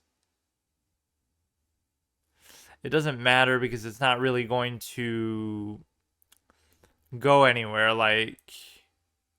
Or it's not even an octopus knight, it's like a hexagon knight here on the edge of the board, but... I don't know what good it's really going to do. You're double attacking this. You're double attacking this. Like, some moving parts are gonna... This isn't chess, it's dominoes. Like, something is gonna give. Even though he's double covering. The covers aren't the same. Like, if one of those is covering, relying on one piece for 2 covers, that'd be different. But they're 2 distinct covers for 2 pieces. It's kind of crazy to think that you wouldn't get something out of that. And then they always pull the rug out, and it's like you think you're gonna take it, and then you just... I don't know. You just move the piece instead of letting it get taken or having to trade it in some suboptimal way. I find that pretty amazing that see here I'm doing it again though, that I think, oh, I'm gonna win a pawn. It's like you're never gonna win a pawn, you're never gonna win anything, like, forget it. So this you want to keep there because you do have the octopus knight positioning, but I cannot tell you in a million years what it is that you're trying to do here. I have no idea. And you sometimes get in these positions where it's just very unclear. Now this becomes annoying because you don't want that to get taken, thereby opening the king. So let's try to calculate this a little further. There are too many moves where it's not even that I calculate improperly or incomplete. I just don't even do it at all. I'll make the move before it's like I'm pre-moving in my head what I want to do because I'm tunnel visioning, not because I'm really confident or know what I'm doing or like it. It's like I'm pre-moving because I think, okay, I'm going to do this no matter what because I'm just tunnel vision, and then I just do it. So I don't even think about what's happening. You could go no, you can't.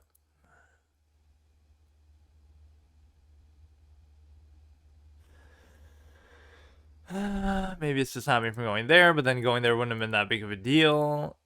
Again, all these double, triple threats are interesting, but they don't really do anything, so... I could double stack here, for example, and there's nothing wrong with doing it, but again, it wouldn't really matter because I just... I just don't know. That's the thing. You can't let this cover be lost either, so that rook is kind of obligated to stay there. Holy shit, this is really, really getting on my nerves. I mean, I got plenty of time. I just don't know. Like, you can't do anything. You're gonna be tempted to do this, but then you're gonna lose the cover on this. Let's just move the knight and see if we can go in a different direction. Like, we don't have to commit to this so hard. If he goes there, I can take. This pawn is actually fine. This pawn is not really so fine, but wait, now he gave up cover. He gave up a cover, so you can guarantee the take, except you can't. No, because the cover, the cover he gave up was for that. If I do this, this, this.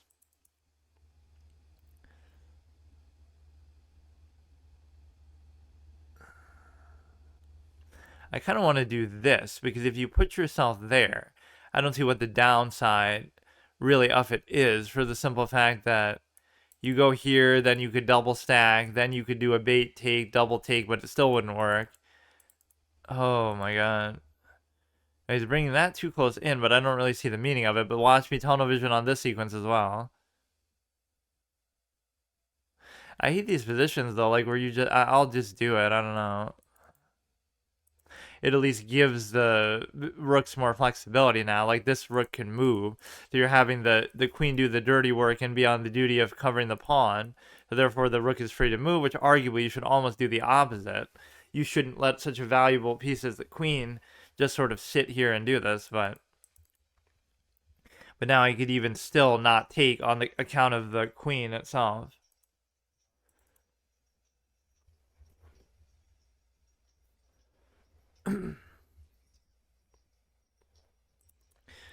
The ad gambit again, where I get distracted by an ad in the middle of a song I'm listening to.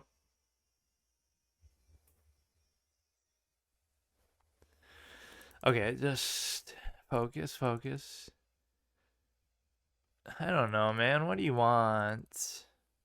I'll go for the double stack, I guess, but then he'll go, oh, I hate this. I hate it. I'll just go back here. I don't care.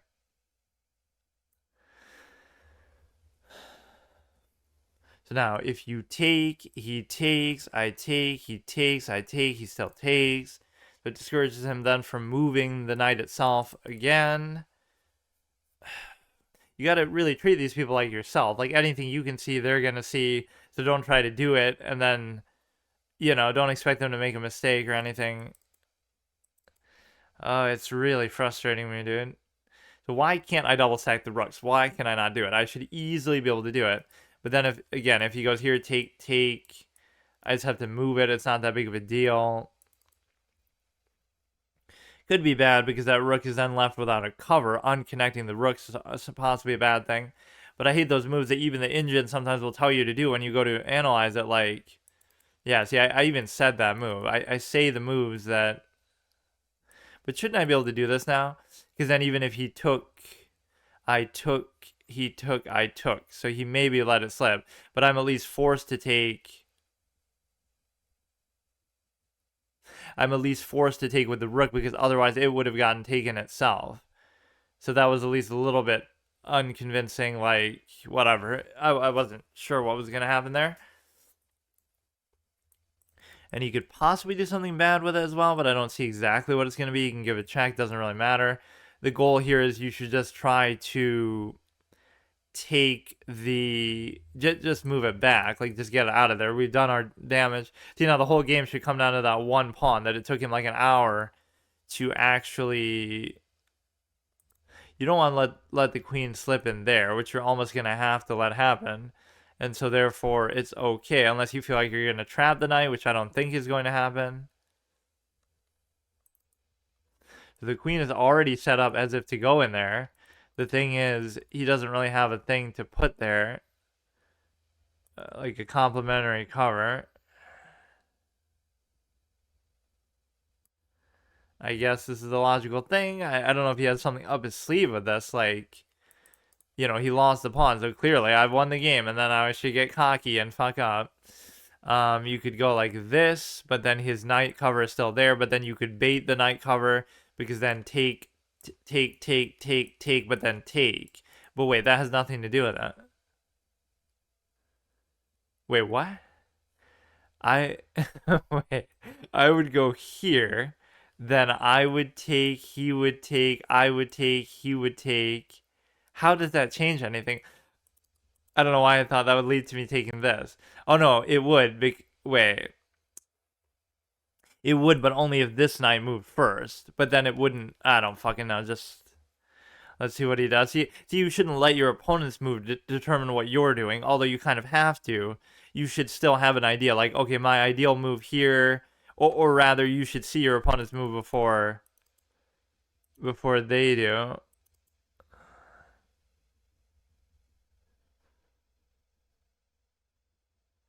The point is, he can't move this knight if I do this.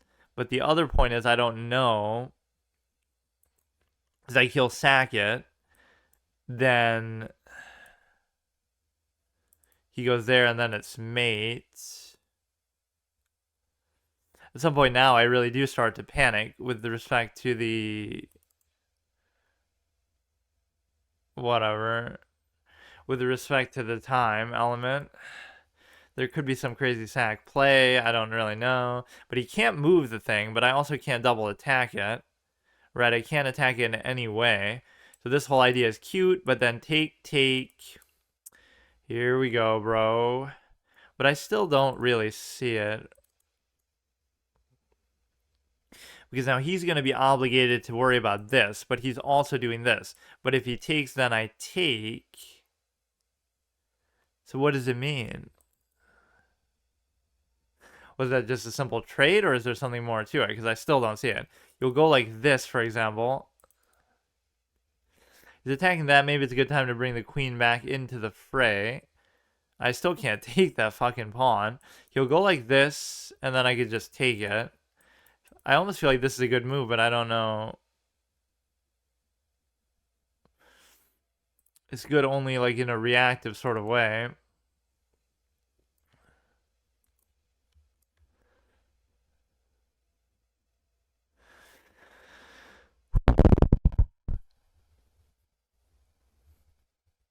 Like as if keeping the knight on the as if keeping the knight on the back rank was a good, like you can't do it to me like this. But if it comes down to time, like I hate this. I hate it.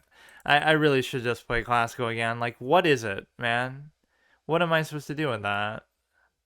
Clearly he's better. I mean, again, time is a legitimate element, but I don't accept it like that, man. You can't do it like that. You really trying to tell me that's how you're gonna beat me? And it's because I overthink a move. Well, obviously I didn't think it adequately, but like I'm worried about the knight. Why is it always the knight that does it too? Like it's so irritating that these are what games come down to. Like clearly every game is not a draw, by the way. But you gotta rely on your player to blunder a queen. And he'll still struggle to do this somehow, but I mean, I've overcome some crazy, disadvantages, but not like this much. You gotta just hope that they blunder the queen right back or something, but it's just very unlikely to happen. And then there's this. Now he'll think, oh, he blundered the knight, and then I have the knight covers knight cover, one of the few synergies that you could ever get. You got to make these kind of weird, wonky sort of moves.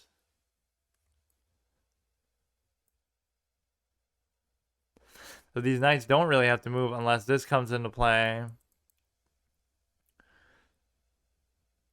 But again, with the amount of time, so he flagged me in a rapid game, I guess. I mean, I'm so annoyed by that because of the simple fact you just keep giving random checks on the queen.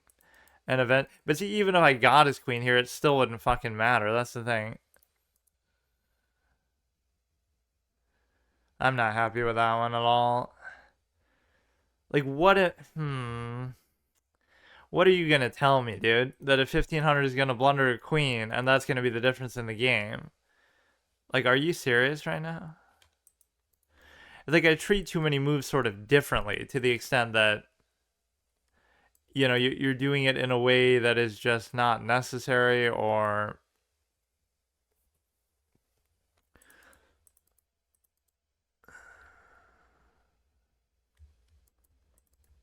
these are covering each other. Maybe he'll forget how the knight moves and how the fucking covers work. I don't know. Attacking, double attacking, forking, 5 seconds left. Like, he could blunder the queen and it wouldn't do anything because I still can't do it quick enough.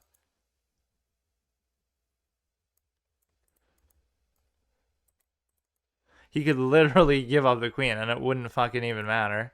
It's not going to be insufficient material. I'm not going to be able to pre-move the whole thing. Like, are you serious, bro? He had the chance to just take the knight there, too.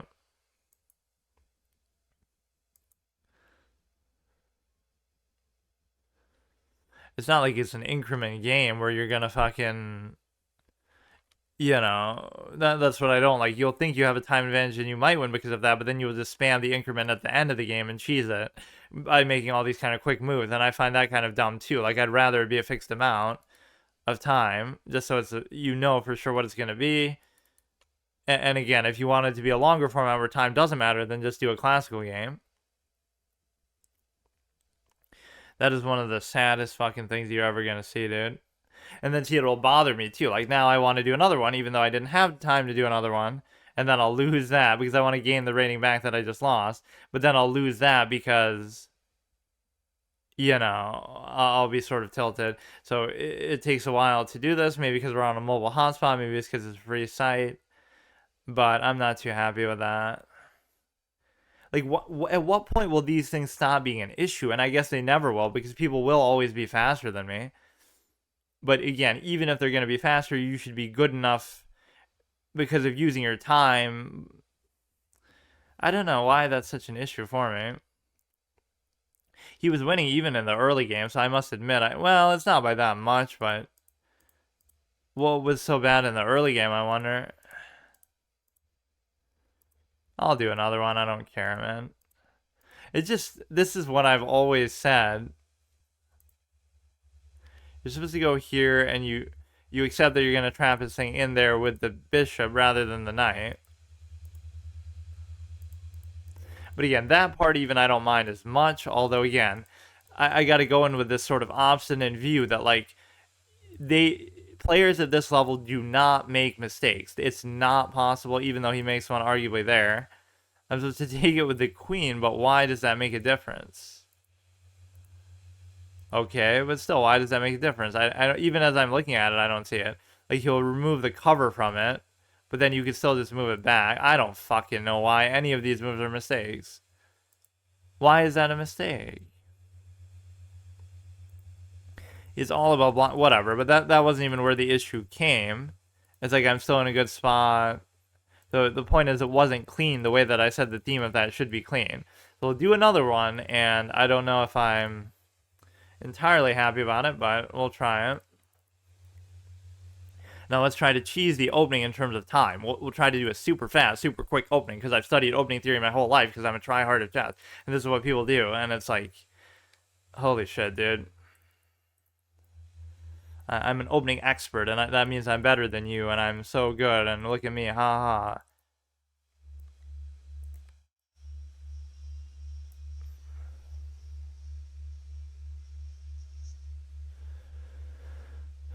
So he takes there. I could have took back, so that wouldn't have been a big deal.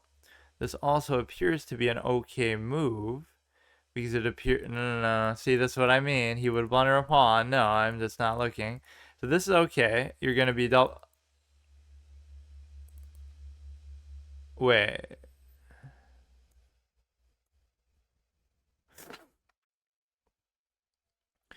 Okay, what that does is I don't know, man. Is it that people are getting better at openings or something? Um, it would have been like that was a trade instead of him just winning the knight, but he still wins a pawn, I suppose, out of it. I don't know.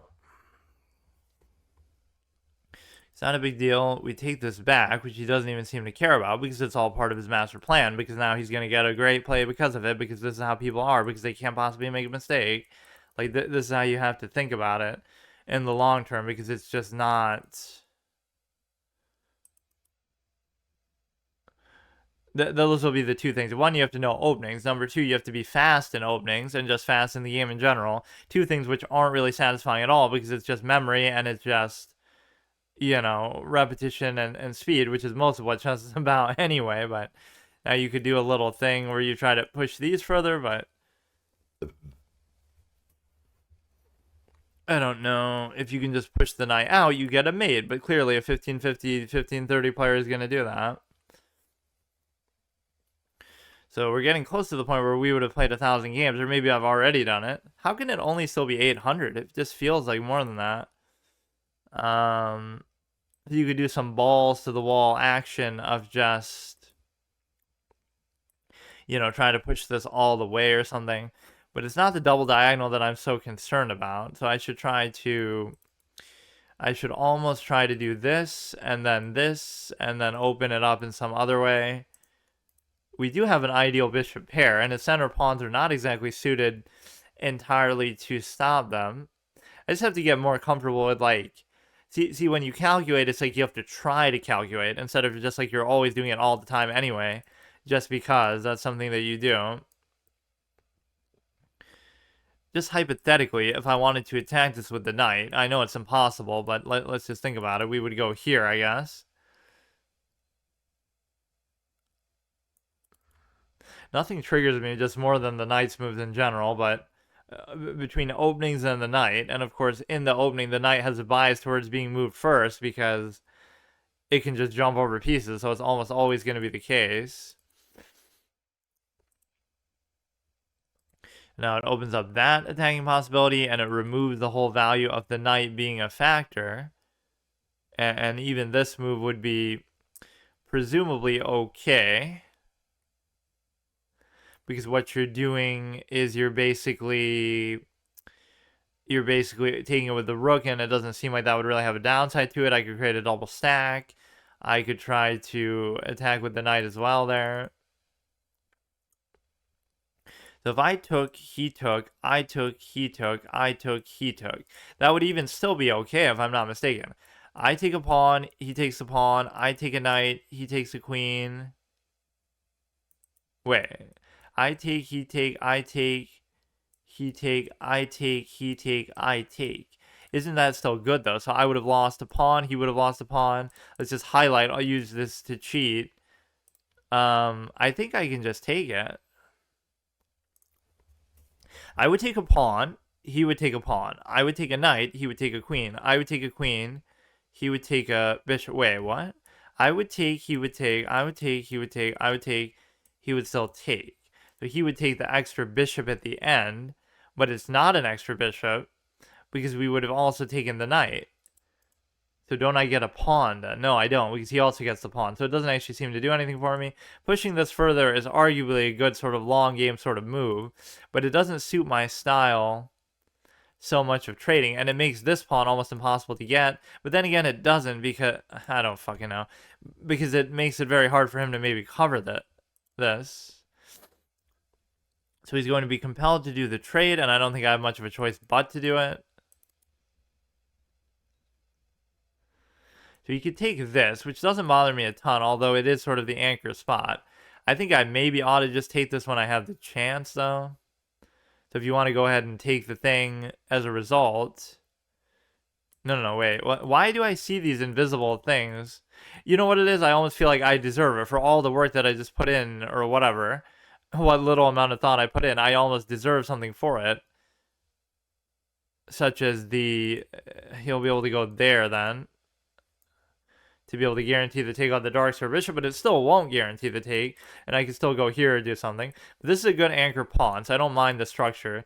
So he'll go here and be annoying, and then I can go here and then sort of... Oh my fucking god, dude.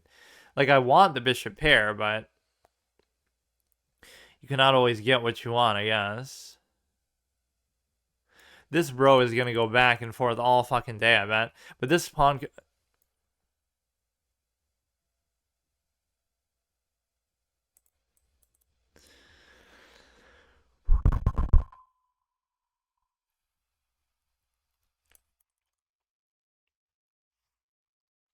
So the result is he's going to guarantee a take on a bishop. But if he wants to go that far to do it, That's okay with me, so go ahead and do it. I can already tell you what it's going to be. So fucking annoying, this guy, man. It's the right way to play, but I mean, look, dude. You can go here, you should be fine. Just forget I did. Like, I'm so unwilling to let that happen. Right, just the fact of letting him take with the thing.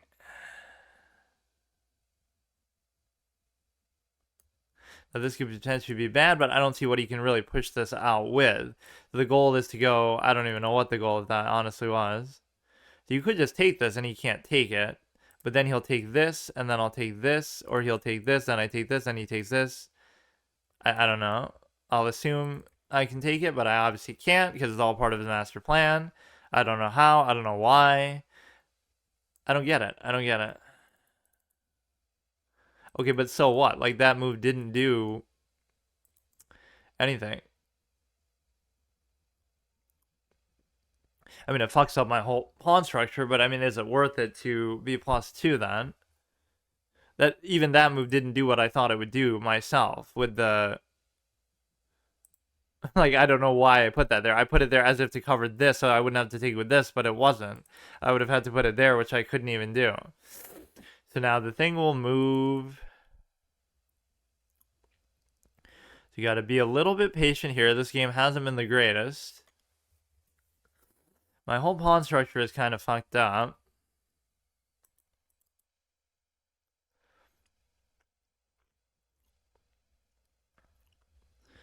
So where is his rook intending to go? It could go here, then that would be very difficult to cover.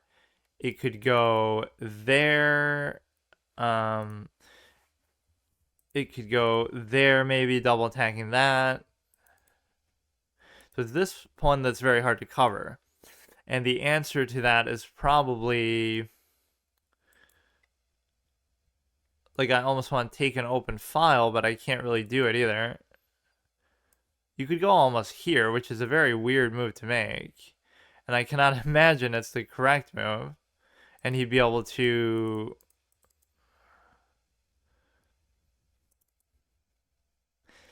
Once again, if I could get the knight to move, it would be good for me, but I just can't do it.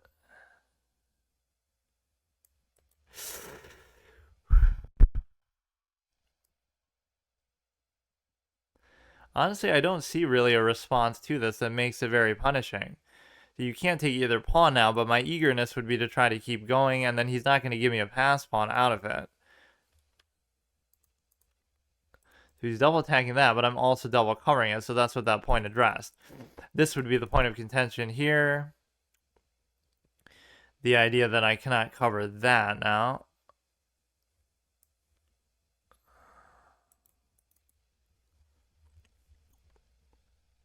So you're double attacking this, and I am double covering it. I would go here, he would take, I would take, and then it creates sort of a disaster with the pawns. And so the only alternative to that move would be to maybe just do this, which would allow him to do this, or it would allow him to move the knight in. So I'm actually going to do this, even though it seems like a dumb move. And I'm not a big fan of it. It almost forces his hand because of the positioning of the rook itself, that if he doesn't take, but then these pawns are very awkwardly placed. In fact, I'm going to have one of the worst pawn structures ever, like this. Like, what the fuck is that? But I doubt it should... At the worst case, he'll just eat the pawns back up. To the extent... See, he still has to think about whether taking the bishop with the knight with the bishop.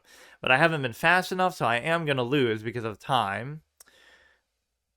I'm not going to use the format necessarily as an excuse because I've been doing okay in it, but actually I don't have to double stack the pawn though, actually, now that I think about it. Because even if he came back to do that, I could still come back.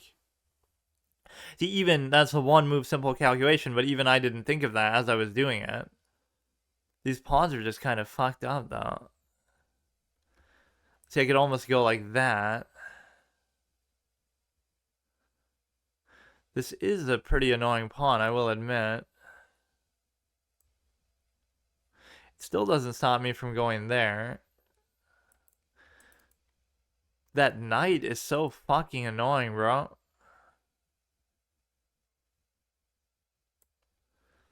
You go here, I go here. You go there, you attack it, you take it. That's fine. Because the act of moving the knight would itself allow you to take this one.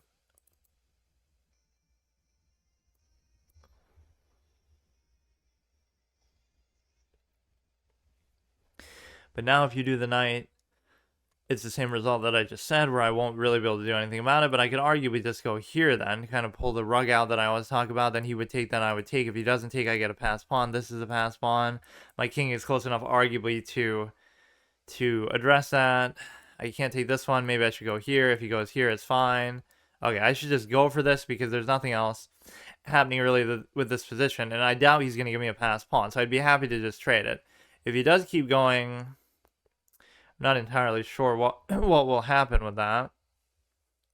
If he does this now, this could be bad because of the simple fact. Okay, fine. You know, I don't fear that one maybe as much as you would think I should. And the reason why is because my king is close enough, but I'm going to have to put it to good use here. And that knight is just going to sit there the whole rest of the fucking game. So he'll go there, he'll attack the thing, but then I could take it. I could immediately double attack it now. So he's going to give a check or do something annoying here, I bet.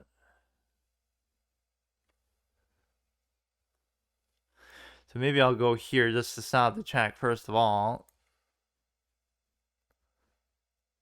And then I could bring in the rook. If he brings it here, then we're in very dire straits. And so therefore, he'll go to here, and then I'll have no choice, let's say, but to take it. What is happening, bro? Just do it. Just do it. I've had enough. Just do the fucking move. Just... You can't do anything. I'll take the thing. It's fine. It's fine. You'll take another pawn. That should be your priority. Just accept the fact that you can't do it. Take the pawn. It's fine. Attack the pawn. Take the pawn. Do whatever you want. You'll have another pass pawn on the other side. It'll probably be a draw, but I'll probably lose on time. Fun and interactive game. Very nice. Now he's going to have the balls not to trade because he somehow wants to extend the game. He'll take that one. That's fine. So it's hard to say really which... No, it's not hard to say at all. Because what it means is you already have a pass pawn. And so you should already win based on that. Because it's going to be hard for him to necessarily keep up. Right? He's so concerned with it that he's not trying to do anything with the other pawns either. But he shouldn't really be able to do anything to stop this. It's going to come down to the attrition of moves with the other pieces that he has to make. You could do sort of the king opposition concept where you're still going to force him to ultimately move it, and then you move your king in further. Or if it's going to come to this, it could not be that the move that I have to make with the pawns is going to be the bad move to make. It could not be. It's impossible. If he takes... No, I can't even do it though. If he raise, I take. If he raise, I take. If he raise, I... That one could have been bad, actually, I guess. But how? But how? I don't understand. I don't get it, man. Just forget about it. I give up. I'll just tunnel vision on this. If it doesn't work, it doesn't work. I give up, man. He'll take that. He'll promote that. I give up. It makes no fucking sense how that was the outcome of that sequence. It makes no sense. I don't care. I don't care. Just do it.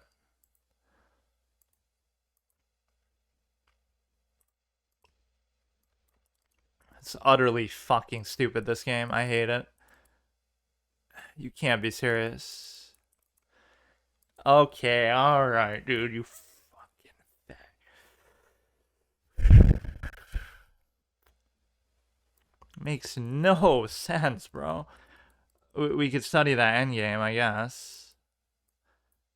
so fucking, like, both of these came down to time. I might go back to classical. I really might. 'Cause yeah, why bother? Why bother doing two of these? It takes the same amount of time. Why bother? Why bother? I just can't do it anymore, man. Because at some point it's not fun. Maybe it's because, oh, these people are getting better. I guess they're getting a little better, especially in the openings, but at some point it's just not fun anymore. Because it's coming down to something that is within your control, but it's not important right at this point. I'd rather you just play the best you possibly can. Like, you can see, if I lose in classical then on time, then okay, fine. That much time is not your fault. Or if I lose in, I guess he's just winning for a longer period than what I expect. He was winning in, like, the whole endgame. Yeah, I don't know about this. Like, we've seen a couple up and down games where it shows you clearly that something is wrong beyond just, like, simple play. Like, it's my psyche. Like, either it's that time bothers me really that much, or you're just not approaching it the proper way. Right? Like, what is it that I'm... Why is this even... Some of these blunders even trigger me because I don't get it. In the early game, I don't really care, but... I guess I felt like the endgame was better than what I thought, but maybe it wasn't. Either I was winning here or I'm even, which often tends to be the case. How the fuck is that a blunder? What do you mean, dude? I can't even remotely comprehend what that would have led to, but okay. Why? Yeah, see, even that I question, but at some point you just have to give up the pawn. That's kind of the thing. And that's literally what it's doing. You won't just take a free pawn. You won't do it. Nice game. So what I'm more curious about is the actual endgame itself here, where you basically just put yourself in a position where I'm in a good spot, and then at some point you're supposed to go here, not move the king, not worry about the check. Because what you're doing here is you would effectively win the knight. No, you won't win the knight, though. But see, you don't have to move the knight. That's the thing. Why would you do that?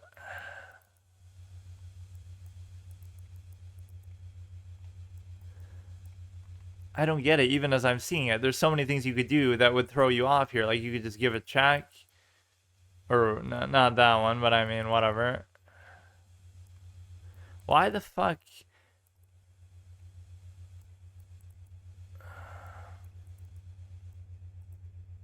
Okay, whatever, you're supposed to play that a lot more smartly, but if it went the way that it went, then apparently you're losing at some point, or maybe...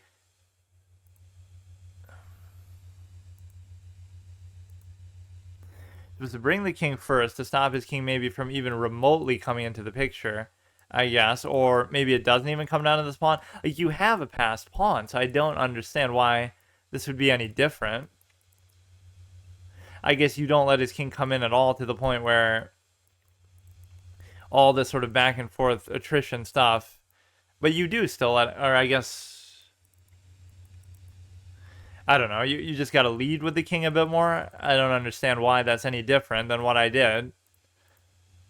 So his king is in front, so now you can just stop it and force the moves by attrition.